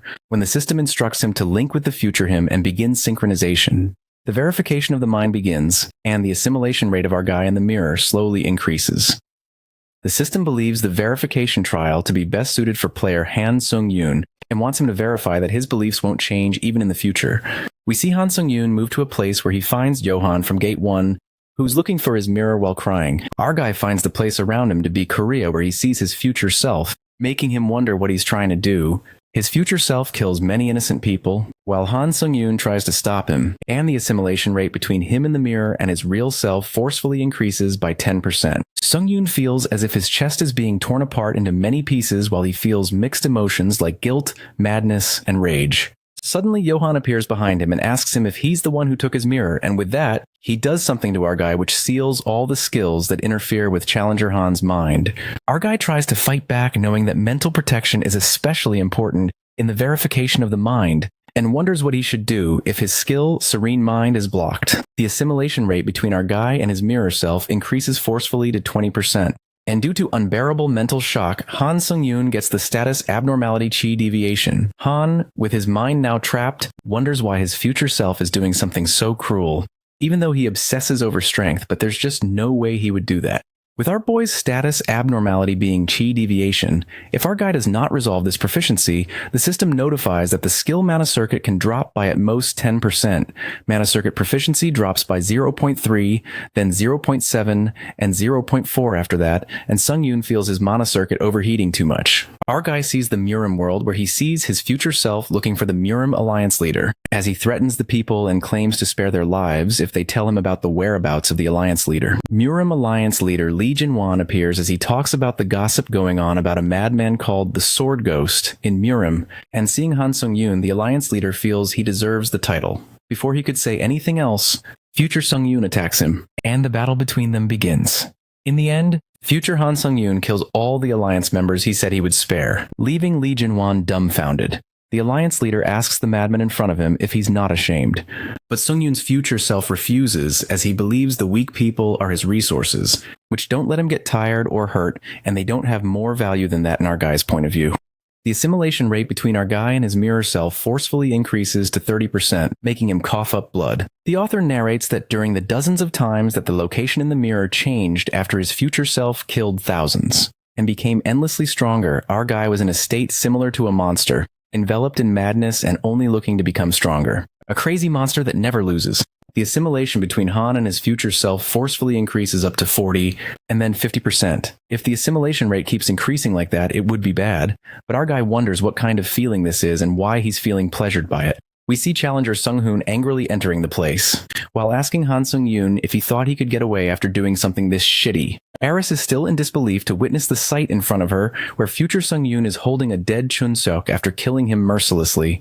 The president of the Hunter Association questions our guy the reason he's willing to kill innocent people for the sake of getting stronger. But our guy finds the question rather silly, as he states that he's simply killing others for him to get stronger. Kim Sung-hoon reminds our guy that he can control lightning and furiously warns him to be prepared to die as he attacks him. Sung-yoon considers the fact that Sung-hoon is not an opponent to be underestimated, and smiles as he can. Kill Sung-hoon by splitting him in half. Eris is traumatized to witness this, while she screams at Han Sung-yoon, telling him to get it together. The real Sung-yoon, on the other hand, is struggling to find a way out, as he knows if he makes a single mistake, he's going to get devoured by this bastard's mind. Even 50% synchronization is making him feel like his mind is splitting, and with that, our guy decides to find a way out before it's too late. The synchronization rate increases up to 60%, and skill mana circuit proficiency drops by 0.1, then 0.5, and lastly by 0.2%, while the assimilation increases to 70%. Our guy starts giving up since he's not able to hold on much longer as the mental shock is too much for him. And he can't differentiate between pain and pleasure anymore. Sung-yoon slowly sulks in deeper, but then he remembers Johan's High Priest's mirror filled with divinity, which is a mirror imbued with divinity every single day by the High Priest Johan. Our guy activates the High Priest's mirror, and a divine barrier protects him and gets rid of all mental corruption of a certain level, with status abnormality and energy deviation now being undone. Han Sung-yoon successfully breaks through the trance he was in, and has now accomplished Mind of Steel, with his stamina being increased by 1. Our guy proves that his faith has not changed, and verification of the mind has now ended. With the administrator's iron-blooded monarch, White Crane Swordmaster, and Fallen World Soldier relieved to see their challenger is okay, the god of verification is satisfied with Han Sung-yoon's performance, and would like to meet our guy as he forcefully summons him to the divine region. Our guy is confused, but is notified that the god of verification uses divine power on the Tower of Trials for temporary authority, and the administrators can now no longer watch their challenger. The Tower of Trials permits summoning as long as the player is safe. And with that, our guy enters the divine region of verification. The god of verification ascends as he questions our guy, asking him who he is and why does he feel divine power from him. Sung-yoon stares at the god, but the god tells him not to stare at him like that, and assumes that the challenger sees him as a bundle of light anyway. The god finds it strange to see our guy in real life and asks him if he's a divinity copy created by the tower, but our guy seems to be clueless about it when the god tells him it's the administrator he's talking about. The god asks if our guy is a being who obtained divinity through a contract in the tower, and Sung-yoon lets him know that he's not an administrator, rather just a challenger. The verification god lets our guy know that he possesses a divine power that is solely his own, and finds the tower getting interesting in his absence. Ranting about how the tower system realized that they cannot create the real thing using divinity copies, but in order to create a real one, they have to use an apostle of a divinity copy. The god learns that challenger Han Sung-yoon is no normal being. Sung-yoon, on the contrary, is in confusion as he thinks about how the god makes it sound like he's done something amazing.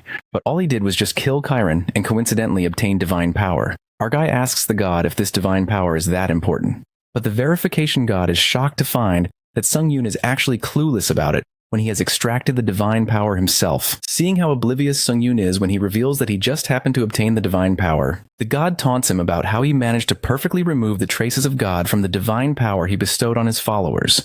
The god reveals that extracting Karen's divine power was no coincidence, and he can sense that there is a clear cause and effect which makes him certain, considering how the Tower of Trials has such high expectations of our guy. Our guy is shocked to find that out. And the verification god regrets telling him that because he was not supposed to, and the tower is engaged now. The verification god bids farewell to Han Sung-yoon and lets him know that he will be watching him. But our guy still has some more questions to ask, as he asks what happened to his future self, and what this divine power and effect the god is talking about. Suddenly our guy feels a stinging pain in his head, and the god realizes that he has seen too deeply into his future self. Because when you look into that void, the void also looks back at you and is always looking for a chance to pry into our mind. With that, the verification god warns Sung-yoon to look out for that, and breaks it to him that he will soon return to where he came from. Sung-yoon wants to talk more, but the god has no choice since the tower is a difficult being to deal with for any god, and reveals that if our guy visits the Temple of Verification later, he may be able to answer some of his questions. Giving one last piece of advice, the verification god tells Sung-yoon not to trust any god because they will now consider him their enemy.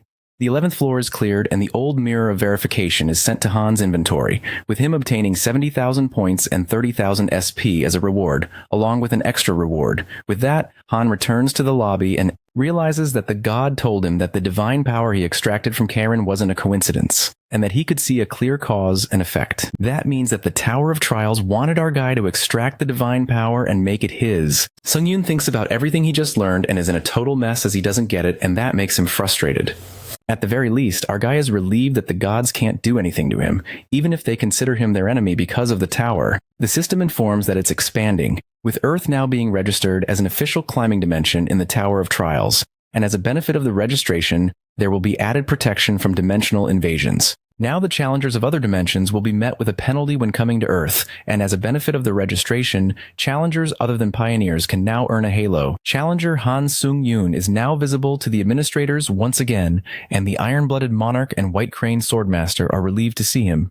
Our guy first smiles, but then remembers the verification god's words about the administrators also being a kind of divinity, which makes him skeptical if he could trust them or not. Sung-yoon realizes he can't trust anyone at this point and finds the situation shitty as hell. And with that, he enters the world of Iron Blood. The administrator, the Iron-Blooded Monarch, when trying to show her concern, is welcomed with an attack by Sung-yoon, who asks her if all of these administrators are working with the tower in order to use him. This makes the Iron-Blooded Monarch realize that our guy is still affected by the verification of mind. Han Sung-yoon blindly attacks the administrator, the Iron-Blooded Monarch, while she tries to calm him down, telling him to get it together. But our guy isn't ready to listen, as he reminds her of the relationship between the administrators and the tower to exploit the challengers. The administrator defends herself while she explains that it doesn't make sense, and reminds Han to get a grip. Sung-yoon wonders why she keeps telling him that, since he believes that he has it totally fucking together right now, and launches an all-out attack. The Iron-Blooded Monarch tries to stop him from doing that because her house is in the way, but it was too late. This makes the administrator lose it, and it's her turn to show her strength now as she attacks Sung-yoon. After a while, we see Han hanging upside down, tied with ropes, as he apologizes and lets her know that his sanity has now returned so she can untie him. The administrator assures him that she will untie him, but she's worried the next time our guy visits, her house will evaporate. She believes that the Sung-yoon she witnessed when he claimed that he had it together showed the remnants of the abyss that hadn't been completely removed yet, and became permanently fixed into his personality. Even if our guy becomes twisted, that's another version of him. Therefore, she thinks his suspicion of the administrators was not completely fake either. With that, she decides to make it clear that nobody can read the intentions of the tower, and that goes for the administrators as well. Sung-yoon doubts if the tower expects something from him, but Iron Blood is positive that there's no way. And after cutting Han's rope, she tells him from what she knows, and that is that the tower has never shown its will to a challenger. Therefore, the fact that the tower expects something from one challenger doesn't make any sense for her. But seeing our guy's doubts, she gets an idea that he must have heard something from someone. Sung-yoon lets her know about what the verification god told him about the tower, expecting something from him. And the Iron-Blooded Monarch hence realizes why our guy had such doubts in the first place. The administrator repeats what she said earlier about her being a subordinate of the tower, and is glad that Sung-yoon is enjoying the tea, and reveals that it's made from the urine of a black dragon, which makes our guy gag as he spits it out. Our guy suddenly remembers the god of verification also told him that the administrators are beings who earned divinity copies through a contract with the tower. Iron Blood gets what Sung-yoon is saying, but she declares that she can't really tell him about divinity copies right now. And it's something, even if he doesn't want to know, he will find out quite soon. Sung-yoon has one last question about Iron Blood's earnest wish she mentioned before, and reveals what the White Crane Swordmaster told him, that it's a right that the tower grants to the administrators, and that you can fulfill what you want to accomplish through the challengers who sign disciple contracts. The red-eyed administrator looks pissed that her fellow administrator told Sung-yoon everything about an earnest wish.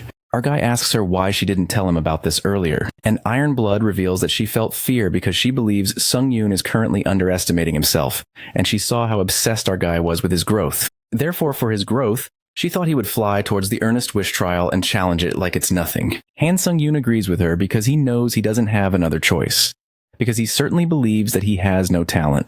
The administrator wonders what his definition of talent is, but she warns him that he will soon learn just how much our guy is underestimating himself. In addition to that, the red-eyed administrator also reveals about the 12th floor trial, and with that our guy returns to the lobby. The author narrates that talent is an attachment of which you cannot change, as it's a gift given by the sky and is separated into 3 aptitudes in the world of hunters: skill acquisition, stat increase, and trait enlightenment.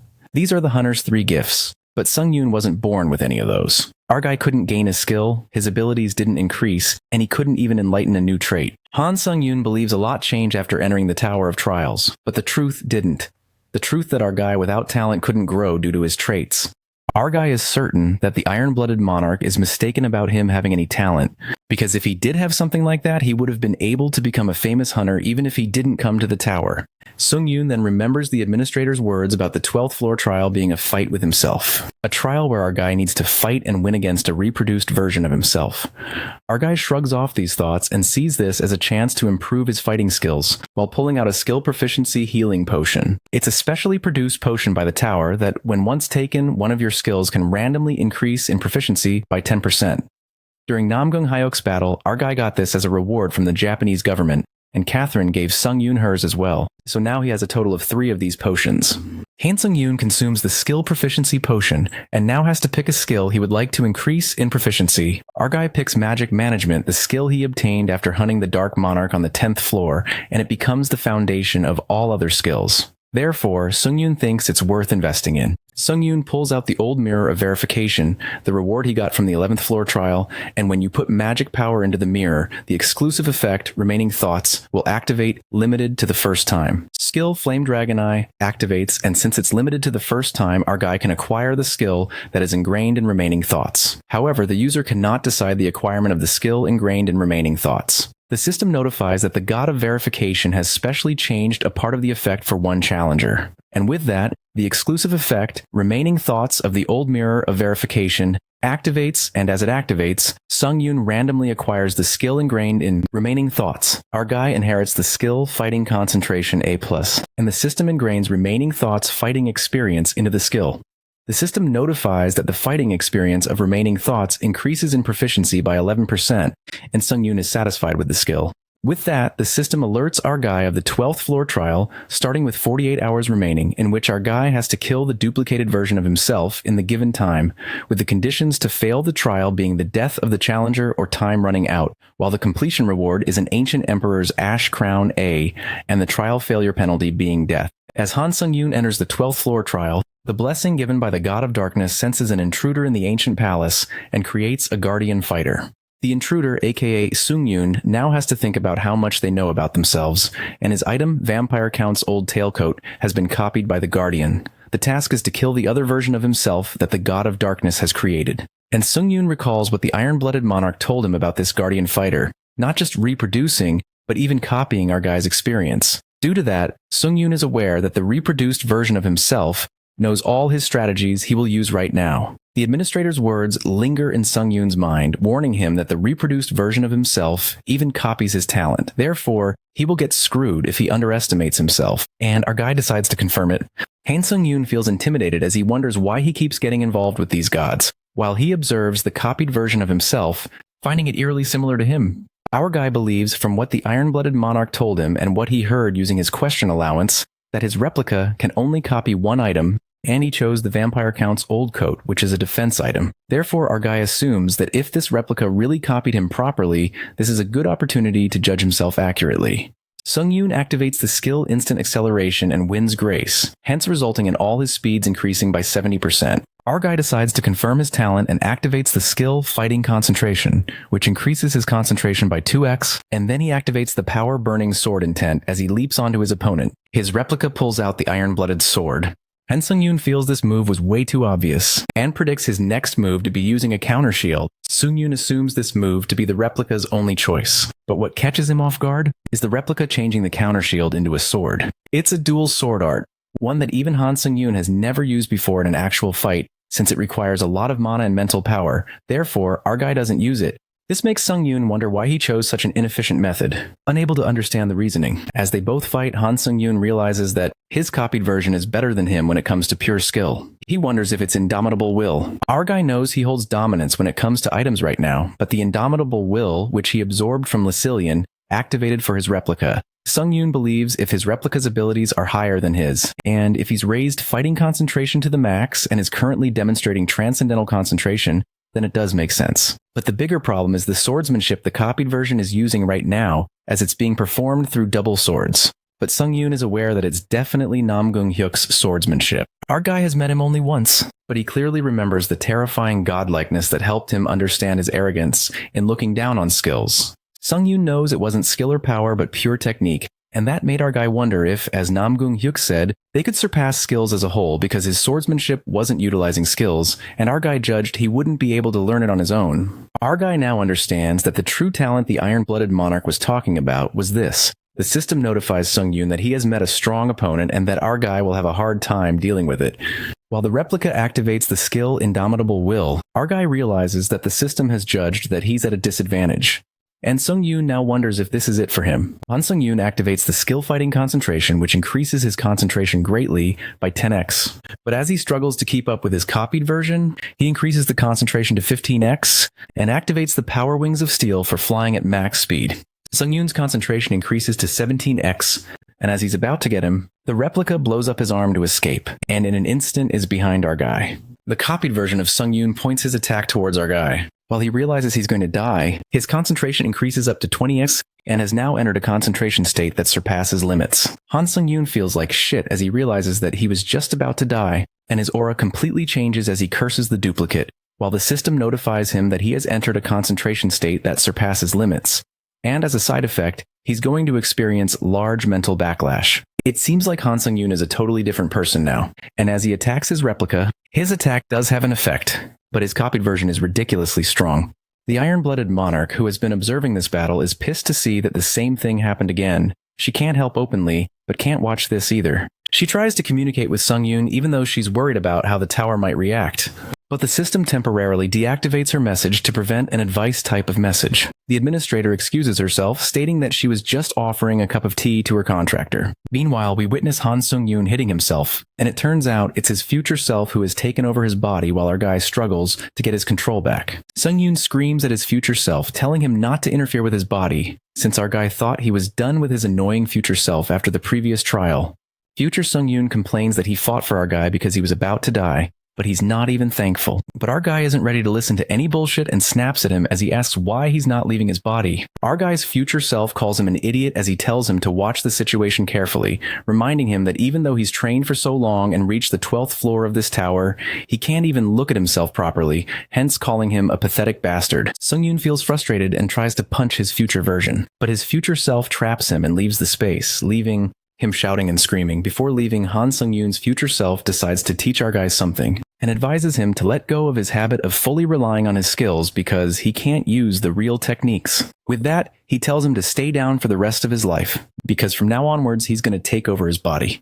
Returning back, our guy's future version continues to fight, and as soon as he felt that he's getting a hang of it, the administrator Iron-Blooded Monarch sends an item to him, a product of the Black Dragon. Our guy struggles to take control of his body back, and tries to drink the product of the Black Dragon. As he does that, The real Sung-yoon returns back and takes control over his body as he announces that he's back. Our guy realizes that while the other him was fighting, he definitely felt the feeling of letting go of his tendency to rely on his skills, because Sung-yoon believes if the replica can do it, so can he. And with that, his concentration increases by 20x. The acceleration of Han Sung-yoon's thinking and his lunatic ego is rising up again since he, who has entered the acceleration of his intact thinking, could finally feel it. An enlightenment in a moment that seemed to last forever. Our guy believes he has to throw away all his reliance on the skills he has collected until now, because he needs to empty everything and adapt. Sung-yoon gets rid of common sense, stubbornness, and finally empties himself of all imagery altogether. The system notifies that due to independent enlightenment, proficiency of magic management increases by 10%.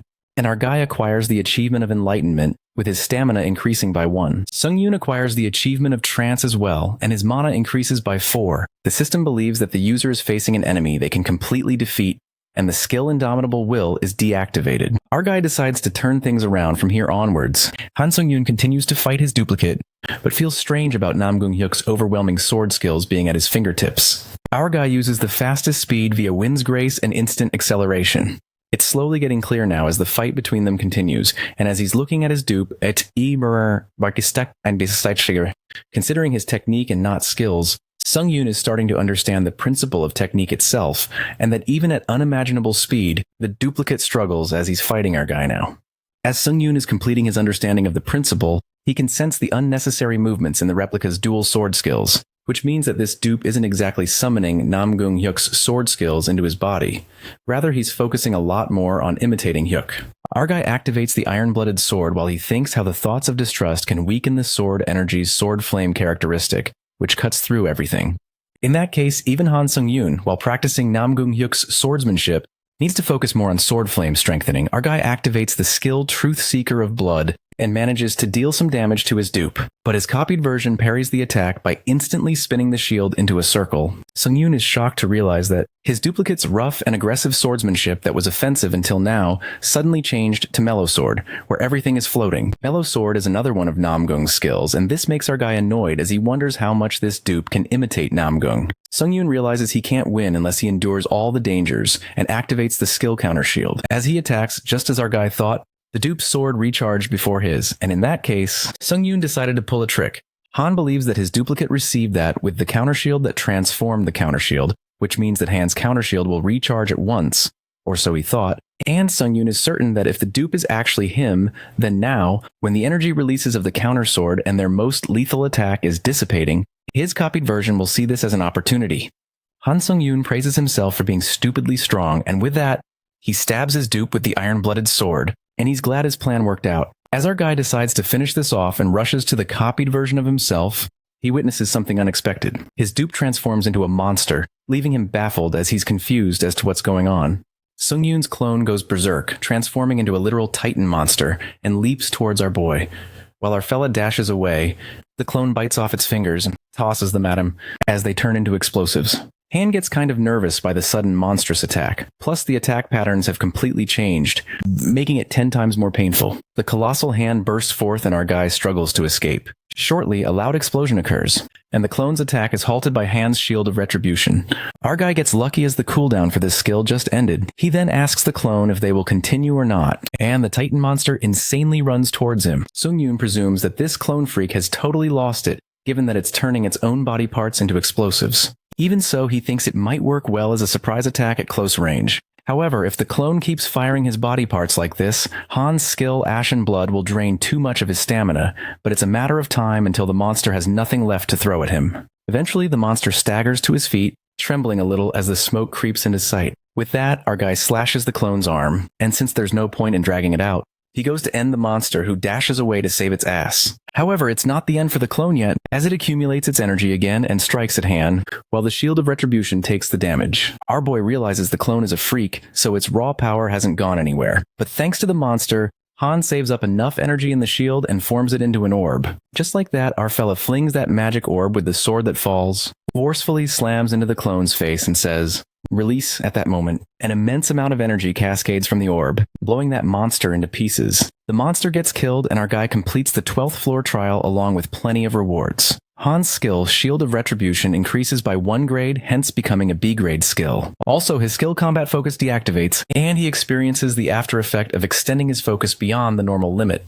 Our poor fellow spurts out blood, but thanks to his Ashen Blood skill, he gets healed instantly. He did have a hunch that this skill could overcome the after effects of the combat focus skill. Our boy realizes that without the skill Ashen Blood, he would have never gotten this far.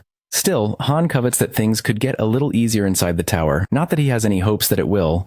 Suddenly he notices his clone's dead soul looming and finds it intriguing. He's interrupted by the admin, Lord of Iron and Blood, as the connection restores since it was deactivated to exchange unfair advice. The admin grumbles at the restriction placed on her for merely treating their contractor to a cup of tea. To be clear, that cup of tea was a black dragon's essence that increases immunity and mind clarity.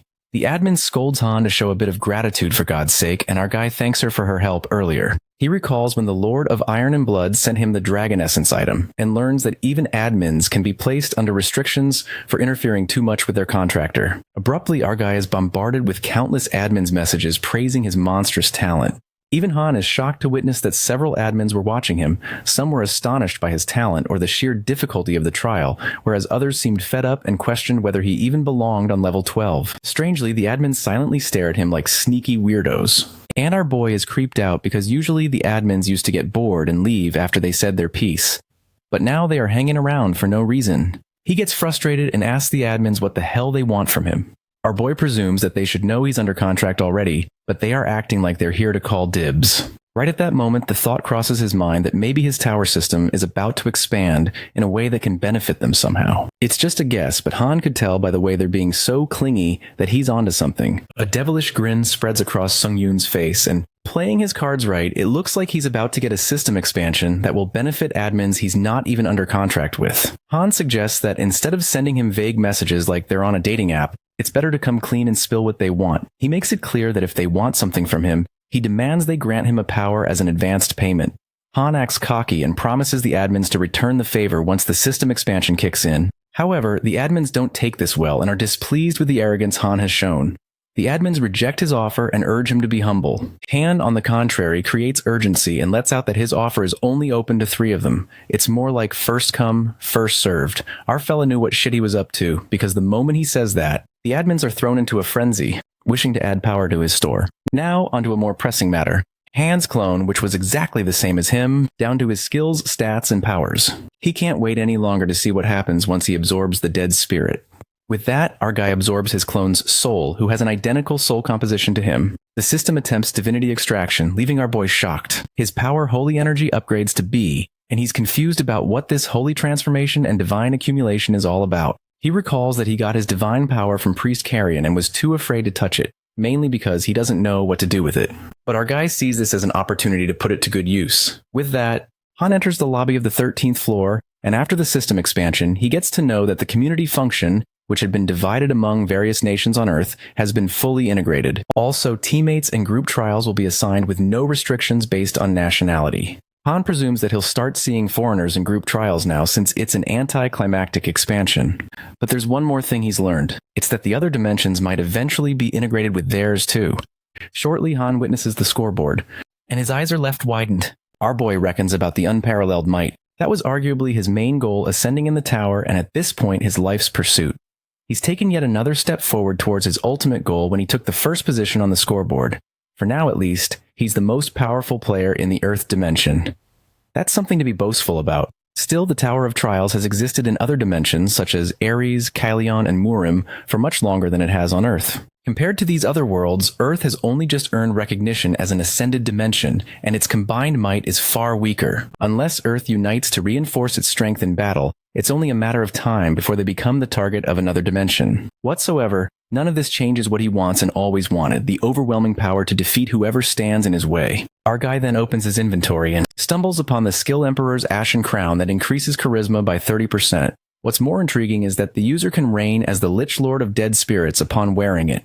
Since it's a high-grade item, Han thinks it's powerful. He then proceeds to the bonus clearance reward and acquires the skill Last Stand that nullifies serious wounds that would otherwise prove fatal, but uses up 88% of stamina. This skill leaves Sung Yoon utterly astounded because it literally lets him cheat death, albeit only once. While the cooldown time of a full week isn't exactly ideal, it's barely a penalty considering what the skill does. Han smirks because, on top of all regular rewards from the last trial, he still has new powers extorted from the admins. He then opens the list of powers and chooses patron powers. Our fellow comes across 3 skills. Given that these are some good C-grade skills, Han doesn't ponder much and purchases these 3 skills. Soon after our guy purchases these skills, the admins begin to pester him and eagerly bid him to remember their patronage, making him hella annoyed. He then presumes about the clone's dead soul he absorbed earlier, and is shocked at how that divinity extraction process kicked in without warning. He vividly remembers the moment divinity extraction activated. He could sense a potent force that wasn't there before settling into his heart. A light emerged from within his chest, and Han understands this is what holy energy really is. But then, he tests out his powers in the lobby, only to discover that there's not even the slightest difference in his powers. All this holy energy seems to do is make his body glow. He concludes that there are no special abilities or anything. Sung-Yoon ponders how the priest in the 11th trial used it to heal and boost their weapons, but he failed to do that either. Our guy fumes with anger because he got his hopes up high for nothing, which makes him even more pissed. Han tries to calm his anger by taking deep breaths and to avoid that asshole from coming out again. But speaking of the devil, the admin White Crane appears and offers our guy to train him in the use of holy energy and invites him to her admin area. Our fellow respectfully passes, and White Crane is shocked by his blunt rejection, asking why he refused her offer. Sung-Yoon assures her that he'll come to her if he needs help, but for now he wishes to see how far he can go without it. The White Crane understands Han's resolve. To be honest, holy energy isn't Han's priority right now, and at that moment, the thought of Swordmaster Hyuk crosses his mind. Our guy gets determined to focus on whatever makes him stronger in this moment. At least until he kills Namgung Hyuk, there's not even an inch of doubt in his mind that Hyuk will be back. Now then, Han proceeds to check the admin powers he has purchased and activates Divine Sanguine Heart style, when suddenly he's enfolded in a dark, monstrous aura. Our guy couldn't comprehend the feeling. It's as if he's been transformed into some kind of killing machine. A sudden jolt of power rushed through him as he could feel his blood pulsing. Our guy expresses this is exactly what he needed, but then things take a drastic turn. Han's clone materializes in his body in pain. Pinching his cheek, his clone calls him a greedy bastard and questions if he'd let him have all the fun to himself. On the other hand, our fella is thrown into turmoil as he wonders what the fuck is even going on. His clone, that asshole of an alter ego, manifests in his body at the same time as him. That's never happened before. Abruptly, the asshole makes Sung-Yoon grab the sword and holds another sword in the other hand. This way, they both have a duel, self versus self, and our guy calls him a moron because if he dies, the clone dies. But Han's clone's cockiness is at its peak and calls him a moron instead. The clone bastard grins evilly and lets out that it's pretty obvious that if he can't have it, then no one else will. Our guy is stuck in a tough situation since he needs to fight himself again, and he hardly blocks the clone's sword that clashes with his. At that moment, Sung-Yoon's blood aura that he summoned through the Divine Sanguine Heart style gets absorbed into his sword. And this was more than perfect timing. Han's sword is charged with a sanguine demon blade and grabs the blade to pour out blood. Our boy's sword clashes with the clone's sword, and in the next second, he stabs the sword right into his chest in order to use the blood aura to sweep that bastard alter ego out of his body. The sword stabbed into his chest gets cloaked in his blood while our boy screams in pain. However, the pain was worth it when the conditions to unleash the true power of the Sanguine Demon Blade were completed. The item name changes into True Sanguine Demon Blade, the skill is enhanced to grade A, and the sword blade is imbued with a unique effect of blood phage. The blood phage clots are created, and to find out what it really is, Han activates Fireworm's Eye and learns that this effect allows the user to absorb the blood of an enemy killed using the Sanguine Demon Blade. What's amusing is that our fellow can mark up to 3 skills onto the sword. In fact, it won't cost anything to use them either. Since Han has unleashed his full potential as a sword flame user, to be more exact, Han comes to the conclusion that this item might have the best growth potential out of anything he's come across so far. With that, the 13th trial commences with the objective to fight as a team and kill the vampiric count in the given time limit of 14 days. The clearance reward for this trial is a book of skills. Our guy isn't happy about another mass trial. Given the past experiences, group trials haven't exactly been all fun and games. Nonetheless, Han is intrigued by the reward book of skills, guessing an A-grade reward makes up for that slightly. Just like that, Han enters the trial, and the system unlocks the map, marking the city occupied by vampires and priests who have infiltrated the city under vampire occupation. Han anticipates that they're supposed to rescue some priest, which is frustrating, wondering why the hell they can't just march into the city and slaughter all the vampires. He earnestly desires to do this the quick way since destroying a city single-handedly is easy work for him. In the meantime, all the teammates arrive, and a boy Tarkovsky realizes that the system expansion was for the mass trial. As the two members, Fabled Ninja and Clock Tower Sorcerer show up. These names sound familiar to Sung-yoon, and he recalls that they're all top-ranked players on the scoreboard. Wait. The sorcerer takes a glance at the place and says, "This place reeks of blood." Well, it would be a surprise if it wouldn't, because what they witness is a brutal annihilation of people on the dining table splattered in blood. It appears that the vampires had a veritable feast. Right at that moment, the evil-looking vampires creep up on the Clock Tower Sorcerer. While the old man gets panicked, stiffened, the vampires confess that they killed those people, and now the dessert course has served itself on the silver platter, referring to the old man. The vampires lunge at the old man, but Tarkovsky and the ninja guy emerge in the meantime, slashing those vampires to pieces. The ninja recognizes Tarkovsky and lets out that he's from Russia's #1 guild. The Russian guy clarifies he had no intention of hiding it. The guy reveals himself to be Andrei Tarkovsky, the leader of the guild Carpe Diem. The ninja guy introduces himself to be Sachio Michimoto, an S-grade hunter with the Japanese Hunter Association. Andrei figures out that Michimoto is more of a celebrity than he is, certain that everyone has heard of the only S-grade hunter in Japan. Sachio gets flattered and hopes that Andrei is ready to rumble, revealing that since vampires can sense the death of their kind, they'll be swarming them any minute now. But the sorcerer assures them that it's not a cause of concern because he cast a barrier in advance to prevent any signs of struggle from escaping this room. Michimoto wonders who this old man is, and he reveals himself to be David Taylor, a humble mage who serves the clock tower. Sachio is impressed since the clock tower is the greatest magic tower in the world, while Andrei deduces that David is no less than an archmage near retirement. But it's unfortunate that he was summoned in the tower, but David hardly considers it a stroke of luck in his advancing years, and to the well-organized mind, the tower is the next great adventure. Now the only one left is Han Sung-yoon, who reveals that he's a C-grade hunter from Korea. After that, based on what the admin told him, the sorcerer elucidates that even the weakest vampires far exceed C-grade hunters in combat, whereas the vampiric count easily rivals the strongest of S-grade hunters and cannot be slain by simple means due to their ability to regenerate.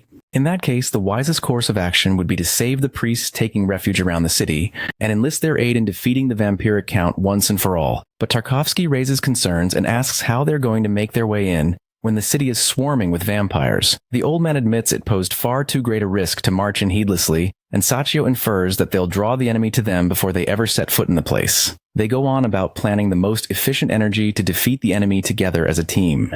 The other teammates infer that if it all goes well, they'll complete the trial within 10 days or so. But this doesn't sit well with Han, as he presumes their bonus clearance reward is on the line if it takes them 10 whole days. That's when our boy intervenes and states that there's a misunderstanding of some kind, expressing that their plan isn't a very efficient way to clear the trial at all. The old man asks Han to enlighten them with a better method, and our fella smirks, since he is going to tell exactly how they can clear the trial in the most efficient manner possible. The Russian player wonders what could be a better way other than the one they came up with. While Michimoto is curious about Han's secret strategy, who's the top-ranked worldwide player? Right at that moment, our boy bluntly suggests that they charge in. Upon hearing this, David thinks his ears fail him in his old age, shocked about his strategy that could get them killed. Abruptly, Han swishes his sword, slashing the wall open, and all they could witness is a large army of vampires that awaits them. Facing them, Han informs his teammates that they just have to charge in, kill everything in sight, and clear this damn trial. Well, our main character is way too conceited to do things his way. Just slash, kill, and win. The vampires sense the humans, and it's their time to feast as the stench of fresh blood lingers in the air. Meanwhile, the teammates spiral into panic and ask Han if he's too eager to drag them all to hell. But our guy doesn't pay heed and tells them to start their operation, kill everything. With that, the vampires lurch at them like possessed freaks along with their weapons. The blood arrows burst forth, but suddenly, one of the vampires warns the others that these humans have a mage among them. At that moment, Andrei gets to know that David cast a mass invisibility, but it's difficult to maintain. The clock tower sorcerer grits his teeth in anger, presuming that somehow with every mass trial, there is always one player who spoils any semblance of teamwork. That's when the stupid old hag suggests that they abandon player Han Sung-yoon and retreat to fight another day. This sounds like literal betrayal and an act of cowardice. While our guy is thunderstruck as he witnesses that the vampires can control blood by default, just like his skill blood prophet. Meanwhile, the vampires are desperate to eat Han, attacking him with their blood arrows. During this, the coward David Taylor and the Russian guy retreat from the battlefield, but Sachio is left to ponder why Han would do something so reckless. Suddenly, the Japanese player stops everyone and screams to look back. It appears to be our guy who activates the skill blood prophet, leaving the vampires in utter shock. The enemies are thrown into turmoil to witness blood manipulation done by a human, when only their kind has command over blood. They freak out because Han's blood manipulation is much stronger than theirs, leaving them baffled. Our guy shows that he's the boss and creates blood arrows that, pierce right through the vampires. Being the real devil, he single-handedly annihilates them and absorbs their souls. Chaos erupts among the vampires, and they believe that Sung Yoon is not a freaking human at all. On the contrary, the mage, David Taylor, watches the massacre, flummoxed by the sight. It stands to reason that one must strategize and fight meticulously in the face of such overwhelming numbers. But he's rendered speechless when he realizes that Han's brutish method proved to be awe-striking. This makes the old man question his abilities, wondering if he just lacks raw might. It is then revealed to us that David Taylor was a high-level battle mage, with a lifetime of experience on the front lines. His renown was only rivaled by his intellect, as his capacity for advanced strategizing earned him accolades inside the Tower of Trials, where he blazed through a series of trials to become a high-ranking player. As always, he had devised a brilliant plan to clear the 13th trial. It was apparent that his plan was an optimal strategy for the trial, and yet our guy tramples his perfectly devised strategy by suggesting that they just charge in. The old man could see the arrogance of youth making fools of them all. According to him, there can be no solution to a problem without a premeditated plan. But Han Sung-yoon meddles in with his attacking idea to kill everything in sight to clear this damn trial. In the present, our monstrous hero slashes through the vampires like child's play, while Andre and Michimoto gaze astonishingly since they've never seen anything like it. Just then, the Russian guy thinks they're long past the point of plans, and suggests that it's best to support Han from the rear instead. Sachio also agrees to this. David, on the contrary, thinks rationally, although he can't deny that Sung-yoon has exceeded their expectations in terms of raw power. However, their enemies comprise legions capable of occupying an entire city. Hence, no player can hope to defeat them all single-handedly. The old man admits that there have been countless hunters with unimaginable might in the past, and yet there is a reason why it's conventional wisdom to form a party. No matter how strong, one faces myriad variables in the heat of battle. He concludes that for one player to take on every fight alone is nothing short of arrogant folly. On the other hand, our guy relentlessly slashes the vampires when, shortly after, he's grabbed by a bunch of them. Abruptly, Han's arms swelled like an air balloon, and at that moment, the swelled arms explode, making the vampires fling away with brute force. It appears that our fellow used the skill body explosion and thinks it's a pretty good skill, except for the cost. Nonetheless, he also feels the urge to constantly use his recovery items, given the countless enemies' attacks. The vampires are hopping mad and call Han a meddlesome mortal scum for daring to interfere with the blessings of the god of battle himself.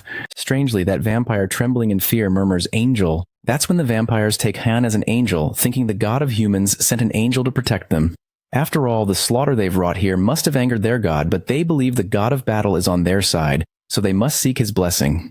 Even our boy is baffled since he never knew vampires were so easy to fool. At that moment, a giant vampire smacks his weakling dumbed out fellow and asks them to look at Han, who's panting like an old hag. He makes the fellow vampires realize that Han ain't no angel, but a mere human. The vampires gain their courage and take their chance to strike Han. But our fellow throws an Uno reverse card when multiple soul orbs are stuck between his fingers, making the vampires wonder what the hell that is, and munches them like a snack. In response that it's probably their friends and family, he gulped down. A sudden surge of power reverberates when our boy absorbs the souls of vampires, restoring his stamina. He also restores the magic energy from the dead vampires. A devilish grin takes over Han's face when he expresses that he can do this all day and jumps in for round 2, for another feast. Han brings out his pure monstrous side and starts annihilating the vampires like phantom wind. Meanwhile, Sachio and the others are watching Han fight at a distance. The Japanese boy is left astounded and learns the reason Han's #1 worldwide, expressing that he's never seen anyone dominate like that in an all-out brawl. Even Andre agrees with him, and he notices that Han's growing stronger with each enemy he lays out, with no sign of fatigue. Andre and Michimoto make their decision to fight with Han Sung-yoon in the battle, since sticking with that guy seems like the best bet. On the battlefield, our guy absorbs the dead souls of vampires like free lemonade to repeatedly replenish his stamina. Even Han is shocked to see the raw numbers alone and thinks it's better than when he absorbed his clone's dead spirit. Smirking, our boy reckons that if he can get his hands on the vampiric count, this trial might pay off after all. In the meantime, the admins shower our hero with praise, remarking that he's more devilish than a demon. He's satisfied that at least he's keeping the admins entertained. After all, there's no harm in staying on their good side. Our guy is then interrupted by his teammates while he thought they went to rescue the priests. Sachio lets out that they owe him an apology, and from this point on, they've decided to follow Han's instructions. Even Andre apologizes for questioning Han's judgment, admitting he was foolish to do so.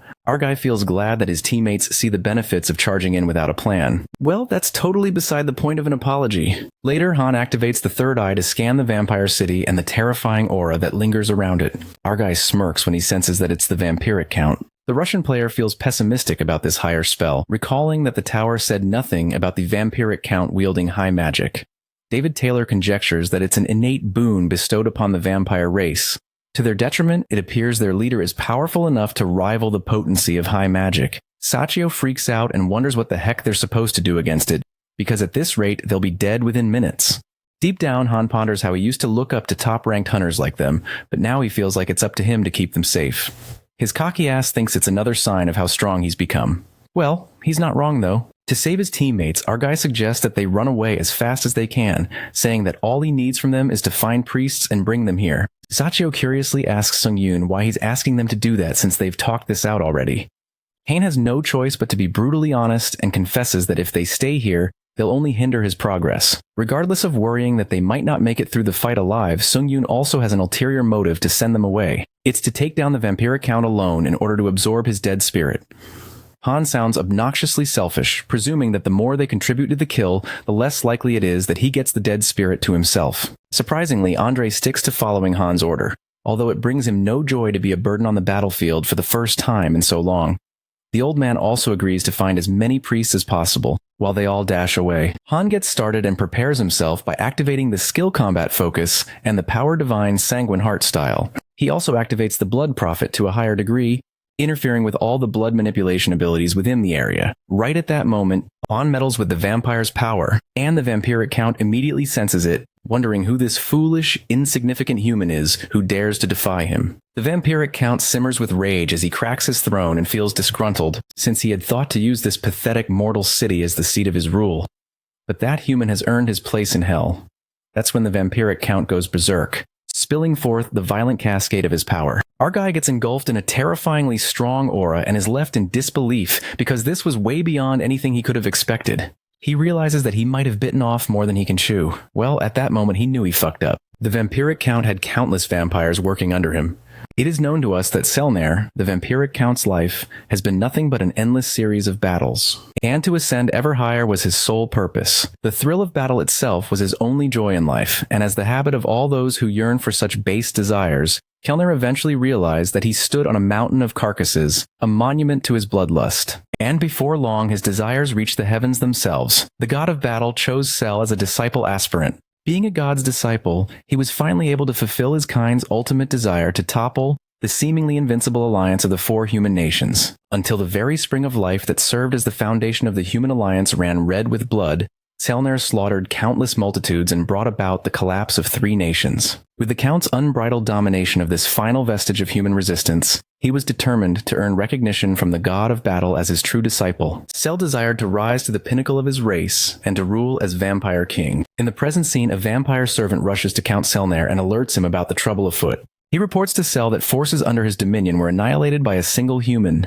To be blunt, it is a veritable slaughter down below. The Count is left staggered since he already took care of all pathetic fools who proclaim themselves heroes of the human realm, wondering what nation still stands that would send yet another meaningless death. The servant trembles and informs Sel that the human was not sent but rather appeared out of the blue. The Count angrily munches on vampire soul orbs, thinking they're grapes, and is mad at the fact that this interloper dares to put his precious minions to the slaughter. He calls this preposterous and lashes out at his useless peons. Selnair finds it impossible for any human to evade every last one of the eyes under his command and appear at the heart of this city. The servants beg their lord to compose himself, but the Count seethes with anger, since with the fall of this last human bastion, Nair would have ascended as a true disciple of the god of battle, but now his cause stands on the brink of ruin. This makes Sel go stark raving mad. His pride is deeply hurt because of a pathetic human who has the sheer audacity to meddle in his affairs. His nearly achieved plan to seat his rule in this mortal city gets disrupted. The overwhelming blood manipulation power explodes across the whole city, making it rumble. Meanwhile, Han thinks he's screwed up. The explosion bursts forth and Han scampers away. Now his only option is to let the city fall and save his teammates. He eventually finds the teammates, and as the violent energy nearly engulfs him, Sung-yoon protects his teammates with a shield of retribution. However, the shield barrier cracks due to the overwhelming pressure. Our guy uses all his strength to block it and manages to hold out for a few moments. Abruptly, the shield of retribution shatters, and Han goes crashing down with brute force. Our guy is slammed into the ground when his teammates rush towards him. Our guy asks them if they're okay while Sachio lends him a hand, and David lets out that they're unharmed thanks to him. Even Sachio agrees because if it weren't for Han weakening the blast from the front, none of them would have made it. They thought they were done for. At that moment, the Count himself makes an appearance, astonished to find out that these humans survived the onslaught. Selner supposes it was no mere coincidence that his minions were massacred at their hands. The Count frowns and picks up on the situation, assuming that Han, a pitiful weakling who barely still breathes in the rubble, is guarded by 3 still standing, who are clearly his superiors. Nonetheless, Kellner uses blood manipulation to create a sword, and calls humans worthless mortal insects, adamant to tear them apart limb from limb. The teammates shudder with fear. And that's when Sung-yoon steps in, asking them to stand back and affirming that he'll take this one by himself. Andre suggests that they retreat for the moment if Han insists, but the Count makes it clear that they're not going anywhere, not permitting them to come and go as they please. In a flash of a moment, Selner zooms towards them like a bolt when he notices our guy standing beside him, unfazed and stiff. The Count realizes that it's the human who was half buried in the rubble. While Cell freezes in sheer shock as he couldn't take his eyes off Han, who stands there fearlessly, our guy asks the Count if he's heard the words, "Be careful what you wish for." Our guy smirks cheekily and claims that he's going to make Naya regret everything he just said. The Count is triggered by his boastful words and calls him an arrogant fool, as the vampire boss soars towards Han. Our guy also leans forth with his swords and rips that vampire into pieces, just like Nair said he would. Our guy slashes the vampire boss iconically and quickly commands his teammates to find the priests as quickly as they can. But Sachio Michimoto wonders if it is really needed given that Sung-yoon has killed the vampiric Count already. A feeling of incredulity lingers in the air, and our guy thinks rationally, believing that if they would have cleared the trial, the system would pop up and inform them that the level is over. That's when our guy activates the Dragon Eye and learns the vampiric Count is restoring his body using his regenerative power. While it's stupid to think a disciple plus vampire lord would die this easily. Upon hearing this, Andre freaks out, wondering how the fuck that monster can heal himself after being cleaved into 2, while David panics, since this defies all logic. Meanwhile, Sachio assumes the priests are dead by now. Given the state of the city, it's crumbled. He suggests that they're better off taking him down between all 4 of them, but Han refuses and affirms that he'll hold back the vampiric Count for now. Meanwhile, he orders the teammates to find anything that can help, even if it's just the priest's sacred relics. In reality, Han wants his teammates to go away since the boss is only his to kill. The teammates agree to whatever our boy is saying. Eventually, Selner's body is fully regenerated, and this time he's raging with immense anger, determined to kill that insolent human. Our guy is amazed to see his self-healing powers. Although Han also got similar regeneration and blood manipulation skills, still Selner's seem to be slightly more efficient than his. Whatsoever, our guy presumes that his combat ability is clearly a step above Cell's. Just like that, the vampiric Count dashes towards him, flaring with anger, and attacks with several encroaching blocks created by blood manipulation. Those blocks explode like fireworks, and Cell gets his hopes up high, thinking that little vermin would bow before his superior blood control. However, it turns out Han evades each attack smoothly and emerges from behind, thanking Nair because he definitely learned something from this fight, but the vampiric Count couldn't handle this mockery and screams. Right at that moment, our guy slashes Nair into shreds as the blood cascades frantically. The vampire is mincemeat compared to earlier, but our guy is surprised that he's still regenerating. For a vampire, that's pretty spooky. Suddenly, a realization dawns on our hero when he ponders on the possibility of this trial being designed in a way that, without priests, there's no way to kill the Count no matter what they do. Given the entire city has been dismantled, it would be a surprise if any of the priests survived. In the meantime, the Count regenerates again, perfect as ever. That's when Han rethinks his life decisions because this is less than ideal. Selner snickers at the mortal human's futile attempt of granting him eternal rest. Han's folly amuses the Count, while our guy grins like a demon, wondering how many times he'd have to butcher him before he's finished for good. That chilling grin leaves the Count dreading. He begins to quiver and questions himself if this is fear that unsettles his cold veins. The reality hits him hard, and his pride is shattered to think that the Lord of Vampires is afraid of a mere human. Selner grits his teeth in anger and asks Han not to mock him since he's the future sovereign of all vampires. Meanwhile, our guy thinks maybe slashing the Count a 3rd time's the charm and rips him to pieces again. As he's slashed piece by piece, Cell screams in agony and tells Han that he will not subjugate him with mere pain alone. Our guy is persistent as he keeps slashing him, while the vampire lord laughs and states that it's of no use. He mocks our fella, saying that he's no true hero, and clarifies that nothing he does will end his reign. Nonetheless, Han keeps up with his slashing count as it continues, and Nair keeps blabbing that mortals like him will soon reach their physical limitations, and it will not be long before sheer exhaustion brings him to his knees. But the vampire lord is left in disbelief when he notices that even though Sung-yoon keeps slashing him relentlessly, he hasn't exhausted an ounce of his magic energy. The Lord wonders if this human is truly the hero of legend, while our fellow rips him apart for the 8th time. At that moment, Han unlocks the achievement Battlefield Maestro and generates a skill, Torturer's Wiles. After that, Han wonders if it's sliced or ground meat. Meanwhile, the Vampire Lord is scared shitless when he runs for his life. Convinced that this human is nothing more than a pure monster, the vampire retreats for the moment, but things take a drastic turn when our hero catches up with him in the blink of an eye. Reminding the Count of making him regret everything he said, Han's true monstrous side has taken over, and he summons his sword, muttering that he won't allow him to come and go as he pleases. The Count calls him a petty worm and warns Han that he's going to pay for this. That's when our guy mercilessly rips him for the 9th time, and the Vampire Lord begs him to cease this meaningless bloodshed, proposing an unconditional surrender. Selnair, the disciple aspirant, accepts his inevitable fate and agrees to grant whatever conditions Han names. The Count begs to spare him, agreeing to give him any treasures he desires, but Han Sung-yoon, like a chainsaw, continues to slash the Vampire Lord, who begs him to end his suffering as he cannot endure this for all eternity. Cell realizes this human ain't no hero but a blood-crazed murderer. Our guy tells him to die already because he's sick of his yapping and regenerating again and again. That's when an idea flickers in his mind, and Han smirks like a devil. Han calls the Vampire Lord, who bows before him, and our guy states a way for him to escape this never-ending torture. Selnair asks him what he must do, and our guy activates the Shield of Retribution. A large cross strikes the ground, and it appears that he can convert the shield into another form. He calls the cross the training dummy of retribution, and orders Kelnair to hit this thing until he tells him to stop. Han tells him to hurry if he wants to end his suffering. The Vampire Lord walks toward the cross, pondering that from beginning to end, the series of events that reduced him to this pitiful state are entirely beyond comprehension. The poor vampire is scared to death to imagine what's to come. With neither a warning nor an omen, this murderous human butcher appeared out of nowhere and single-handedly massacred the greatest army of vampires ever assembled. With that, the Vampire Lord starts hitting the cross, thinking that maybe it's a test from God. Since nothing makes sense to him anymore, Chelnair gets convinced that it is indeed a test. Given the very notion of a human possessing the power to control blood is absurd to begin with, he assumes that it was rather God's will to test the slack and resolve of his vampiric followers by sending this demonic herald, Han, as the savior of vampire kind. Kelgnir manifests the idea that this is God's way of testing his will. Meanwhile, the Shield of Retribution takes all the damage as Kelgnir continuously strikes it. That shield cross is now able to release all gathered damage.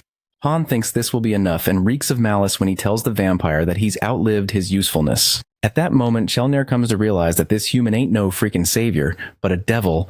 Our guy comes up with a plan to end the Vampire Lord for good, to disintegrate Kelgnir's entire body until there's no flesh left. He encloses Kelnair into the Shield of Retribution, and hurls the Sanguine Demon Sword right at the shield to release all the damage. That's when a big explosion occurs, and death flashes before the Vampire Lord as he stares in horror. The blast crumbles and rattles the whole place, shredding the vampire into the tiniest bits possible. With that, Han finally completes Trial 13 and wins the Book of Skills. He also gets rewarded with plenty of points. After that, our guy smiles at his milestone since he killed an immortal all by himself. He absorbs all the blood that Chelnair left behind with the help of the blood phage effect to absorb the blood of an enemy killed using the Sanguine Demon Blade. With that, Sung-yoon absorbs the vampire's blood with the Sanguine Demon Blade, inscribing the Marked Skill Blood Strengthening into a blood phage slot. Our guy activates the Marked Skill Blood Strengthening of the true Sanguine Demon Blade, and the blood moves at the flick of his fingers impeccably. It turns out that our hero can now control blood even better than the Count himself could. It's almost like he's the vampire king that Selnair so desperately wanted to be. Han iconically controls countless blood swords that linger in the air. And personally, he doesn't get a bad feeling about this. Our boy smiles briskly, and the only downside is that he looks like a supervillain. Well, I almost thought he was one, right? Soon after, Han absorbs the vampiric Count's soul, and divinity is detected in his soul. His power, holy energy, activates, and the divinity gets extracted. Our boy remembers seeing the divinity extraction when he absorbed his clone's dead soul. He can now accelerate the growth of the power holy energy. A bright light descends upon Sung-yoon, and he didn't realize at that time, but the condition for extracting divinity is whether the dead spirit he absorbed possesses holy energy or not. Given that the low-level vampires didn't have any divinity for him to extract, Han can only extract divinity from enemies with a similar level of holy energy to him. Our guy realizes that there's so much he's unaware of. Just then, the judgment process for extracting the power begins by absorbing a dead soul more powerful than the user. Han feels biased about this because there's no way the vampiric Count was stronger than him. But our guy presumes that it's not hard to guess what the standards are. He speculates that the system probably evaluates dead spirits with links to beings like gods and angels as superior to others. Nonetheless, the skill from the vampire's dead soul is extracted and Han gets the power Faith Harvest. While our guy wonders what this power is, he's interrupted when his teammates find him along with survivors. Sachio lets out that the priests were using their protective blessings to keep the people safe, hence there were more survivors than expected. The survivors spring with joy when they get to know that the vampiric count has been defeated by a lone warrior and believe that Han must be the hero of legend. They thank their lord for sending a hero in their hour of need and delivering them salvation. The panel detects a potent faith towards Han through the power Faith Harvest. Our guy glimpses at this wholesome moment when the survivors shower him with their faith. Han presumes that misguided faith is also counted as faith after all. Nonetheless, our fellow smirks since he's definitely not the one to pass up an opportunity. He then activates the skill Charisma and his presence becomes larger than life and his influence on others grows. Still, Han believes that he's not lying to them about anything, and that's how he unlocks another achievement. At least I didn't lie. Using Faith Harvest, the faith gets harvested from the surrounding area, and the power Holy Energy activates, generating a myth based on actual outcomes and believers' faith. At that moment, the myth Vampire Slayer gets generated. The holy power is imbued with the effects Anti-Revive and Anti-Demonic. Our boy puts an end to the vampiric count's infinite resurrections, which explains the effect Anti-Revive and Anti-Demonic that comes simply from slaughtering every vampire he came across. Han finds it interesting and apprehends what this whole myth accumulation thing is about. To put it simply, his power, Holy Energy, seems to be fusing with new faiths that he harvests to create these myths, essentially using one power to create more. Judging by the way Han can feel all this untouched Holy Energy draining out of him, it appears that activating a myth uses up the reserve of Holy Energy inside his heart.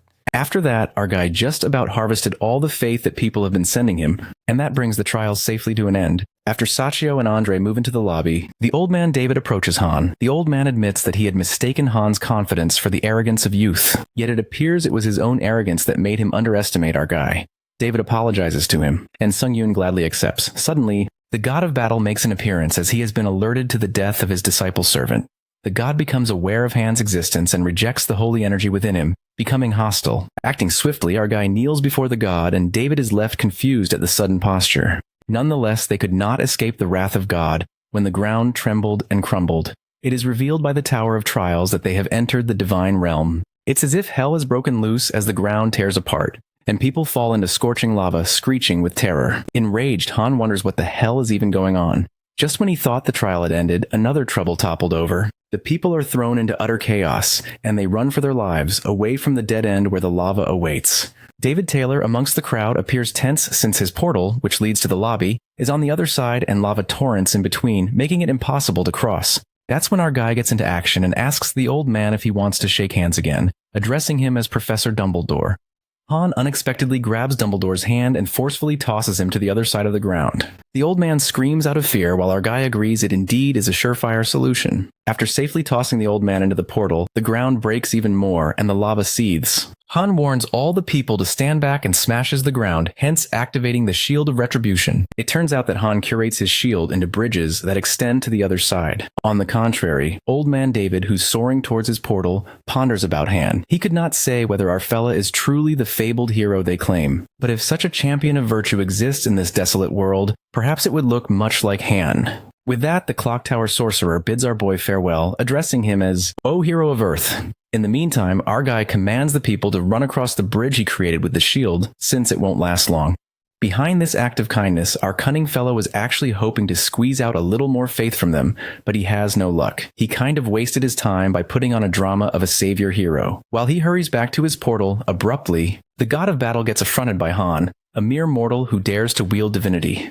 That's when an overwhelmingly crushing pressure is felt by the humans, and their heads explode, splattering blood everywhere. Han's eyes snap open in shock upon witnessing such a horrific sight, a reckless massacre. The god of battle warns Han, the pet hound of the tower, that he's crossed the line. An unsettled rage flashes across our fella's eyes, and he responds that the god himself crossed the line too. Our guy makes it clear that as long as he's under the tower's protection, it won't do anything good to keep messing with him like this. He then proceeds to go into the portal if the god has nothing better to say.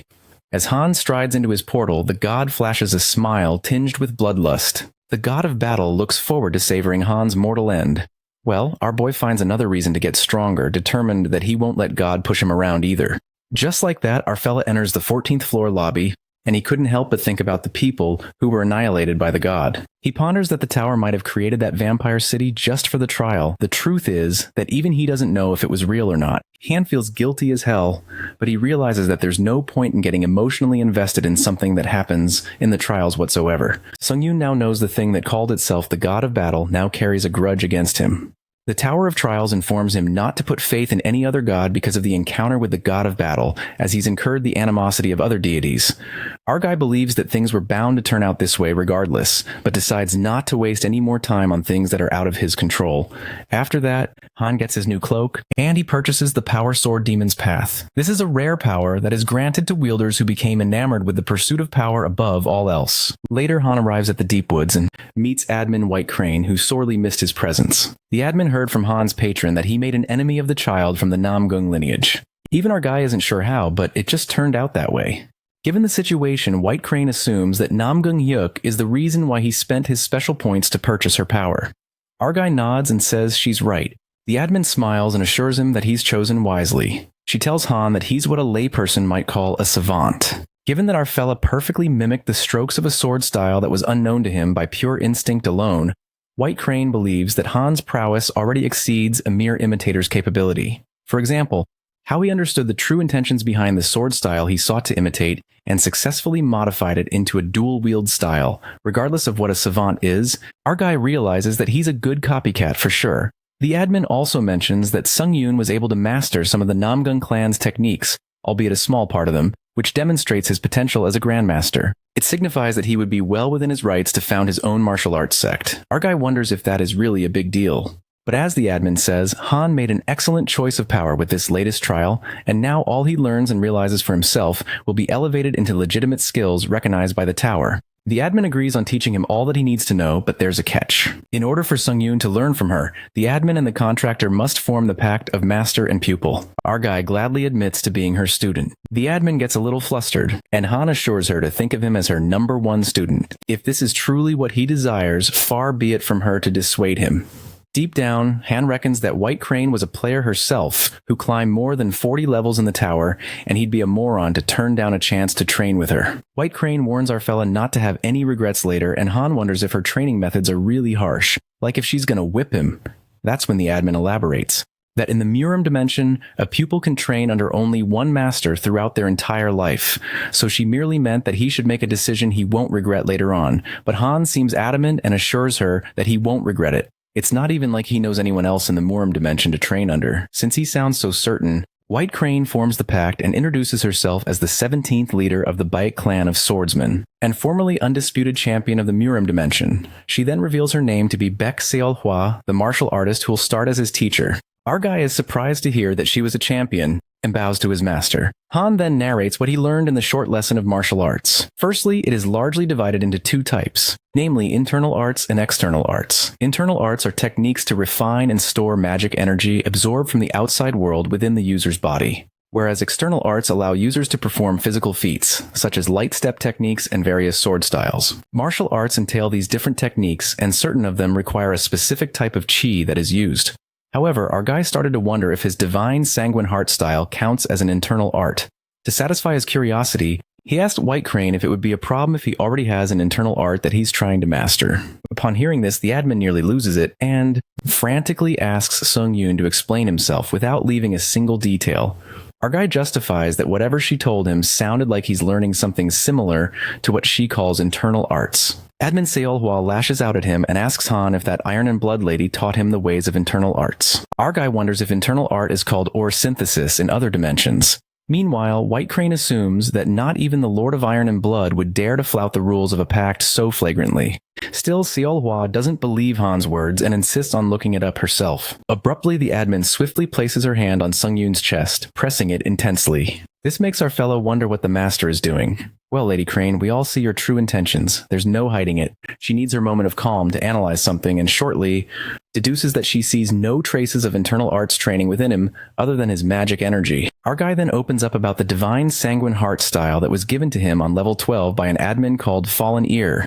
Not to mention that he lured those admins into giving him powers. Plus, activating this power enhances his combat sense, so he's been using it since then. Seolhwa Baek spits out her anger as this was clearly misunderstood. She explains to Sung-yoon that this power was granted to him by the tower, not an internal art, though it was once an internal art mastered by his sponsor and then converted into a power. After that, our boy awkwardly asks the master to switch to literally another position, and it is at that moment she realizes that she crossed the line and dashes away, becoming a blushing mess. She justifies that she got too hasty to confirm her suspicions, that she lost all sense of decorum. While our guy lets out that he wasn't complaining, however, Seolhwa appears to be rather displeased by it all. She expresses her rage, saying a filthy mud of the blood demon cult has no right to defile him with such a lowly art. Upon seeing her reaction, Han gets reminded that this admin really isn't as fluffy and innocent as she looks. After that, White Crane clearly gives her pupil a warning that he'd better not be learning any internal arts. She asserts that Sung-yoon already has a way of amassing magic energy without mastering internal arts, and those he does master through his powers will allow him to cycle through a variety of internal arts without conflict.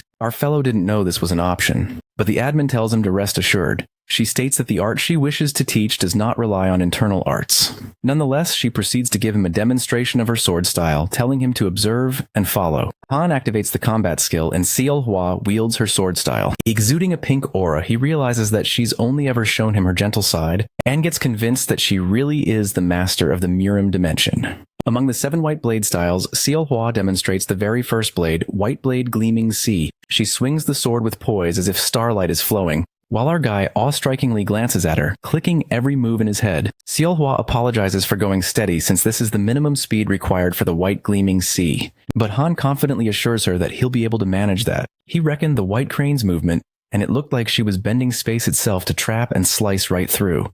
With that in mind, he wields the sword, imitating exactly what the admin did. Our guy asks if he did well, and White Crane is left wide-eyed, wondering what in the 7 blades was even that. It is then revealed to us that in any era or dimension, gifted savants have always existed. Their kind possesses a natural aptitude for learning that allows them to achieve far loftier feats than most.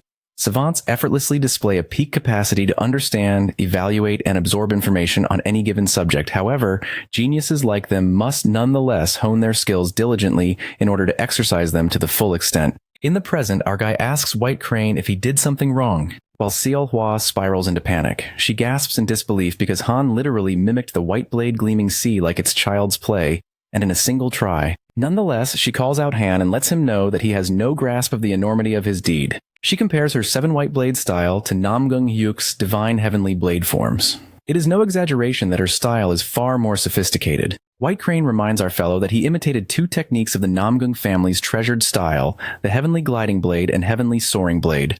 They too comprise a part of the divine heavenly blade forms. Seolhwa states that her transcendental art is composed of complex principles that grant dominion over space itself, and yet Sung-yoon emulated her White Blade Gleaming Sea on his first try with considerable ease. With one demonstration, he performed the very same technique almost flawlessly. Upon hearing this, Han is hit with a shock since Seolhwa calls them fundamental concepts, but it doesn't feel easy to grasp. Lady Crane accentuates that Sung-yoon is the savant of intuition. It's because of the innate intuition that he uses to comprehend its essence at a glance. She admits that it's rather unheard of. While our guy doesn't get a word she's saying, Seolhwa makes a shocking revelation, muttering that it should take only 1 day for him to learn most martial art techniques. Every martial art style has its own principles, which a pupil must study in order to understand and absorb the style. Furthermore, since our fella has no use for any theoretical lessons on principles, it turns out that he can simply see and replicate a technique as he pleases. However, the Lady Crane still trains him in the use of magic energy. After training, our guy narrates that he mastered as many techniques as he could, including body, light step, and empty hand techniques. But the most useful among them all was the 7 white blade itself. Among them are the White Blade Gleaming Sea, a technique that defies evasion by bending space itself to cut through the target. White Blade Piercing Sky, a stabbing technique used to penetrate through an enemy's defense. And White Blade Spacefold, a defensive technique that distorts the space around the sword. With that, the training session comes to an end, and Han expresses gratitude for his master. Lady Crane is glad he's calling her master, and our boy takes his leave. She thinks he's going too soon and assures Han to stay as long as he'd like. But he leaves, saying that he has a feeling that he'll be back. After he leaves, Seolhwa is over the moon and smiles sneakily as Han called her master earlier. She's also certain that he'll improve at a dizzying pace with diligent training, given his natural talent. After a while, our guy enters into the 14th floor lobby and feels guilty since he couldn't master all 7 techniques of the White Crane style at his current level. In the meantime, he's been making the most of the skill Demon Slayer style and improving it whenever he can. But when it comes to Master's Seven Blade style, or Namgung's divine heavenly blade forms, it's just not strong enough to incorporate these new styles. For this reason, our fellow decides to make a new skill with his Power Sword Demon's Path that allows users to develop unique sword-based skills. By activating Ironblood's sword and combat focus, Han has managed to improve the divine heavenly blade form and the 7 white blade styles by dual wielding. But neither of them are close to being promoted into skills. Later, Han recalls when Xiaohua granted a clue about a skill that can only be created with a solid basis of recognizable structure. Our guy thinks of modifying White Crane's blade styles into a base style to use the heavenly blade forms on top of it whenever he wants. At the same time, he keeps in mind the principle behind dual-wielding swords, namely, that a strong offense is the best defense. Countless sword strokes traced gleaming arcs with myriad thoughts racing through the expanse of his mind. And then, after a thoughtful process, he creates a new skill, Hybrid Origin Blade, with outstanding effects. It adds supplementary buffs to techniques of both component sword styles when wielding swords. Our guy is surprised to see the skill, and while he does like the sound of added buffs, he supposes that it could have been better. That's when Han opens the inventory and stumbles upon the book of skills he got from the 13th trial. This book allows a user to obtain a grade B skill. With nothing to lose, our guy decides to give it a try and flicks the pages. Eventually, a skill Blood Spirit Demon Blade is generated that imbues the user with demonic energy, and upon using this, the unique effect Double Strike is activated to double the effectiveness of the technique. To make it stronger, Sung-Yoon uses skill synthesis, merging the skills Hybrid Origin Blade and Blood Spirit Demon Blade. That's when the skill Demonic Origins Blade is created. Just like that, Han enters the 14th floor with the trial objective to hunt all monsters in the lake within 7 days of the time limit. He faces an enemy that exceeds his level, and Han activates the skill Indomitable. Upon entering the floor, things take a 360-degree turn when our guy encounters Namgung Hyuk, who's been waiting for him. Given that he awaited Han, he annihilated all the trifling monsters on the 14th floor on his behalf, yet he never showed. Hyuk thought he came to the wrong place, but his enemy showed up just at the right time. They both grin diabolically like freaking maniacs, making it obvious that they have been waiting for this moment to come. Our guy goes all out as he activates all the skills, and they both leap towards each other, charging their swords. The battle between Han Sung-yoon and Namgung Hyuk begins. Our guy uses Sword Flame, which leaves Namgung in utter shock as he wonders how he's using it. Sung-yoon asks him if he's already surprised because he has a lot more to show, and with that he kicks him after being able to make a cut on his cheek. Sung-yoon's improved skills and techniques surprise Namgung to the core, but he doesn't show it.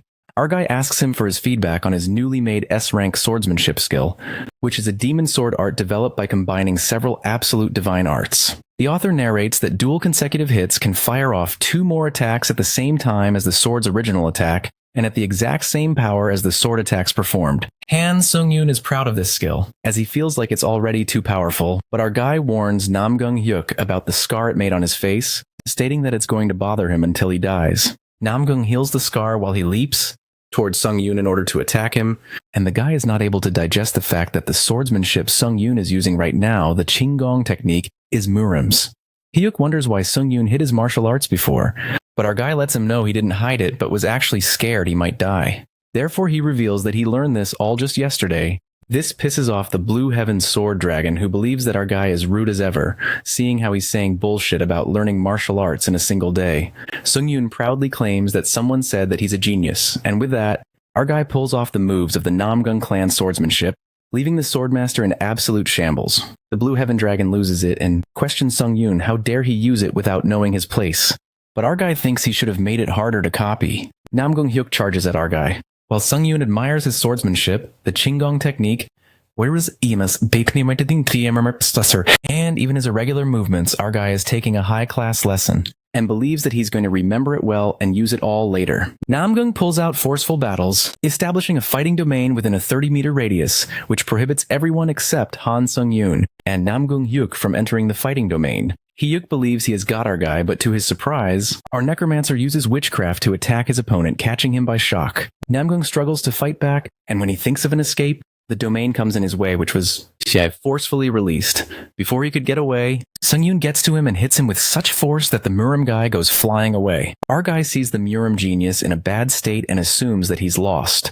But to his surprise, Namgung Hyuk laughs out loud, which makes Sung-yoon wonder if he went crazy. Meanwhile, Namgung admits the fact that Sung-yoon learned martial arts and got strong in such a short period of time, although he doesn't know how. The Muram guy finds it fun, as he believes that even if our guy uses the tower's witchcraft, he will acknowledge that, and along with that, he pulls out a stone. Han Sung-yoon swings his sword as he wonders if this guy actually thought he would let him do this. The floor-invading penalty relief stone is consumed by Namgung before the sword could hit him. A huge light appears as this is happening, and after a few moments, we see Namgung Hyuk walking out of the light as he questions Sung-yoon. If he ever wonders why he's called a Blue Heaven Sword Dragon, Sung-yoon believes he's cooked as he lets out a nervous laugh. Namgung Hyuk walks in furiously and believes strengthened sword chi isn't something a bastard like Sung-yoon should witness, as he states that our guy should consider it an honor. Sung-yoon's flashback takes us to the time when the White Crane Swordmaster was telling him the use of chi, which is basically the concept of using magic powers on your sword. It's a technique that adds properties that interfere with the laws of the sword itself, while the sword flame is a stage where you can add another one of those properties. Strengthened sword chi is the next stage, a type of ultimate essence that allows you to flexibly utilize the surrounding magic power as well. Back to the present, we see Sung-yoon in disbelief,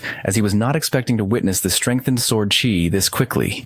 And to his surprise, this skill is ridiculously strong. The sword's reach rapidly increases, and strengthened sword chi makes it difficult to even approach it. Plus, the strengthened sword chi's strong yet flexible movements all are irregular and threatening, as if the sword is turning into a living dragon. Our guy realizes that he underestimated Namgung and remembers about the sword enlightenment when he was listening to the White Crane Swordmaster's teachings. Sung-yoon felt that Muram's masters got to skip a few growth stages throughout their enlightenment. Seeing Sung-yoon tensed up unlike before, the Muram guy taunts him while our guy regrets not finishing this with full power as soon as he started, because he's aware that it's going to get messy now. Han Sung-yoon activates the Authority Heavenly Blood Cultivation Art, as he warns Namgung to prepare himself since he's going full force. As Namgung Hyuk is approaching towards him, Sung-yoon utilizes White Sword Fold Emptiness, leaving the Blue Heaven Sword Dragon in utter disbelief as he wonders where else did Sung-yoon steal martial arts from. The Muram guy is confident that all struggles are worthless in front of strengthened sword chi, while Sung-yoon activates the skill, fighting concentration, hence increasing his focus by 20 times. Our guy manages to sneak up behind Hyuk, but ends up damaging his gut badly. And before he could even get up, the Muram guy mercilessly attacks him. Luckily, Han manages to dodge the attack. Our guy is surprised to see Namgung's strengthened sword chi adjust to the White Sword Fold Emptiness, and with that he activates the skill Ashen Blood. But before he could even use it, the Blue Heaven Dragon kicks him with all his strength, making our guy go flying back. The intense hit to the ground makes our guy cough blood out while Hyuk doesn't plan on sparing him and attacks him again. Han withstands that powerful attack, and this leaves the Muram guy in utter shock because he didn't actually think our guy would be able to fight him evenly. With that, the Swordmaster decides to finish this off as he strikes the sword towards our guy who's not ready to give up. Not yet.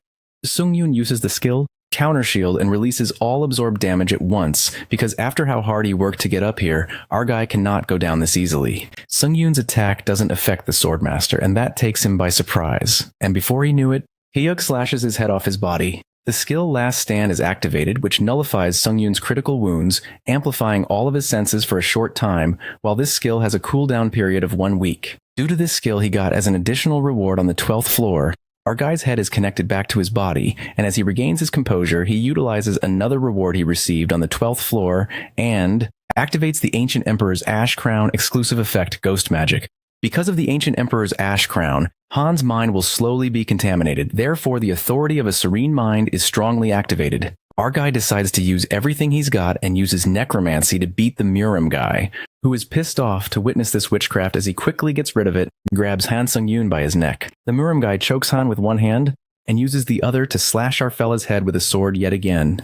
But before he's able to do that, his body starts trembling and he can't move. Abruptly, Hyuk collapses on the ground, while our guy reminds him about what he told him about the scar on his face. The scene flashes back to Hyuk's past, where we see a little Hyuk standing with guilt in front of his parents, whereas his father is shouting at his mother, asking her why their son can't even do basic moves and doubts if the kid is truly his blood. Meanwhile, the purple-eyed kid feels that he enjoys conversing with his sword, and one day he meets his grandfather for the first time, who finds him developing a path of the sword before following any fixed moves. The grandfather thinks his grandson is a genius, and from that day onwards, Namgung was raised by his granddad, the contemporary Sword Supreme, and as a result of that, the Muram kid began developing dangerously in an unprecedented manner. After getting stronger, Namgung proudly goes to his father to let him know that he's dealt with the blood cult who were traveling in disguise. The poor son expected his father to praise him, But instead, his father tells him to devote himself to cultivating his heart instead of slaughtering and insults him. This leaves a deep scar in Namgung-hyuk. Back to the present, we witness the ancient emperor's ash crown being destroyed after its durability has been fully utilized. Namgung lays groaning in pain and tells our guy to end it, but Sung-yoon sits across from him, finding it fascinating that originally they would have never met, but two different people of different dimensions had a battle like this. Sung-yoon admits the fight to be painful, but it's funny that our guy felt fun while fighting. Our guy believes if they both had been friends, they would have shared their achievements and accomplishments instead of fighting like this. And this leaves Namgung first shocked and then in disbelief. He can't believe Sung-yoon still has such thoughts while climbing the tower, and decides to tell him something fun. The Murim guy reveals the reason why he stopped climbing the tower and invaded the dimension. Wasn't just to enjoy murdering our guy, but because after gaining divinity, he became enemies with a certain god and felt a threat to his own life. According to him, the chosen ones inevitably have to deal with divinity. And the moment they do, they have to face gods in various forms. The Swordmaster lets Han know that he will soon have to deal with divinity. But if he climbs the tower with that stupid mentality, then even with divinity, our guy won't be able to prevent the gods from destroying his Earth. Han Sung-yoon, after hearing this, refuses to agree as he believes this will not happen because those who try to destroy the base of his life will all be killed by him.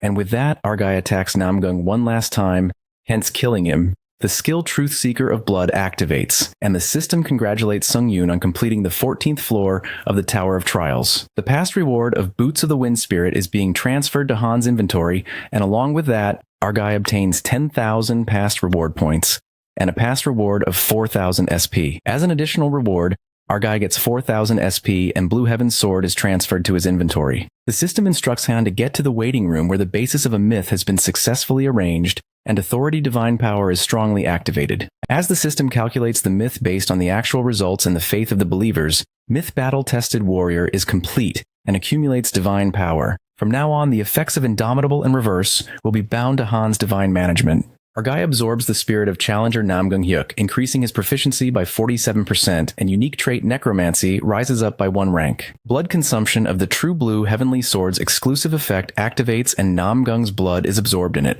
causing the item to grow to A rank. The system notifies Huck's blood being absorbed, engraving the skill Strengthening Apprehension into the blood consumption exclusive slot. Our guy believes he's got a good one that he can put onto the sword flame as well. And with that, he realizes his clothes cannot be restored. Therefore, Sung-yoon decides to go shopping on Earth. As our guy is thinking about it, the system interrupts him and notifies him that the admin Iron-Blooded Monarch is stating that she has some decent armor that she wants to sponsor to her contractor, and White Crane's Swordmaster states that the contractor's fighting methods are more suitable for martial arts robes. Sung-yoon, after seeing this, goes to the Iron-Blooded Monarch, and is amazed by how the administrator designed her house. As he enters inside, the admin compliments him for his good work, and, to celebrate upon crossing a difficult level, she gives him a present which seems to be like a pendant. Our guy thought she was giving him armor but is cut off when Ironblood interrupts him, and lets him know that once he puts a bit of magic power into this necklace, the armor will naturally equip. The admin warns Sung-yoon to use it outside the tower just in case, and our guy, after thanking her, leaves to meet the White Crane Swordmaster. Our guy greets his master, aka White Crane, who looks disappointed at Sung-yoon not visiting her first. While he apologizes, the administrator wants to ask Han permission to do one thing, and hesitates as she states she wants to do our boy's hair. Our guy, after processing what she just said, feels uneasy because he believes that hair should be done by a hairdresser only, and states that she doesn't even have tools. White Crane Swordmaster reveals that White Sword 7 techniques will be enough for that, and with that she warns Han to stay still if he doesn't want to get hurt. Before Sung-yoon could protest and stop her, his hair is already cut, and to his surprise, the hair looks pretty decent. Our guy compliments his master, who gets nervous but tries to act normal. And after that, she starts shoving Sung-yoon towards the exit while handing him the item that will make it easy to wear the martial artist robes that she mentioned earlier. The White Crane Swordmaster nervously wishes him good luck, and Sung-yoon feels this situation to be fishy. Sung-yoon enters the 15th floor waiting room as the system starts to finalize and the command quest opens. From now on, our guy can receive several quests from the administrators, and the quests will replace personal trials and will be based on the administrator's record of life. Upon clearing the quest, Sung-yoon can receive rewards from the administrator who issued the quest. However, he can only obtain 1 quest per floor. Now our guy realizes why the administrators were being so nice to him. It was so that they could commission him for their quests. But since Sung-yoon has a lot on his plate, he decides to think about this gradually, and decides to take a look at his newly obtained myth. Myth, battle-tested warrior, activates an effect, indomitable, bound to divine management, and when it is activated, our boy's body can act at full power regardless of the state it is in.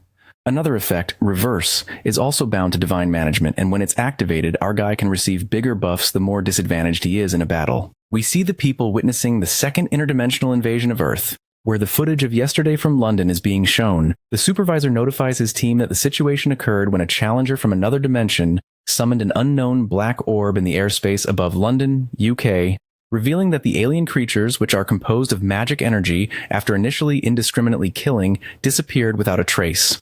While the dimension invader also retreated inside the black orb and has shown no sign of activity since, however, the unidentified black sphere is increasing in size as they speak, leading to urgent concerns over the possibility of another massacre. The supervisor believes if they have any hope to prevent this irrational slaughter, they have to pledge the support of the Korean Hunter Association with all sense of urgency. One of the hunters points out the lack of this urgency during the Shinjuku crisis in Japan and wonders why the association is feeling so generous with its support this time around.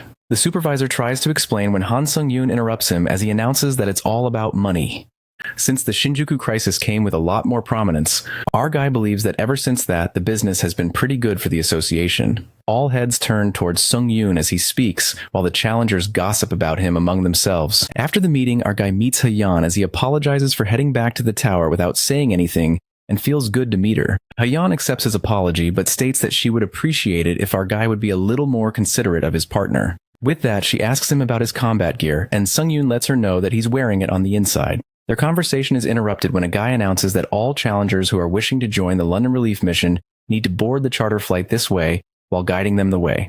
Sung-yoon turns around all ready to board the flight when Hayan grabs him as she reveals she has a better idea. Hayan has a little upgrade of her own from climbing the tower and states that some of the support spells she's picked up relate to spatial manipulation. The black-haired girl breaks it to Sung-yoon that she can now teleport anywhere she would like with the right coordinates, and she even got clearance from the association. Sung-yoon is notified that he's been selected as a target of the support spell teleportation, and he will now be relocated to the coordinates designated by the caster of the support spell teleportation. With that, they activate the teleportation. Meanwhile, in London, we see the magic summons from a day before appearing again as the challengers present. They brace themselves for the second wave, while their top priority to protect is the spire. The senior challenger instructs the rookie to focus on the portal while he fights, as they can't let any contaminants into the portal, or else they all are done for. The rookie freaks out as a monster attacks him, but before it could reach him, it's killed by Han Sung-yoon and Hayan, who appear out of the portal at that very moment. The rookie apologizes for not being able to do a better job protecting the magic circle, while Hayan reassures him and asks him, when did this start again?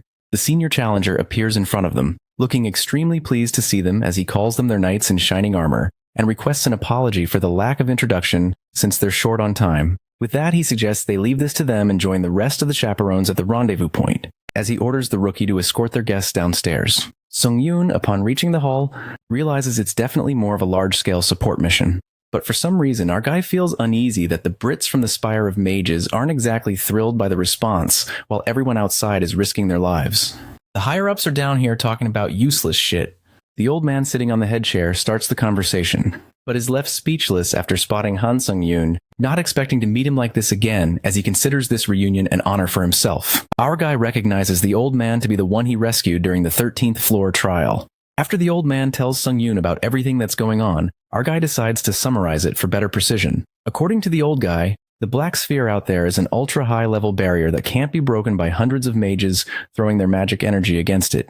Except the old guy was able to break through when it was much smaller, and that's how the first wave was stopped, but it's been impossible to even make a dent in it ever since. The challengers present in the room start gossiping as they are confused about why Elder Taylor, aka the old man, gave his head seat to Sung-yoon. They all are in disbelief, but Elder Taylor believes this high seat is a negligible amount to pay for the safety and protection of the country, and he will even kneel before our guy if necessary, because the rest of them have not witnessed what he did in the Tower of Trials. Elder believes Han Sung-yoon is not a normal guy, and with that, he takes his feedback on the situation, asking for a solution. Sung-yoon declares that there's only one option, and that is that he destroys the black sphere, and everyone is left in utter disbelief as they whisper among themselves.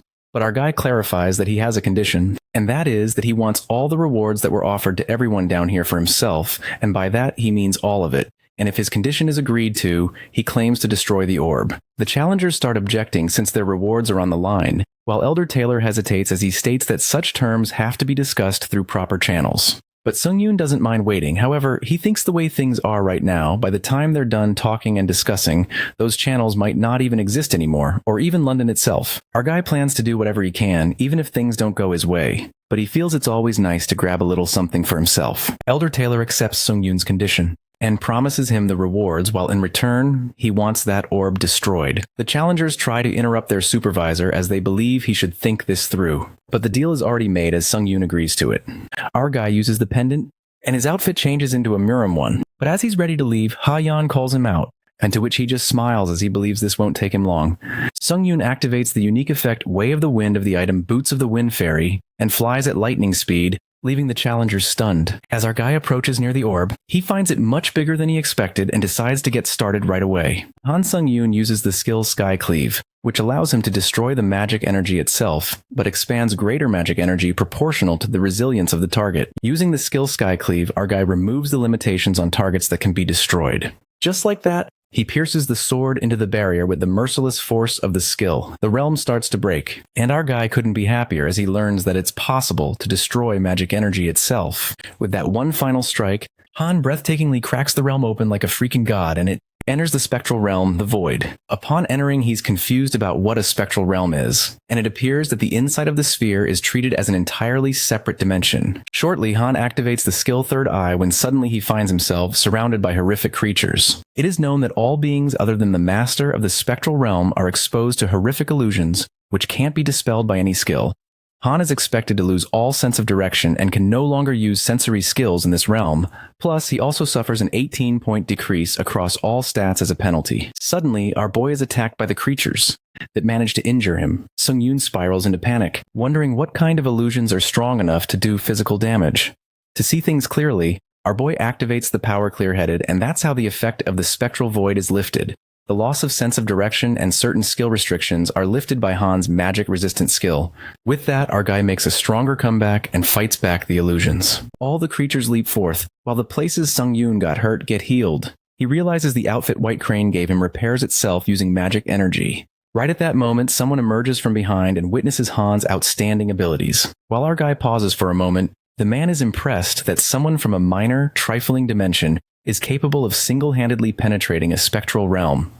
Before that weirdo could finish talking, our guy decapitates him in a heartbeat. The head is sliced apart from his body, and yet that man lets out that it's nothing he hadn't predicted. Suddenly, a blinding light illuminates, and Han activates the myth Comeback Hero, which imbues his holy energy with the effect Indomitable. The magician who got decapitated has his illusions appear everywhere, and he expresses utter disbelief, certain that our boy can't be a disciple. The man is disappointed and questions what God would gain to inhabit such a trifling dimension, referring to Earth. At that moment, Han uses blood manipulation, and the man casts Hex of Invisibility. The illusions become blurry to hide from the enemy, and our fellow's blood power bursts forth, piercing through the illusions. The sorcerer warns Han, saying that he might be a godly disciple, but he's going to regret having the gall to trespass into a sorcerer's realm. Meanwhile, our guy grasps that the one talking is just another illusion. The real body is hiding somewhere out of reach. The sorcerer's illusion attacks Han with Hex of Impish Swamps, says peculiar flying creatures, clarifying that he won't escape death. However, our boy flips the tables when he activates Shield of Retribution and uses it as a bat. Just like that, he swats those flies with the bat, sending them flying. While Han is busy hitting those bugs, he realizes that damn sorcerer is stalling for time. Our guy feels like he can find him. Although this place is bigger than it seems from the outside, it's still finite. He's certain that there's a smarter way of doing this. But to wrap things up faster, he decides to just wipe out everything at once. Just like that, Han releases all the damage accumulated in the Shield of Retribution and activates the marked skill Enhanced Vigilance of the True Sanguine Demon Blood. He uses the unique effect Dual Mirror Strike of the skill. A violent energy bursts forth when our guy strikes the sword, creating an explosion inside the spectral realm. The realm rattles and our boy's power obliterates everything. Hence, the real sorcerer finally comes to light. The sorcerer trembles with pain, covered in blood. The man questions Han, what business does a monster like him have with a paltry dimension such as this one? Our guy is happy that the conversation is on point and bluntly commands the sorcerer to get rid of this black sphere called the Spectral Realm. Basically, Han is asking the sorcerer to destroy his own realm, and the man freaks out, mentioning the amount of sweat and toil that went into creating this domain. But sadly, our guy hates excuses and activates his skill Blood Prophet along with Pain Amplification, which allows the target to suffer harm twofold. The sorcerer has no escaping the tormenting hell and screams in pain. Han assumes that he'd had enough, but the sorcerer's pride is unhindered when he tells our boy that he wouldn't be so callous if he had any inkling of who he is. The man reveals himself to be the future Grand Sorcerer of the Empire, an unparalleled savant of the magical arts. However, our guy doesn't take his bullshit and twists one of his arms, making him go through hell. Our ruthless boy makes it clear that he won't ask again, and the sorcerer begs for mercy, crying uncontrollably. Han then asks him his name, dimension of origin, and his business on Earth. The sorcerer beats around the bush, but our guy isn't interested and warns him to answer his damn questions. The man reveals himself to be Sindel from Ari's dimension, and his mission on Earth was to garner faith from the beings of this world, and asks him what that's supposed to mean. And Sindel humiliates our guy, asking if he came to him without even the slightest knowledge. But our boy starts to lose patience with him and strikes him down with a kick, breaking his ribs. Sindel begs to stop this madness and explains that ancient records found in hidden repositories reveal that wondrous mages and wizards ascended above their mortal limits through their reliance on faith.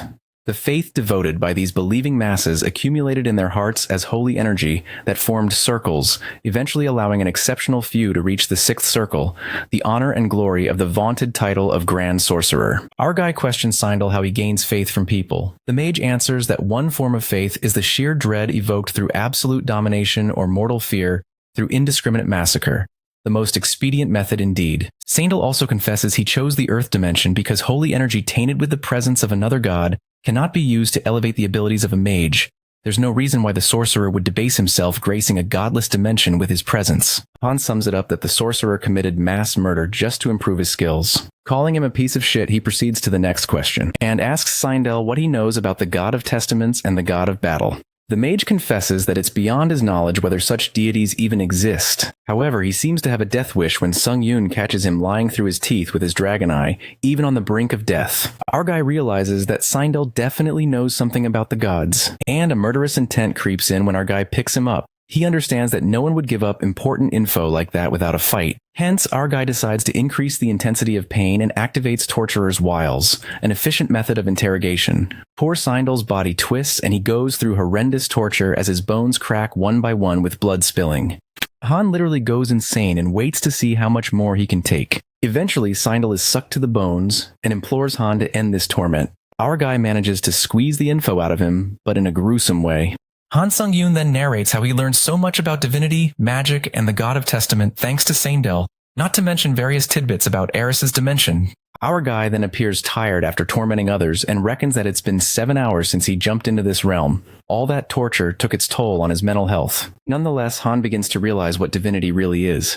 First off, possessing divinity in itself doesn't make one a god. Second, divinity can only be amassed by unlocking a bodily organ for magic, what they refer to as Dantian and Murim in circles here. Holy energy generated through divinity is the purest form of magic energy, serving the user's will with the highest level of responsiveness. In simple words, holy energy constitutes magic energy in its true essence.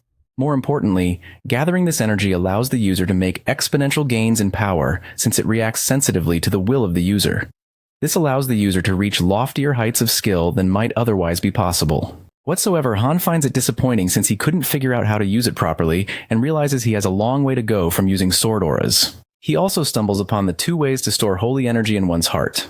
First, he could break down and refine magic energy, which is arduous and time-consuming. As such, one solution to this dilemma is to use faith as a resource. Whether it's through admiration or fear, being the subject of intense faith will channel faith into the heart, at least based on what Sindel learned from investigating the ancient records he mentioned. The scene takes us to a flashback earlier when Han was torturing Sindel. He revealed that there was an oracle given to him by the priest who serves the God of Battle. Our guy gets a fragment of information about the God of Battle, and he had no idea they were so deeply involved in all this. Sung-yoon remembers when the God of Testament warned him not to place his faith in any other god, because there's a risk of incurring the animosity of other deities. Our guy is baffled why some gods would want to be his enemy, when the only time he's known them is through random messages. But there's no questioning anymore that the God of Battle's hostility towards him is bringing Earth into the crossfire. And this makes Han enraged because if things keep escalating like this, in the end, the god of battle will become his nemesis. Just like that, our guy absorbs Seindel's dead soul in his blood to inscribe the marked skill, imbue soul ego. Han feels like if he's at least planning to go against the gods, he needs to gather as much holy energy as he can. Sitting in a mansion, Han presumes that he has gotten rest over the past couple of days, which means the tower is about to summon him again.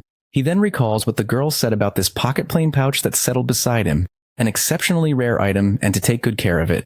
Our boy grabs the big-ass pouch to check out the latest spoils. He finds a skill proficiency potion, a book of random skills, a stat increase potion, and so on. He thinks it was worth it for the Brits in the end. If anything, they got the better end of the deal. Han is certain that they'll get a whole lot out of studying that thing for research purposes, thinking he should have claimed a share at least. Later, he peeks at his hunter identity card and becomes an A-grade hunter. He remembers when he thought reaching A-grade was a dream come true. But still, Han appears disappointed, wondering if he wasn't good enough to be S-grade, cursing those association cheapskates. It is then revealed to us that after the mission, Sung Yoon was asked to host a press conference with the British Hunter Association, even receiving an offer to gain British citizenship outright. It was like he had become a celebrity overnight. Then the same thing happened when he went to Korea. He was showered with a bunch of incentives like tax exemptions and other benefits just to win him over. But the thing is, fame and wealth on Earth didn't really mean much to him anymore. Han ponders that no matter how rich or famous he becomes, none of it's of any use to him if the entire planet is decimated by some invader from another world. He doesn't turn a blind eye to what matters the most, to stay focused on growth. Not only that, our fellow feels the urge to be able to defend this world against gods. This is the reason he needs total power. After that, Han recalls what Seindel said about holy energy being the purest and most refined form of magic energy. Our guy tries to do the same, and every time he manages to refine magic energy by himself up to a certain level, but it's harder than he thought. Nothing he does seems to purify it to the point of converting it into holy energy. If he didn't have the hero's blessing power, he wouldn't have a clue about what to do. Thanks to this power, Han already has some holy energy in him, so that's something at least. From what little he's tried inside the void, it seems impossible to generate a sword aura or cast spells using holy energy, regardless of his willpower. Faith and resolve, that's what it takes to put holy energy to use. When he created the myths Comeback Hero and Vampire Slayer, maybe his holy energy moved by all the faith he had around him at that time. Han reckons if that's the case, there's nothing he can do to use holy energy properly by himself right now. At that moment, his time on Earth ends and our guy returns to the Tower of Trials. Deep down, he knows the answer to his questions must be higher up the tower. With that, Sung Yoon enters the 15th level of the trial. Acolytes of the God of Darkness, that's what they call themselves, and smiting the filthy heretics who reject their sable savior is their mission. The hunters are creeped out by the sheer terror these monsters exude, since never in their lifetime have they witnessed something like this. Those hunters seem to be from a party and wonder why their chief even took on a contract like this. Nonetheless, a big guy jerks open the curtain of the camp and yells in a frenzy at someone to get his ass up and out of this damn bunk. The big guy makes it clear that he'll not abide by lollygagging in his camp. Well, to our surprise, the boy who's being yelled at turns out to be Han Sung-yoon. Disrupting our guy's leisurely lie-in, our poor guy didn't even get the time to settle in and wonders if that big bastard is an orc or something. The soldier frantically asks Han if he hasn't heard the marching orders and questions his ridiculous outfit. The soldier alerts our guy that the crusade is about to begin. Upon hearing this, our guy assumes that there's some religious war going on in this trial. The rumbling reverberates, and Han gets to know the trial has started with the objective of leading the crusade to victory within 17 days, which is the time limit. Han looks up at the hunters and reckons there are a few thousand at least. In the meantime, the soldiers rally around Chief Raynal at all times and promise rewards once they reign victorious in this holy war. The soldier with Han reveals to him that Chief Raynal is the brave soul who leads their mercenary band, a rare aura user in their midst. The soldier lets out that those heretic bastards are almost upon them, and that the troops are ready for battle, letting the darkness bring judgment upon those fanatics who worship the false god of battle. Our guy tries to process the info and sums it up. He was hired as a mercenary by some slimy worshippers of the god of darkness, who are fighting against the followers of the god of battle. That's when our boy grins and starts his special mission, Path to Command. He must earn recognition as an outstanding leader by proving himself to the mercenaries. It is known to us that Raynal all her life was devoted to the study of blades, which allowed her to lead a mercenary band of considerable renown. Without the backing of a noble family, the battlefield was her only means of proving her worth. Raynal fought one war after another, escaping death's clutches uncountable times. Until one day, she attained the status of an aura user, a height of prowess only reached by true knights. However, her lack of formal training to utilize her aura left her with few options to hone her remarkable skills, except to chase after fleeting moments of clarity in a never-ending series of battles. In the present scene, Chief Raynal lunges with her sword, and as she slashes through the enemy, the realization dawns on her that there's simply no end to the enemy's ranks. Even at a glance, it's clear they number well beyond mere thousands, whereas their allies barely amount to 700 or so, including those wretched carcasses summoned by the Dark Priests. The chief supposes that these odds are far from what the Dark Priests assured them, because at this rate, they'll find themselves on the brink of defeat. Just as Raynal proceeds to slash the enemy, suddenly a giant monster emerges from behind. The coward soldiers are left behind, and a siege golem materializes in the midst of war. The soldier immediately informs the lieutenant that Raynal is surrounded by the enemy, and she's all alone. Meanwhile, Raynal has barely the strength left to even lift her sword arm. Right at that moment, death flashes before her, and she thinks it's the hollow end for a life spent in vain, mastery of the blade beyond her grasp. Tears fill her eyes, pondering that if she'd known this would be her end, she would never have agreed to take part in this fanatical folly. However, a miracle befalls. Our guy arrives at the perfect time, slashing the enemy in the blink of an eye, leaving the chief staggered. Our guy informs her that he'll hold them off for now and suggests to the chief that she retreat while she can. Raynal is rendered speechless. In the madness and mayhem of the battlefield, she finds Han's voice calm, silencing the din all around them. She wonders if this is some sort of vision before death. In the meantime, Sung-yoon lets his monstrous side take over and annihilates the enemies with the back of his hand, impeccably and fiercely. Raynal is left wide-eyed when she witnesses Han using an aura flame. The pawns of the god of battle take notice of Han, who relentlessly cleaves them in half, slicing the enemy with his newly learned sword styles. On the battlefield, Raynal awe-strikingly gazes at the flawless harmony of raw strength, graceful fluidity, and delicate refinement. It almost feels as though she's watching a performance. She blushes looking at our guy since she's never seen such a marvel. Meanwhile, our guy is loving the all-out brawl because this is what he wanted. This means he can keep replenishing stamina and magic energy by absorbing dead spirits and blood. But it's a shame that the proficiency for necromancy increases the slightest per kill. Not exactly the leaps and bounds Han was hoping for. Like a gruesome monster, our boy relentlessly cuts through the monsters and absorbs the new skills, gaining so many skills at random. Grinning, Sung-yoon strikes the ground with brute force and smashes away the enemy, sending them flying. That's when the urgency presses upon them, and the enemies realize they must retreat rather than face this monstrosity head-on. The enemy releases the siege golems that materialize to stop the disaster called Han Sung-yoon. Our fellow uses the 7 white blade style, white blade piercing sky, and with a single leap he takes down the siege golem. The allies are slack-jawed when they witness the sight, while Raynal notices that the move Han just made was the same technique he used to save her life. She vividly remembers thinking it was as though he manipulated and distorted the fabric of space itself, and concludes that such feats are far beyond the realm of swordsmanship. On the other hand, our boy impeccably slashes through the golems, and the army of the god of battle are freaking out, witnessing that their siege golems, the pinnacle of magical refinement, are defeated in one fell swoop. They find it preposterous, clearly remembering that they had no reports of an enemy of such magnitude. At that moment, a follower of the god of battle amongst the crowd strides forth and encourages his people not to let their faith be shaken, because no matter how mighty, the enemy stands alone. The crowd are utterly delighted to see their battle priest Mobier making an appearance. Well, the battle priest did come to save his followers, as he instructed them that they have yet to make use of the secret art of the Church of Battle. He commands them to prepare the rite of mass debuff, and once it's cast, not even a full-fledged dragon could escape its effect for some time. Battle priest Mobier begins the rite of mass debuff, encouraging his followers to slay one more heretic, and their crusade will be won. However, that debuff couldn't bother our guy much, as he continues to annihilate the enemy like he's sinking with the wind. Upon this, even priest Mobier is left slack-jawed, gasping at how this freaking monster can even make such easy work of the mass debuff spell. He dwells on the possibility that Han might be a disciple of their enemy god. In the meantime, our guy stabs the battle priest in that split second that the bald guy barely even saw him. As soon as he stabs through the priest, Han uses blood manipulation to attack the other followers while camouflaging his moves. The blood arrows hit the other priests, making them wonder what these things were shooting right at them. From Han's point of view, once he realized that manipulating blood out in the open might raise suspicion, it was more like inviting unnecessary trouble. For this reason, he came up with the idea to make it seem less conspicuous. Essentially, he used tiny droplets of blood to create a claymore mine that tears the enemy to shreds. Our guy is the epitome of genius. Nonetheless, a wave of panic ripples through the priests when they realize Lord Mobier is no more to save their asses, and they immediately announce a retreat. The system notifies Han that he has achieved the trial's special objective, Path to Command, since every combatant on the battlefield has become keenly aware of his presence. He even unlocks the title One-Man Army.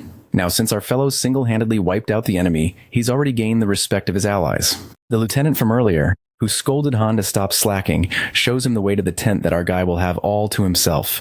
The big guy apologizes to Sung-yoon for his impertinence from earlier. Our guy overlooked it because he expected nothing less from an orc. The guy is confused if he is called an orc. Anyway, Han waves him goodbye since he's feeling pretty beat. Our guy proudly walks into his tent, and all it took him was taking care of 1,000 enemies at once, and they're already treating him with respect. Han then ponders upon the message he received during the battle about taking countless lives and harvesting just as many souls. He's informed that he has begun to gradually unlock his aptitude as the god of death. He recalls he saw the same thing when his necromancy trait went up to grade A, while Han is trying to understand what it really means. Suddenly, he senses something and wields his sword. As the tent rips apart, Raynal comes plummeting and falls flat on the ground. She's not surprised that Han is just as sharp as she imagined. While our guy is flustered and tells her that she could have easily died here, and it's just as well he didn't actually try to kill her.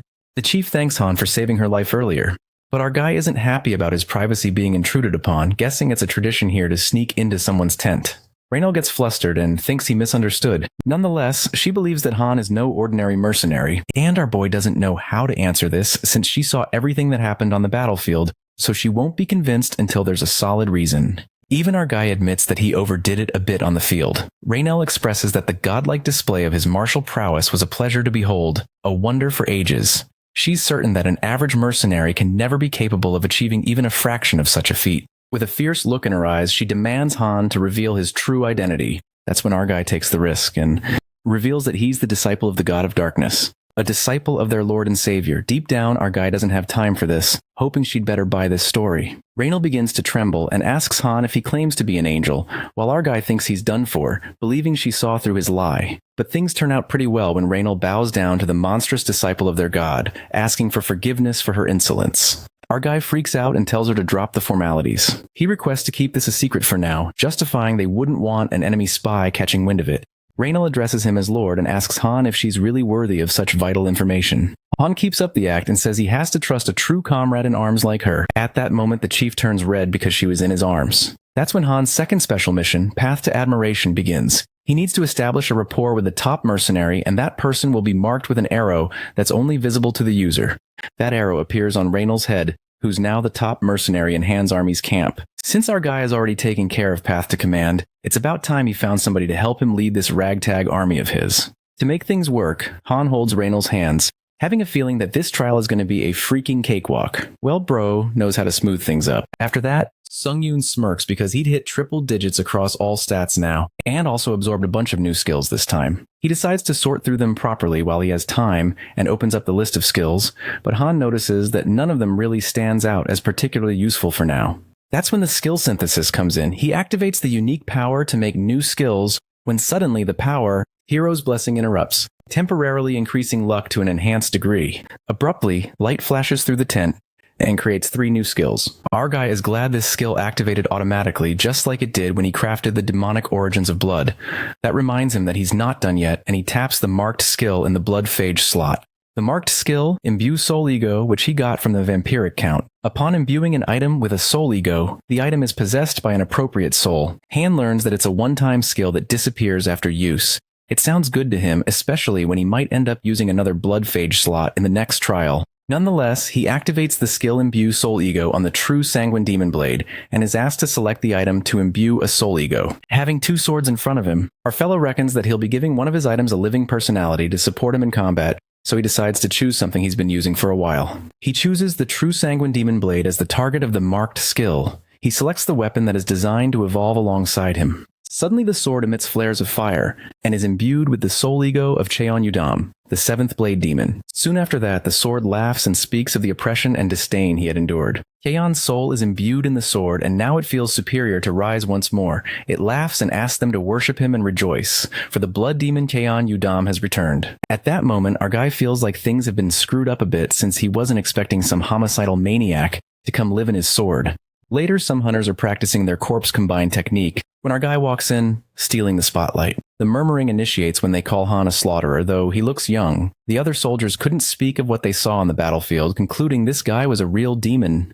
They believe that Han must have killed over 1,000 people by himself without even batting an eye. Those soldiers give him a wide berth since he's a bad omen. Our guy finds it ironic that they're talking about bad omens, coming rich from a bunch of darkness-worshipping cultists. Later, our boy takes a serene walk under the moonlight, unlike that homicidal maniac bastard in his sword who begins blabbering. The guy asks Han not to ignore his words of wisdom and reveals how countless followers of the blood demon cult clamored for a moment of his time. Our guy thinks this dude is talking to himself because he ain't paying heed to a word he said. It's been a mere moment since Cheon was released from hellish torment, and now he has to deal with his insolent half-wit master, calling it misery. Our guy feels hurt and clarifies that he's not a half-wit. It's just that he doesn't enjoy useless chit-chats. Cheon is glad that he caught Han in a conversational mood and asks our fellow if he's entirely untrained in the art of chi telepathy. But Han doesn't know something like this and asks Cheon if he was a player before. The sword scoffs, responding to Han that he has betrayed his own ignorance once again. The guy speaks in a boastful manner, saying there wasn't even a soul alive who did not know the blood demon Cheon Yudam by reputation. Sung-yoon asks him how far he got in the Tower of Trials, and Cheon replies that his ascent through the tower came to an end at level 41. A grin spreads across Han's face because if this guy is spilling the truth, he could be a treasure trove of valuable information. Cheon's personality aside, our guy feels like he's going to be pretty damn useful. A sudden realization hits Han when he recalls that players who die at level 40 get to reincarnate as admins, and he asks Cheon why he didn't come back to life and work as an admin instead. The sword rumbles with rage and asks Han if he dares to suggest that he allow himself to be subjugated to the tower's will. Cheon chooses to rather face the oblivion of death because a meager existence at the cost of his dignity is not a life worth living. Our guy is surprised by the bravado of this talking sword. Han gives a death glare to the sword and admits that Cheon Yudam used to be a big deal back then, but now he's just a soul ego bound to his sword. Humbling this over-the-top dude real quick, that's when the sword flaunts its blazing power and clarifies that he's well aware. Cheon asks our fellow not to mistake him for some delusional spirit with an inflated ego. Upon its rise, it pledges to lend its master, Han Sung-yoon, his strength to the best of its ability. Deep down, Cheon grasps that his master wishes to make his dominance clear, agreeing that Han has more grit than he gives him credit for. The soul ego reveals that before losing his body, he was a martial arts savant and a master of myriad techniques, granting whatever boon the master desires. The sword demonstrates the power it beholds, creating a fire swirl and nearly destroying everything in its path. Our guy is amazed to see this power, and admits that he's got himself a useful support item. The sword takes this as an insult and asks Han if he takes him as a mere tool. Cheon realizes that they're both from different dimensions. Sung-yoon opens up that he's from the Earth dimension, doubting if Cheon has ever heard of it, and the sword calls it a minor dimension, guessing it must have only recently ascended. Cheon figures out that it's been a long time since his death. Not to mention, the sword lacks the capacity to store the vastness of his mind in its entirety. He fears that he cannot maintain lucidity for long, informing Han that he'll soon have company. The sword ends the discussion and requests its master to summon him whenever needed. It appears that Chief Raynal comes rushing towards Sung-yoon. Our guy is shocked that she came in the middle of the night, and Raynal frantically alerts him that the enemy has staged an ambush. Plus, they're about to be overrun by an elite detachment of the Church of Battle's battle priests. Our guy grins since things are getting more exciting from here and appreciates the Tower of Trials for never having a boring moment. Han strides past the chief and asks her to explain more about this elite surprise attack unit. He's ready to get this holy war started again. On the battlefield, the soldiers are getting slaughtered as they protect the priests. The enemy seems to be targeting their priests to dispel the necromancy spells. The situation is chaotic, since it's an ambush at midnight, and our guy notices that the enemy is fewer compared to last time, supposing they're definitely a cut above the riffraff he faced before. More importantly, Han notices that they're using powers with clear signs of holy energy, but certainly don't match his level. The enemy this time is more gruesome and powerful as they decapitate the soldiers, and Raynal witnesses a one-sided slaughter with her eyes widened in terror. She had no idea the enemy possessed such powers. Abruptly, our guy grabs her and asks her to do him a favor. Being a smartass, Han asks Raynal to keep believing in him no matter how strong the enemy looks or how hopeless the situation might seem. Fooling her with his beautiful smile, our guy says that he believes in her too, while poor Raynal is left flustered. Our guy commands her to get their forces in formation and keep the priests alive since he doesn't see the holy war ending without priests still breathing. Well, Han's charm does give her a boost as she decides to do everything in her power to keep them safe. That's how the chief feels a strong sense of admiration towards Han, and with that, he achieves the special objective, Path of Admiration. Chief Raynal runs alongside our boy and lets out that if they meet again in this life, she shall owe him a drink at least. Our guy likes the idea and decides to make plenty of war stories to share over a drink. Leaping forth, Han activates the skill Dark Wolf Stride, which increases mobility by 100% in darkness. Just like the wind, our guy diabolically slashes through the enemy like he's invisible and makes the enemies learn a lesson. Attacking at night will be the last mistake they'll ever make. The soldiers are in a frenzy, and the enemies are storming their way through to the healers at the rear. The enemy brutally annihilates the soldiers, and the lieutenant who's fighting with the opponent commands everyone to get back to formation, because as soon as they break ranks, the enemy will pick them off like stray mutts. Just as the lieutenant gets stabbed, Chief Raynal slashes the enemy in half. Raynal seems dauntless as ever and believes the lieutenant wouldn't be belly aching over a tiny prick on his stomach. The big guy appears just fine, and Raynal frantically commands her soldiers to get back in formation. The chief gets into action and instructs the tank units to take defensive points, archers to focus on their firepower, and melee fighters to guard the healers with their lives. Han's army morale is boosted by 100%, and a meticulous chain of command will prevent its formation from breaking. The opponents call them filthy insects, and make it clear that victory belongs to the Church of Battle. They march forward, focusing on taking the wench at the heart of their ranks. While the soldiers shoot arrows, the enemies are outnumbered, and while lads at the front lines won't seem to hold out much longer, the soldiers request the chief to send them to the fray. However, Chief Raynal stresses maintaining the formation since their only goal for now is to protect priests at all costs. She urges the soldiers not to budge an inch from where they stand, hoping that soon the tide will turn in their favor. In the meantime, our boy, activating the skill Dark Wolf Stride, ambushes the enemy with the speed of light, slashing them all like a monster. Raynal is delighted now that Han the Slasher has entered the battlefield.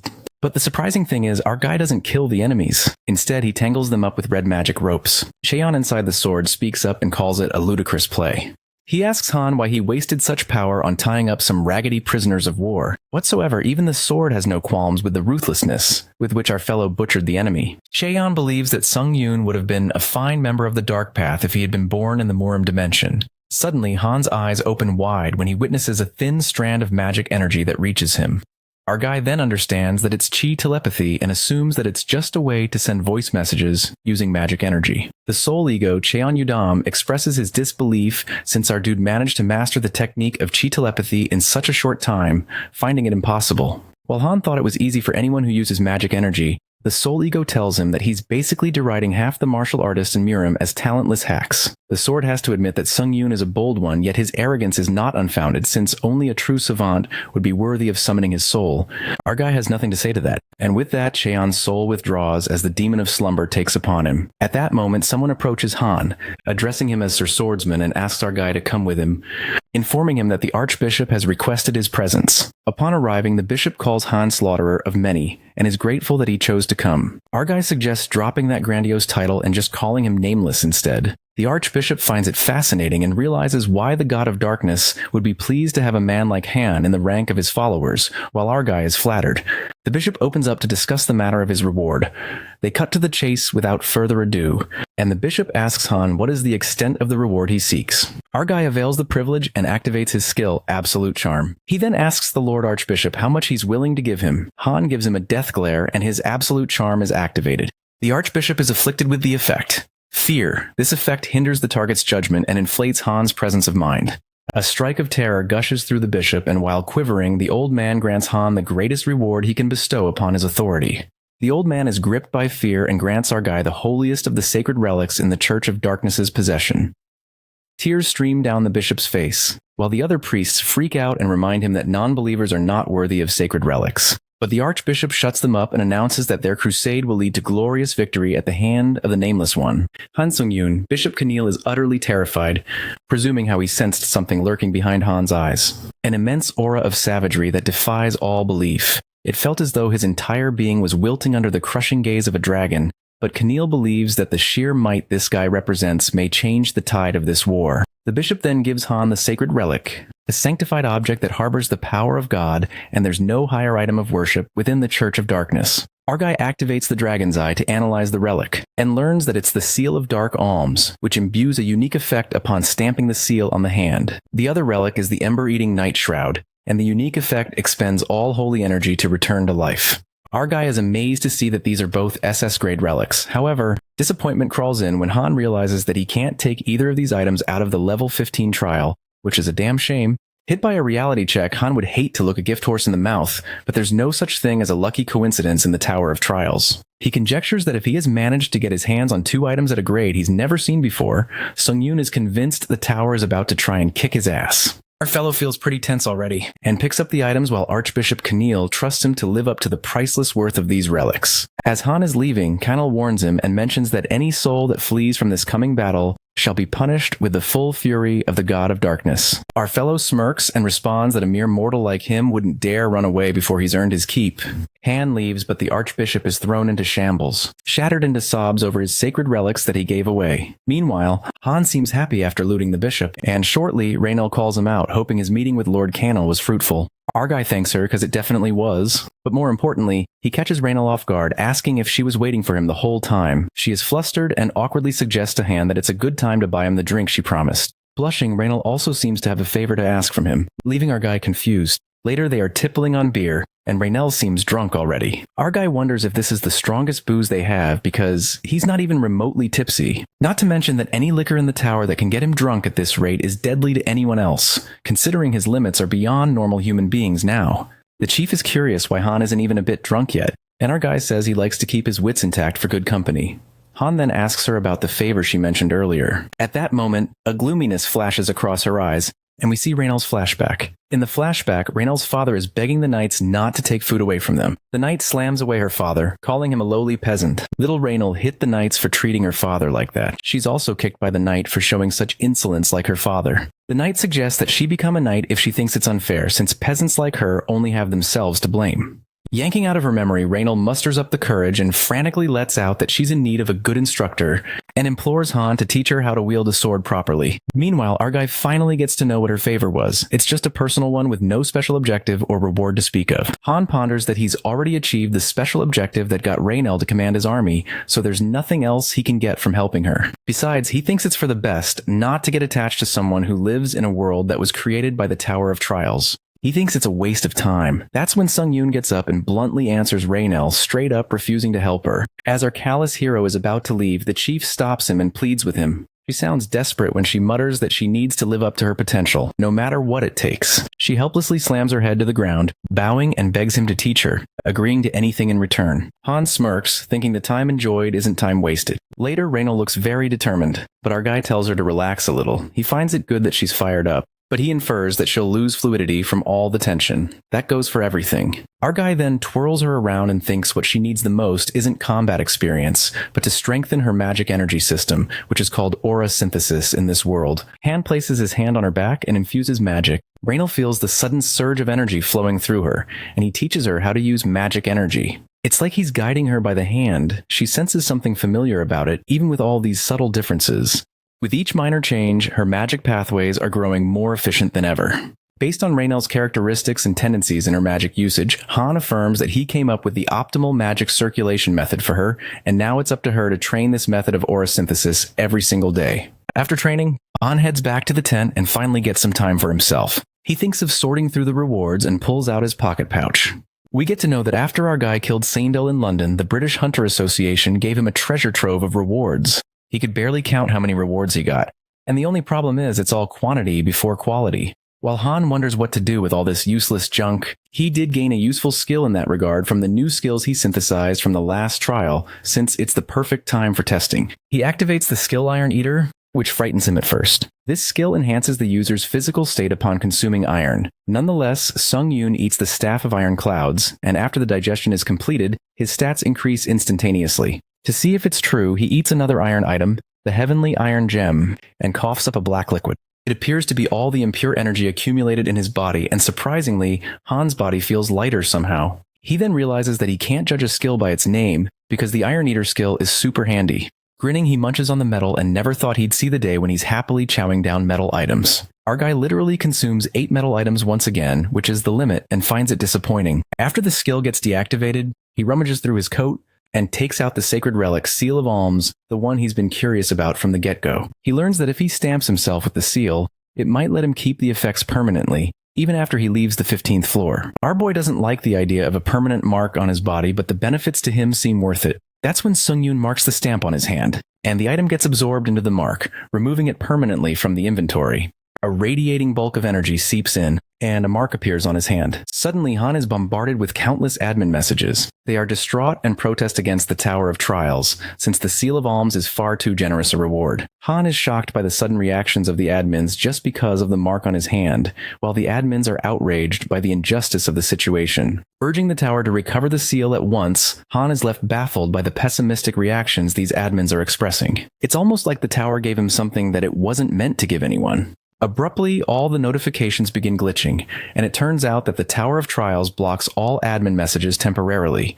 The tower issues a formal warning to all admins stating any further disclosure of unauthorized information will be penalized with a ban on observing player Han Sung-yoon's future trials. Clenching his fist, Han definitely grasps there's more to it behind this sacred relic, and becomes adamant to find out what kind of secret it's hiding. That's when our hero raises his marked hand, activating the unique effect of the item's Seal of Dark Alms. He is requested to make an offering to a god out of the talents, abilities, and treasures he possesses. Han frowns at this odd request, wondering why in hell he would make an offering to a god he might end up fighting eventually. Having said that, he presumes it's a tradition at this point to try out every new function for himself. He then yanks out an item from the plain pocket, and luckily he's got a bunch of items he was planning to consume with Iron Eater. Our guy starts with the crappiest item he's got. Just then, he's asked to select a god to whom the offering will be made. At that moment, the system glitches, and Han notices there's something wrong with this. It appears that no trace of another god is verified in his holy energy. It occurs that Han is recognized as an independent possessor of divinity,